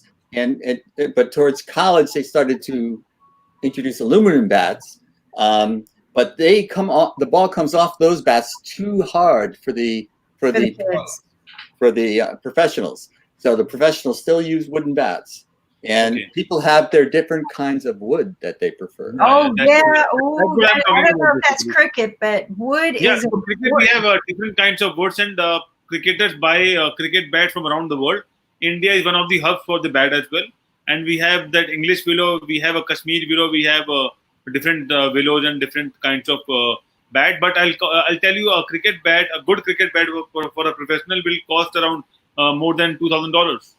Well, What? yeah, the professionals, we're talking a completely different thing. Oh yeah, professional baseball. They've got. But a general bat, if I play cricket in a league, I'll buy a bat for around $1,000. Ichiro Suzuki was a Japanese player who came to play in the United States, and he had his bats, and he stored them in a humidifier. So they were his bats, personally made for him, that he took excellent care of, and was fanatical about keeping them. That happened. You know, golf clubs are like that what we here in have- America. yeah. You're going to pay thousands of dollars for golf clubs. But Bats, what we have, you can get we can have pretty bats of different weights as well. So if I want a bat for 2 pounds, I can get a 2-pound bat. If Grant want a bat for 10 pounds, you can get a 10-pound bat. Right. So depending on what are your requirements and what is the size and width and all those things you require, it should be within the ICC rules. But you can have your own custom bat as well. Well, here they have. I do have one cricket chess story, and I noticed that Sasha has joined us. And I don't know if cricket is a big deal in Odessa, but this I know he will know the players that I'm talking about. One time it was a world championship match, and Sunil Weramantri, who's a friend of mine, his son is Hideki Nakamura, and he is a great player. And so he was watching online his son play, and Peter Svidler, who Sasha knows, came over to him and he said, "What are you doing watching the chess? Cricket is on." So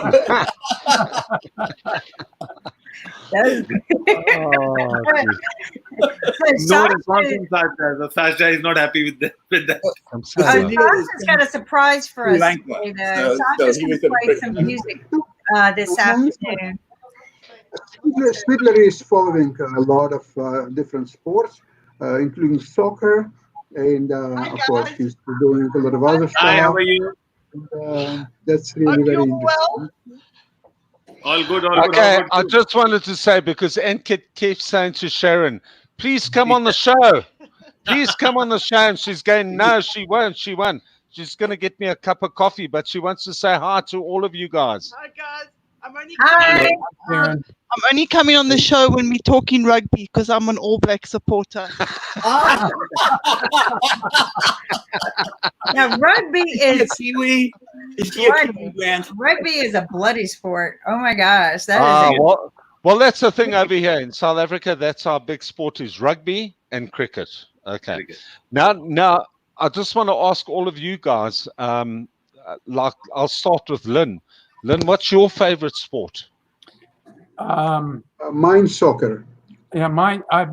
Actually, I love tennis. I play tennis. Like Jim said, I have a short attention span. Okay, so I tried to. I used to play a lot of golf, but I can't stand the amount of time that golf takes. Okay. No. So I finally gave up golf, and I said I'll play tennis, and that's what I do. As a spectator sport, I like to watch golf, but I don't like to play it because I don't like the time it takes. All right. And Jim, what's your favorite sport to watch?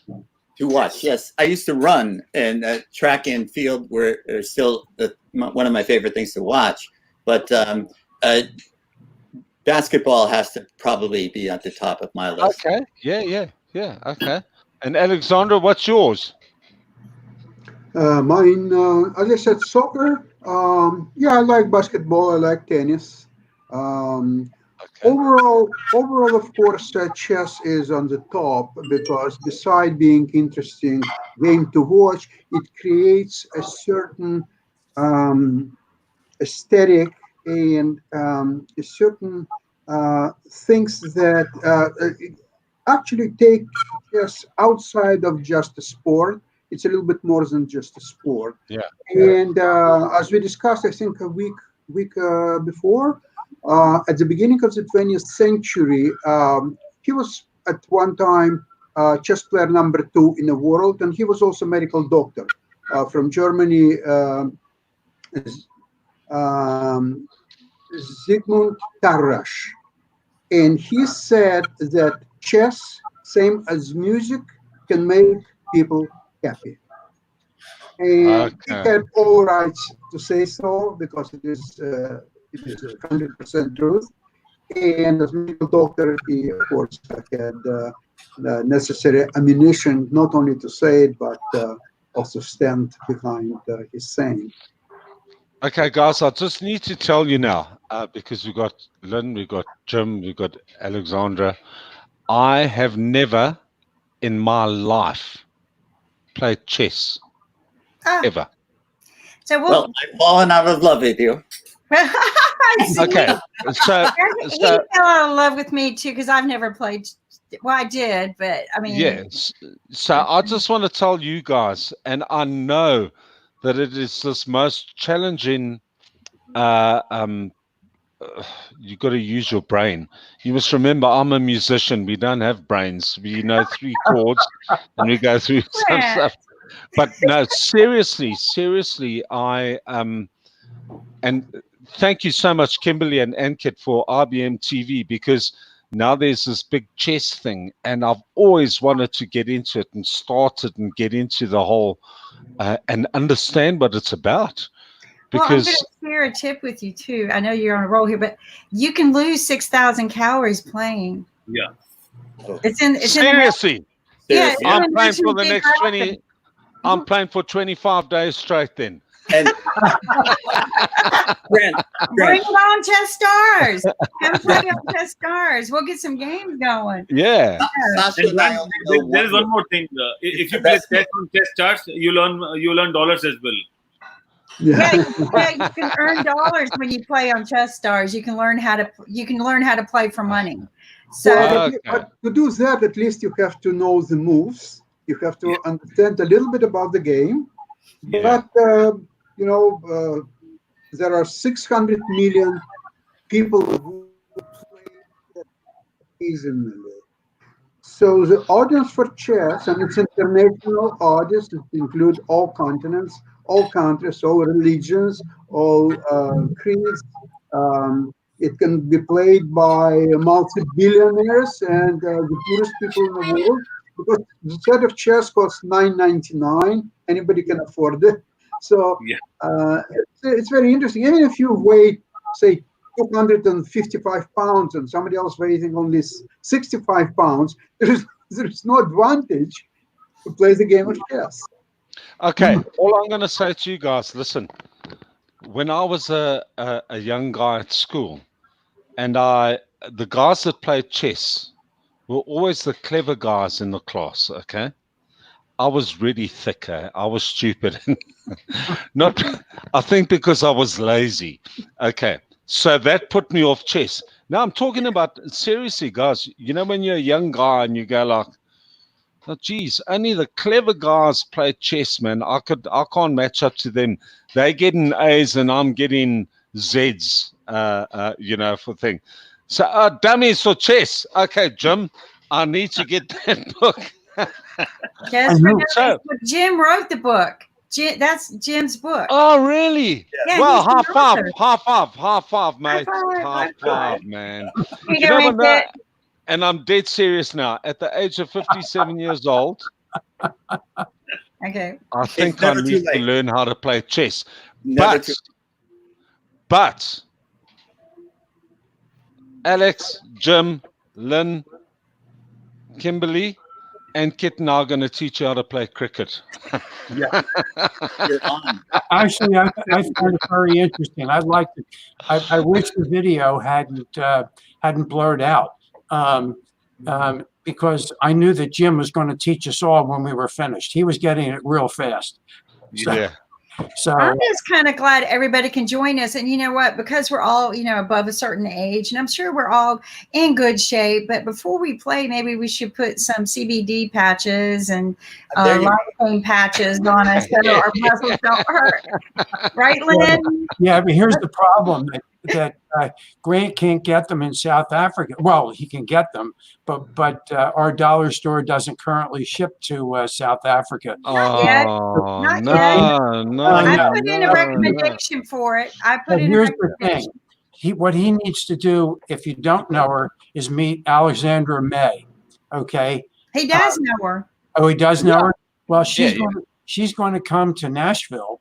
And when she does, she's going to order a lot of stuff from our dollar store. Load up. And when she does that, she can take it all back to South Africa. And then she can give it to you so you have it. Since we haven't seen each other before, Grant, I know that Sasha and Jim know, but we are supporting the mission of Money Masters, which is financial education. We think it's a wonderful, wonderful mission. It's our sponsor. And we're sponsoring. So anybody who buys from our dollar store, we're giving half of our profit to Money Masters to support. Oh, that's absolutely fantastic. Yeah. Listen, that's the other thing I wanted to address all of you on, especially Kimberly and Ankit, is when I go onto the website, I can't click on that dollar store, and what might be the problem there? Say that again. Really? Let me check it while we're here, because I share the screen a lot of times. It will open to a new tab, basically. If you click on that, it will open to a new tab. Okay. You can add to cart, but you can't order because you are in South Africa. Okay, that's probably the thing. Listen, this is what happens. Let me show you. Yes. Okay, listen, I know I'm a musician. We don't have a lot of brains. So this is all you should do is you click on here, and you're not going to see it go because I don't have it on application mode. No, I can see. I can see your see it. screen. Yeah. Yeah, so there you go. But I'm going to change it to application mode so that you can see it change. Hold on just a second. Because usually I just keep it on one window. But let's get I've never done this before. So share. While she's doing that, Lynn, I want to tell you that you have a new customer.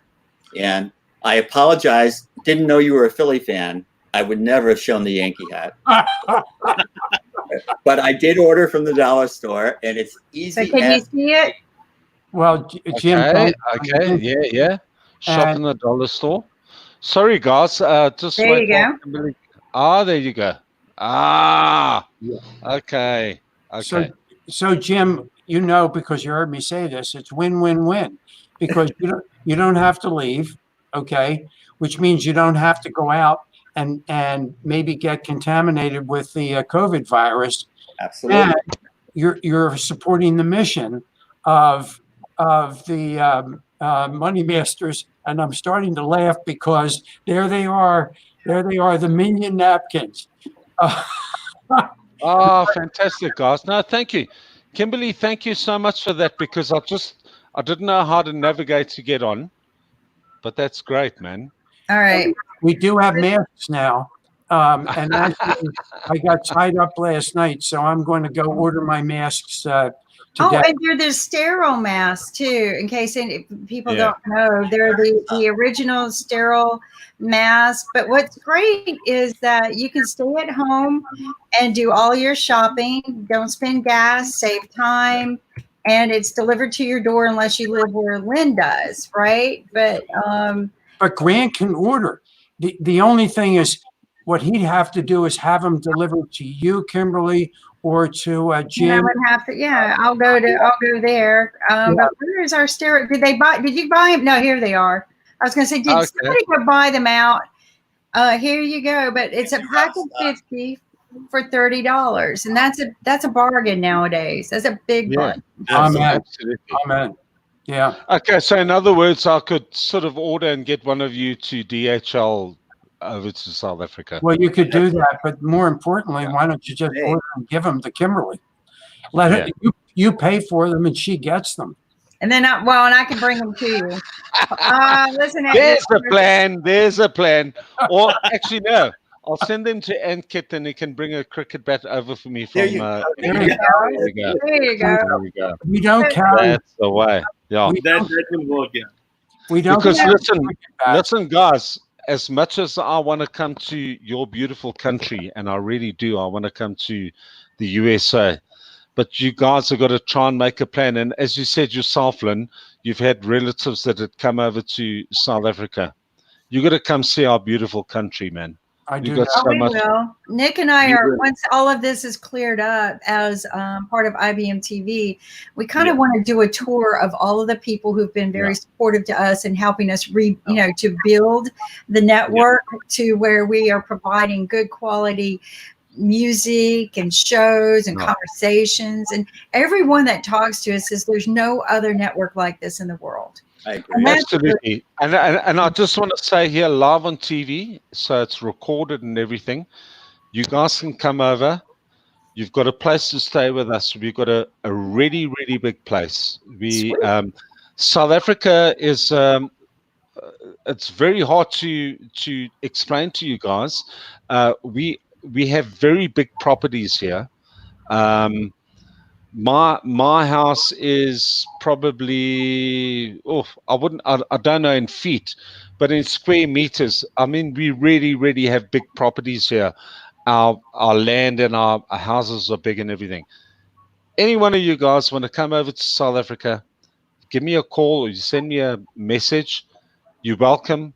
You've got an ensuite bedroom, bathroom, everything. It's like a 5-star hotel here.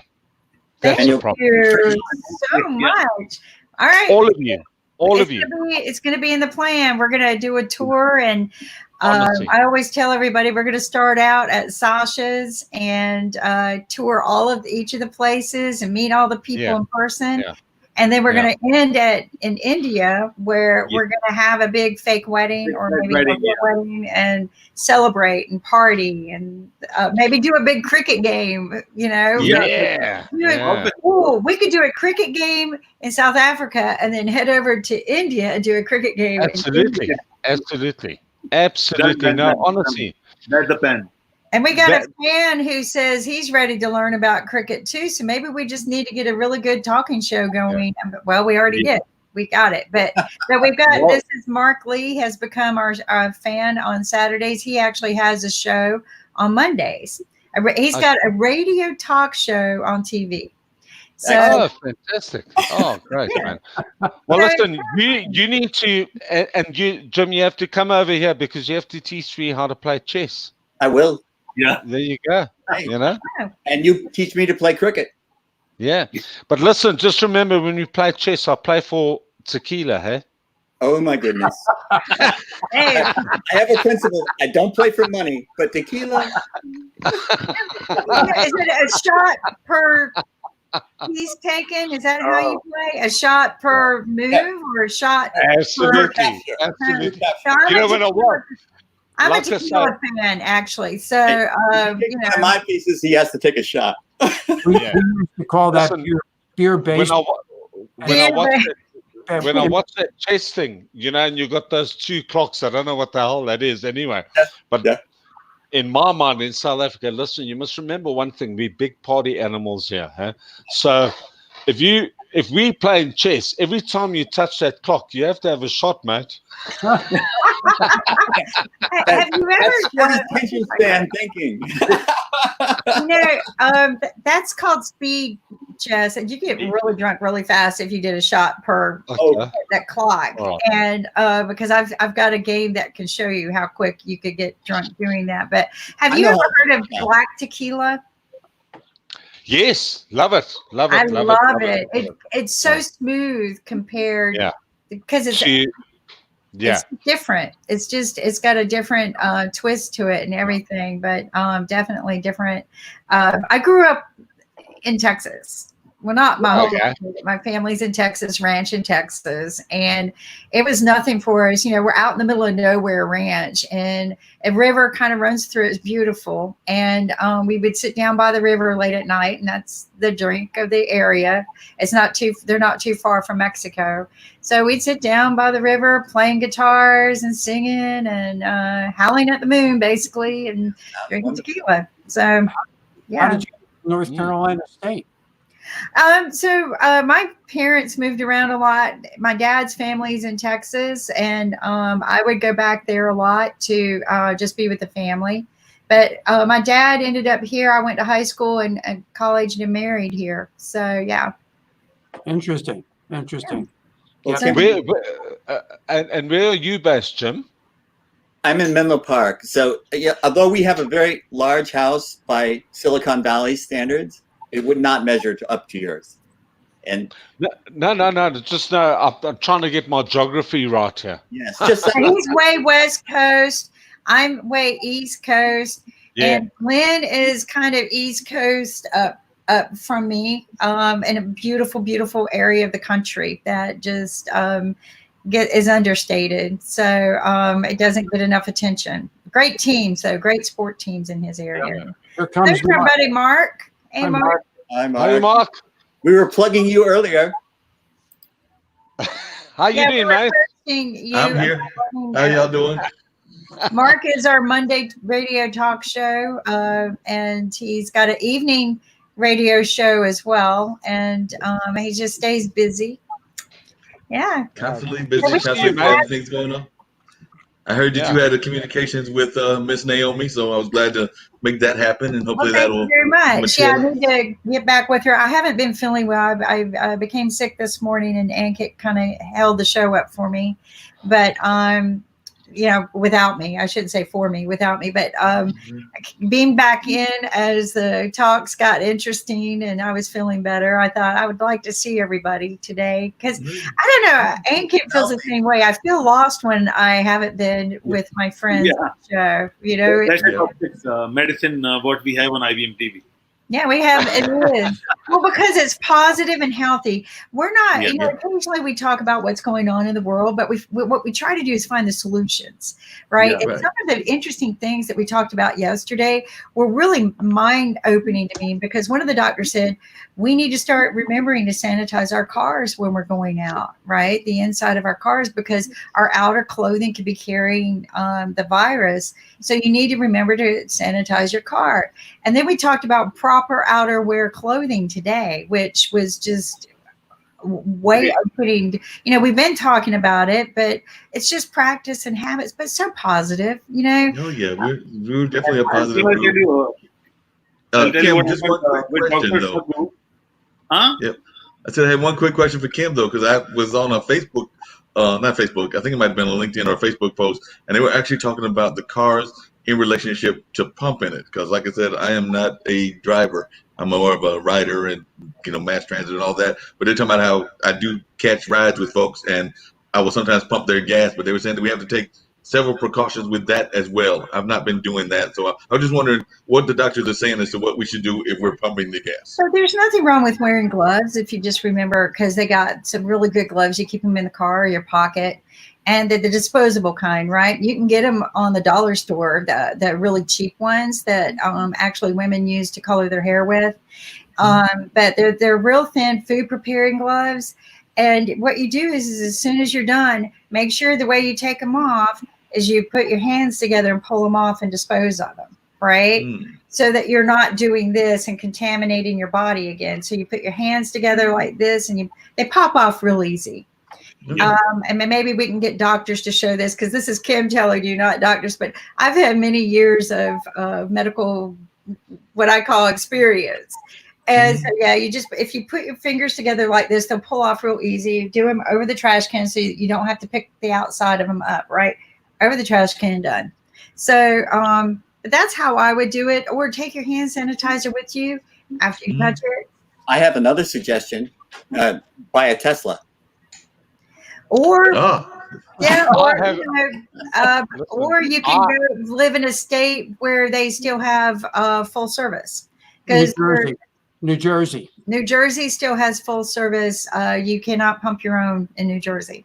So, but move to South Jersey because then you can root for the Phillies rather than. There you go. I knew that was coming. Well, listen, I think I've got the best suggestion. Get yourself a very good pair of surgical gloves. Okay. Make sure you've got a convertible motor car. Okay. Have the top down. And drive naked at 150 miles an hour. There you go. You can wash everything off you. There you go. And the sun clean you out. Yes. You know, Yes. Our Sorry, president. that's just a simple musician's I love it. way of getting rid of it. You know what I mean? Top down and naked. I mean, you know, what better way to live, right? Yeah, I mean, there you go. Yeah.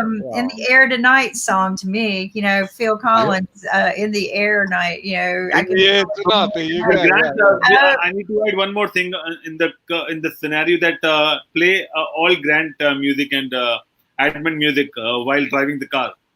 There you go. There you go.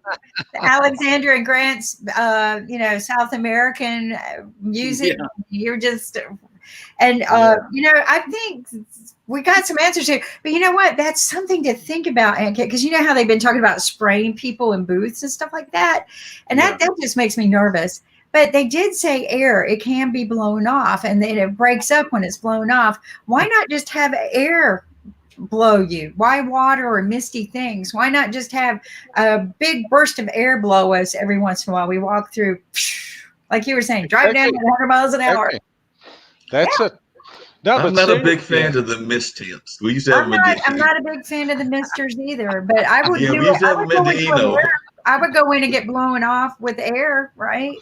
And especially, you know, air compressors are not that expensive. We could definitely, and I wouldn't mind that. Just, I wonder how much pressure it has to be. I like the idea of driving 100 miles an hour. You must have some Good idea. certain rules in your country because we don't, but sounds fun to me. Well, come now. Yes, we do. Yeah. I mean, I would never drive 100 miles an hour in around Kim, here. we have learned fast driving after watching Fast and Furious. And that comes from the US. That's how people learn the driving around the world. Listen, that's one thing with India and South Africa. When it comes to the Fast and Furious, the people that are they like this. They've got the exact same ideas. They love fast cars. They love all the modifications, and I think Americans as well. Because my favorite TV shows in America are Gas Monkey Garage, and you know, where they take cars and modify them. That's my favorite. Those are my favorite shows. But in India and South Africa, that is a huge thing here. That's So Ankin and Grant, quick question for you. I know whenever I hear about like Germany and some of the European countries, they always talk about them not really caring about the speed limit. Like I said, I'm not a driver, but are y'all as bad? Do y'all like drive 150, 200 miles an hour? Because that's what you always hear about. Absolutely. South Africa. Oh, yeah. Listen, our national sport is getting away from the cops, man. I tell you, if you're a Yankee fan, got started running NASCAR. It's not rugby, it's not cricket. I'll tell you one from more the thing. cops. I love it. I got tickets in Australia, in US, and in India. Really? Well, there you go. I think I learned how to talk my way out of tickets. So I never, but the best race car in the world to this day, I still think, is the 1969 Shelby Mustang GTO. I don't think there's a better engine ever built in my life. I really don't. It's a rocking car, classic, always. But they even today, they still say that's still one of the fastest engines ever built. So, Kimberly, at 2:00 this morning, I couldn't sleep, so I put the television on, and I recorded a program that I'd sort of had saved on my DVR, and it was all about that engine and that exact car. Wow. High five. High five. High five. High five! High five! Man. High five! High five! All right. Yeah. I'm telling you, that is the rocking car. I don't care what anyone says. You know, Chevy said they came out with it. You know, the Camaros, no, can't touch it. It was classic looking too. Exactly. I mean, you just can't get a better car.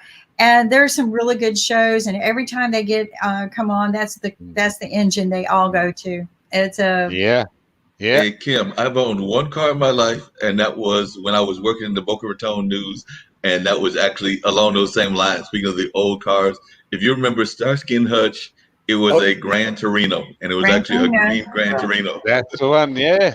Gran Torino. I'm running a Renault engine. I have a Renault car here in India. Oh wow!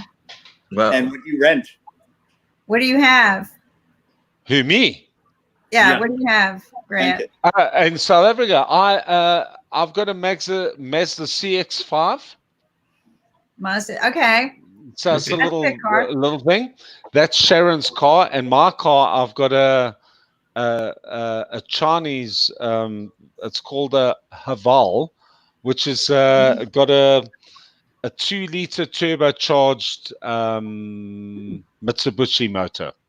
So it's like a little SUV. Yeah. What do you drive, Lynn? What do you drive?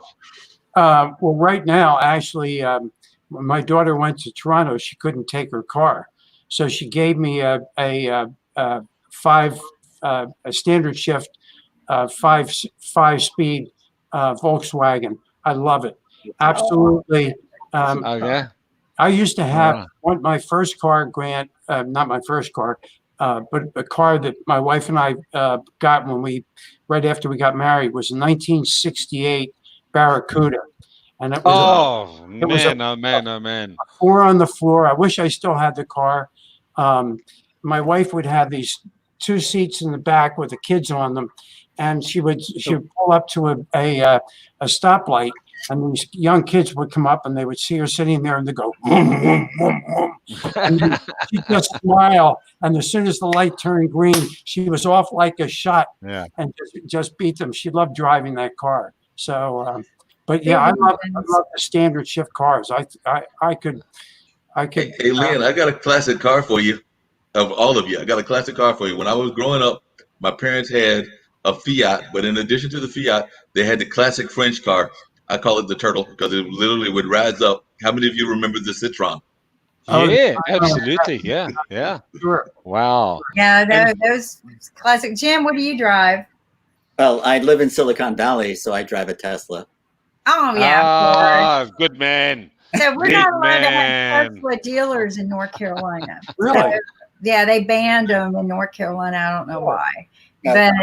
But several of our friends bought them. They went outside of North Carolina and bought them and loved. My doctor just bought one. She said she loves it. So well, I do not stand out in any parking lot in Silicon Valley.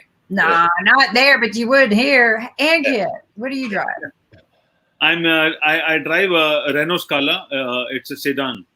A sedan, family car. It's from Renault. And Renault is one of the good engines around right now. All right. Well, listen, all I want is for us to get extremely wealthy on the show, and then we can all sing the Janis Joplin song, Lord, won't you buy me a Mercedes-Benz?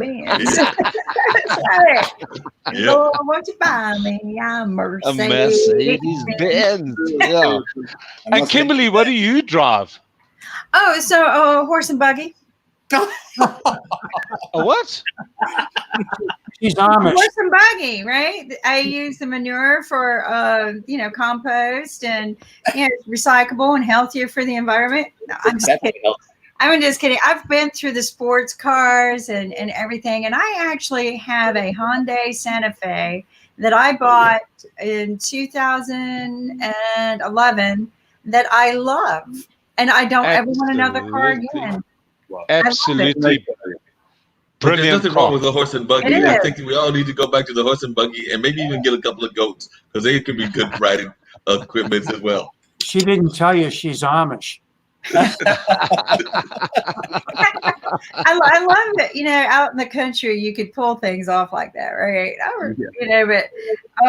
But no, I just found, sports cars, and then I went through the vans and the sedans, and giving up my van. I never thought I would drive a van, but then I drove it for years, and because horses were, we're a big horse family for a while, and it was great.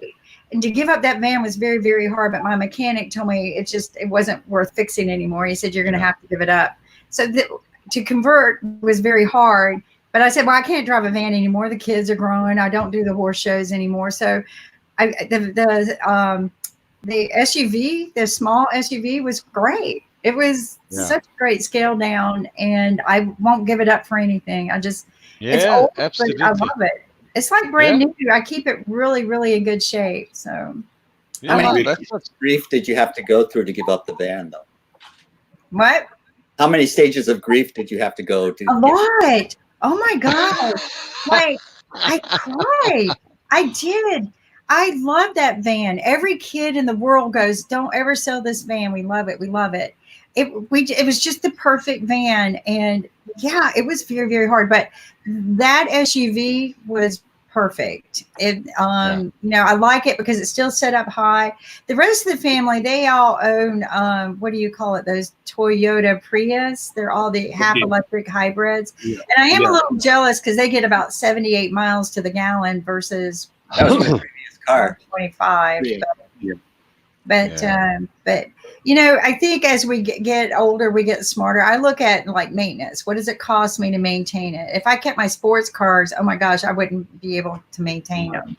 Right. Tires were costing me $500 a tire. With this, it's like $150. So as I got older, that's what became important to me was what's my maintenance cost. And, I just watch these TV shows where with as you say, these gas monkeys and that, and people of our age, sort of like 55 upwards, everybody wants to go back to their youth and sort of try and go back and buy a vehicle that was their dream vehicle when they were in their 20s and they could never afford. And I just think it's so great that they're reviving all these old vehicles again. Don't you guys agree? We call that a middle age crisis here. Yes. Well, yeah. A midlife crisis. Especially in Anker's case, he just wants a fast car because he wants to drive around in the fast car. Yeah. No. But you know what I mean. What I'm saying is, I would love to. I'd love to own a car that I thought was so cool when I was 20 years old right now, but I could never afford it back then. Not a big fancy fast car or whatever, but just remember, you went through that stage where you go, hey man, you're 20 years old or 18 years old. Hey, that's cool, man. And just have that right now, not an expensive or fancy car, but just to have that, that reliving your childhood, I suppose. Yeah, no, it's, it's funny because I've met a lot of millionaires and billionaires on the other TV show. And one day I was on the set and I was listening to these guys talk about, their car collection, right? That just happens to be a thing that I guess guys like to do.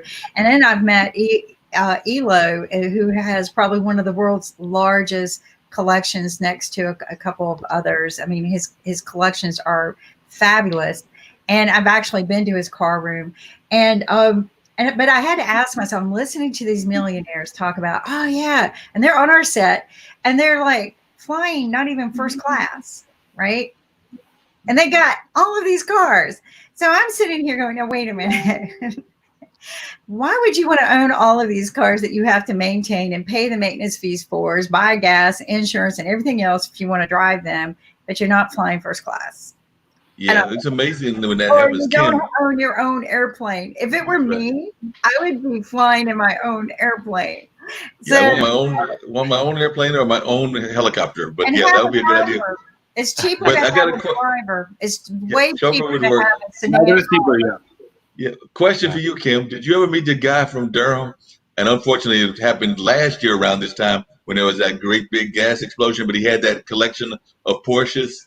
But he was from Durham and had that amazing collection of Porsches. Unfortunately, many of them were destroyed in that gas No, I explosion. never had an opportunity to meet him, but I felt really bad for him because people who they invest a lot of money in those collections, and it's more of an art to them, and the passion and art of the car, and they're real picky about it. Like Elo, his cars, he's real picky about the cars he puts into his showroom. But I just think it's funny that these millionaires and billionaires and I'm like, wow. No, not me. I want a car driver. Here's the thing. I drive, and I used to love driving. Like you were talking about, if you put the windows down or top down, and night driving was one of my favorite times. But I just don't like to drive anymore. I told somebody as soon as my son got his driver's license, I handed him the keys, and he became my chauffeur, and that was it for me. I was like, yeah, that's life. I'm getting you back, boy. Here you go. And the thing is he became a really good driver because I made him drive me everywhere.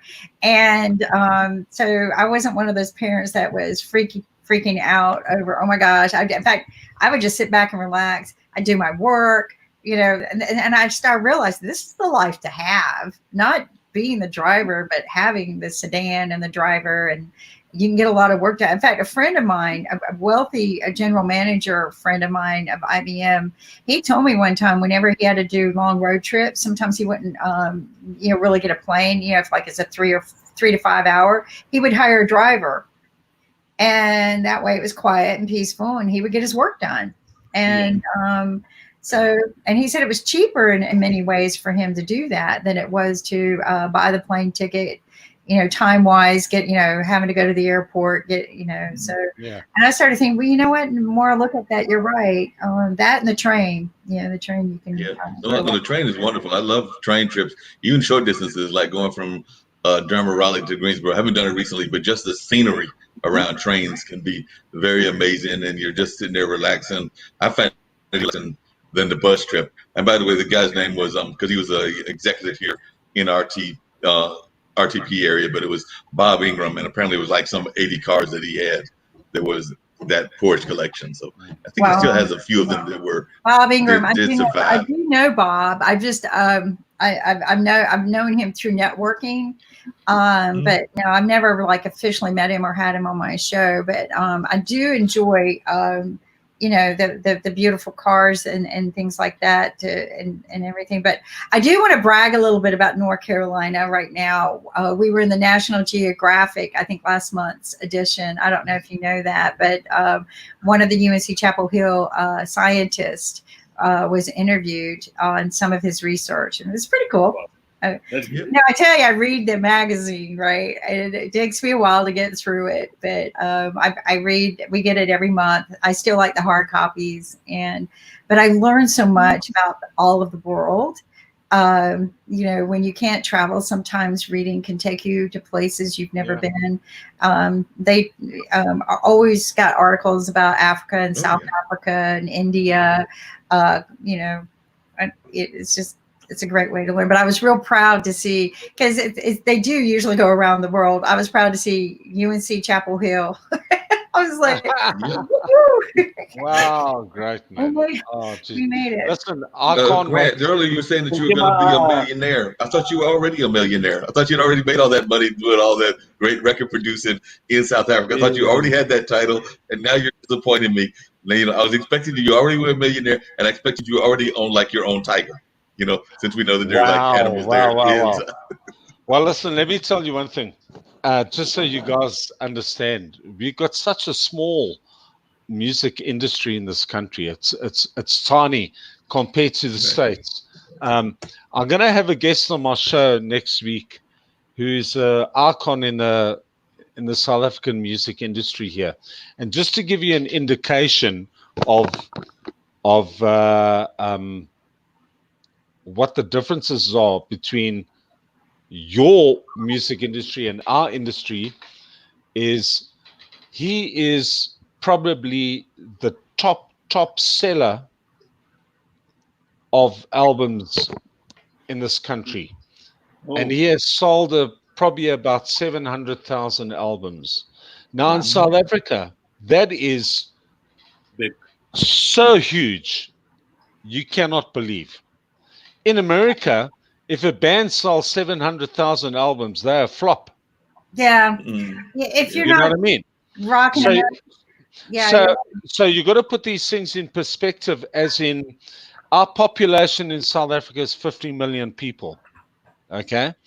Yeah. I don't know what's yours in America. 400 million. 400, yeah. 350, 400, Yeah, 350. Yours are of India. Don't ask me. Okay, but so that's 1.3 billion. That's a perspective of it. So I have produced an album that has sold, which what you guys or the world goes, oh, the album went platinum, and I produced an album for an artist that went platinum, which sold 50,000 copies. So wow. You know what I mean? So there's a huge a divide between the two. But like I say, the chap I'm having on the show next week, Blackie Swart, is a South African original traditional artist, Afrikaans artist, but he's probably sold the most albums ever and the most talented guy ever. I can't wait for you guys to see the show. Well, I can't wait to see it too. But also, I'm going to ask you guys to check out my song on IBM TV. Listen to this, Kimberly. I think you are brilliant. You need to come to South Africa and record. Well, so this is my first time I recorded in Nashville. It's about tequila. All right. So you might like I want to hear. I want to hear. You want to hear it now? I want to hear right it's a now. long song. Yeah, we want to hear right now. All right. Right now. All right. Let's see if I can play it. I haven't played it in a long time. Wait. Can you hear it? Yeah. My blues away Hold on. with tequila. I got only one thing on my mind. That's a dancing in this country bar all night long. And getting rowdy with you until the break of dawn. 'Cause I'm running late to my early grave. Yeah, I'm pushing, I'm loving it. Man, I'm gonna die living it. 'Cause I'm just here on borrowed time. Well, it seems like rain, it just follows me. Yeah, but I got myself a lucky charm. I can always duck on in to the plug nickel bar. Shoot tequila shots and two-step with you all night long. Oh yeah, I love it. To the early grave. Yeah, I'm pushing it. I'm loving it. Man, I'm gonna die living it. 'Cause I'm just here on borrowed time. All right.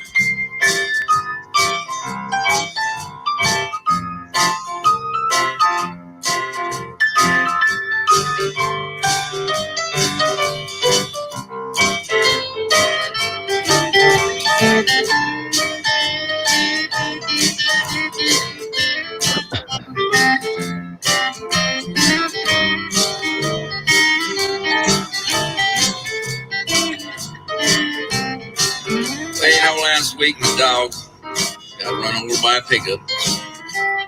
A few days ago, I got canned from a job.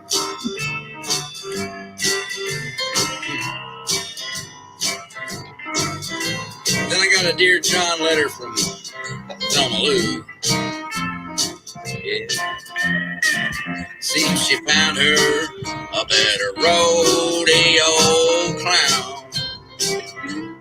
Well, Jim, sorry to hear you had a rough week and lost your dog and job. I gotta tell you, I had the blues lately too. The rain keeps following me and nothing seems to be going right. I had a fire in the kitchen when I was trying to cook, and my baby left me and broke my heart. Yeah, but that's okay. You know what, Jim? I got my lucky charm. Yeah. So I'm running late. Yeah, to my early grave. Well, I'm pushing, I'm loving it, and man, I'm gonna die living it. 'Cause I'm just here on borrowed time. Yeah, I'm just here on borrowed time. Bartender, load me up some shots. Oh yeah! All right, Kim. Good job. Love it. I love it. Love it. Love it. Love it. Thank you. That was the most fun. We wrote it together. Kind of like we were keeping up with each other after we met and just Facebooking. And he sent me a fish hook, right?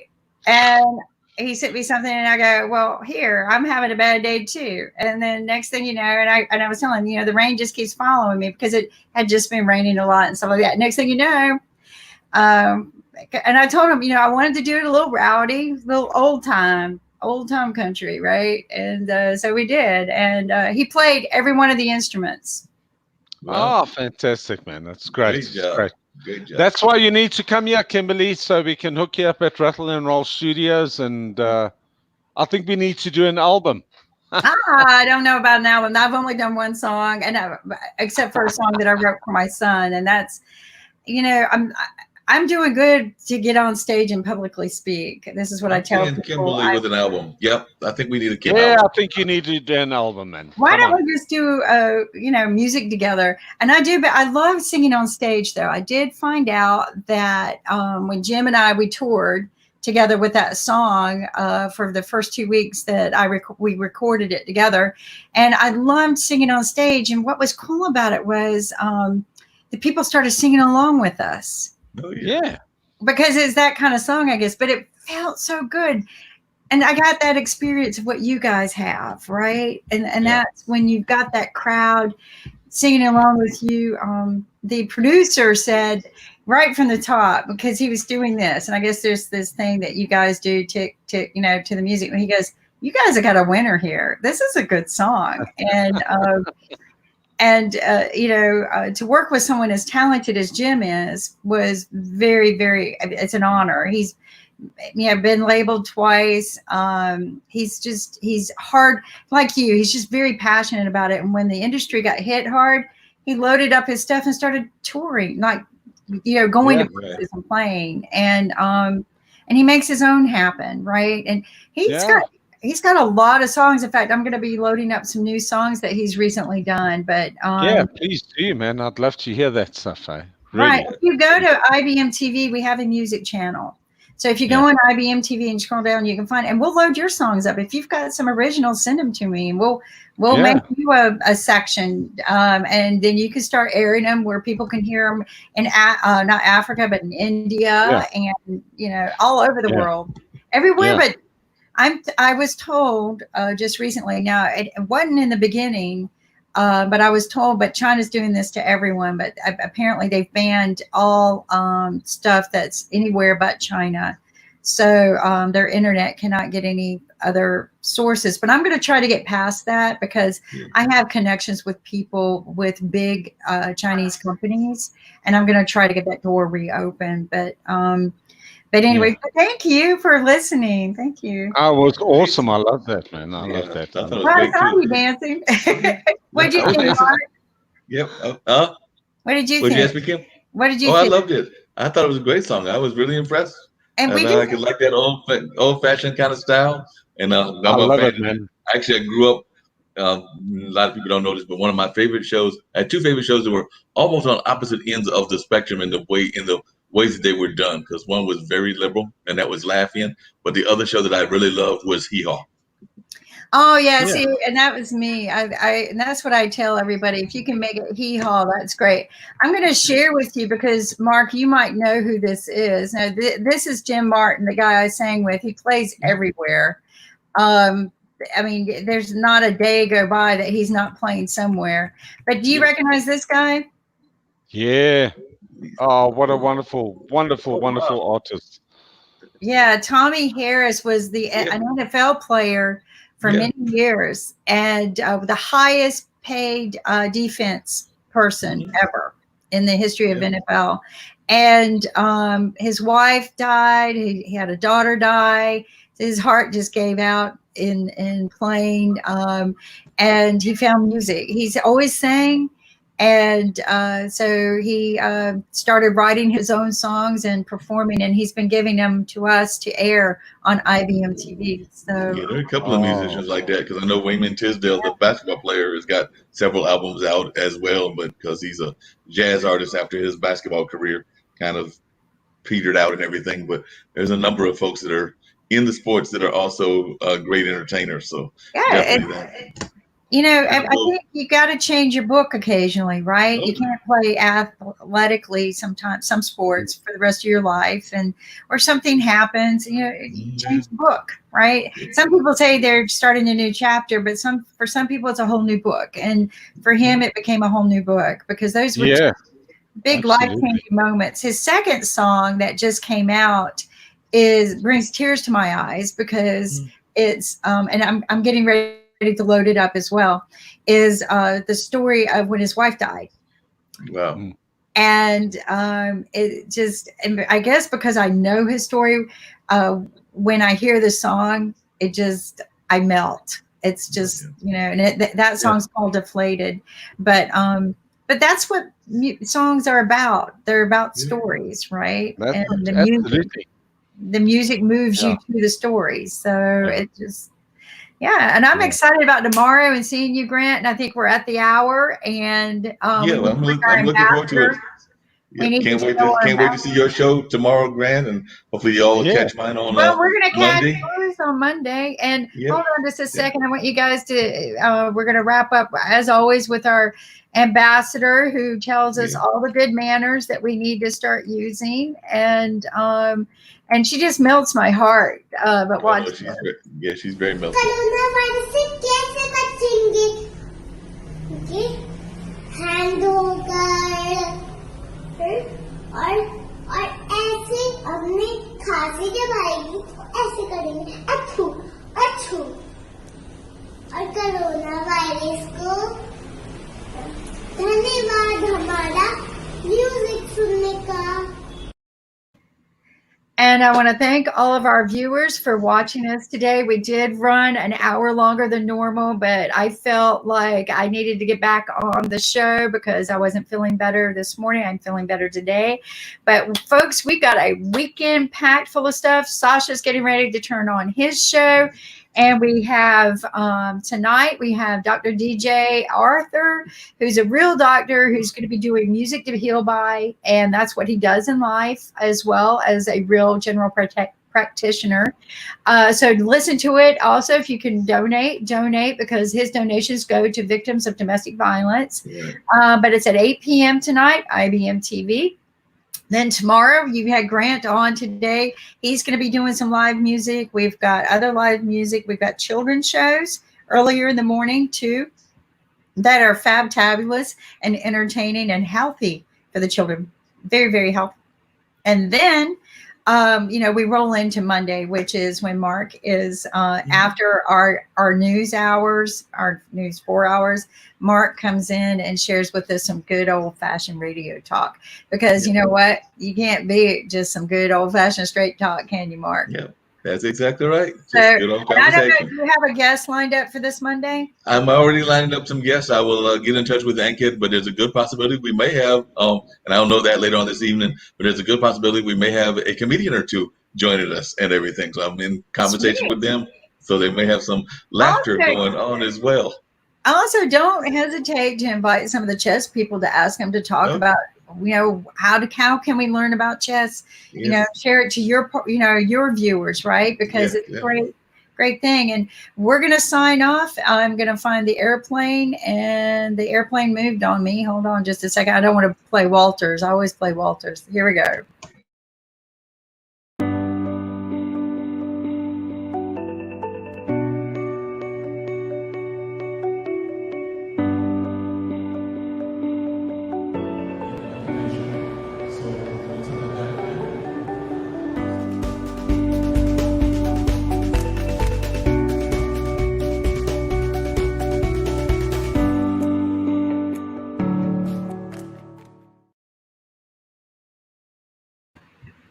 There we go.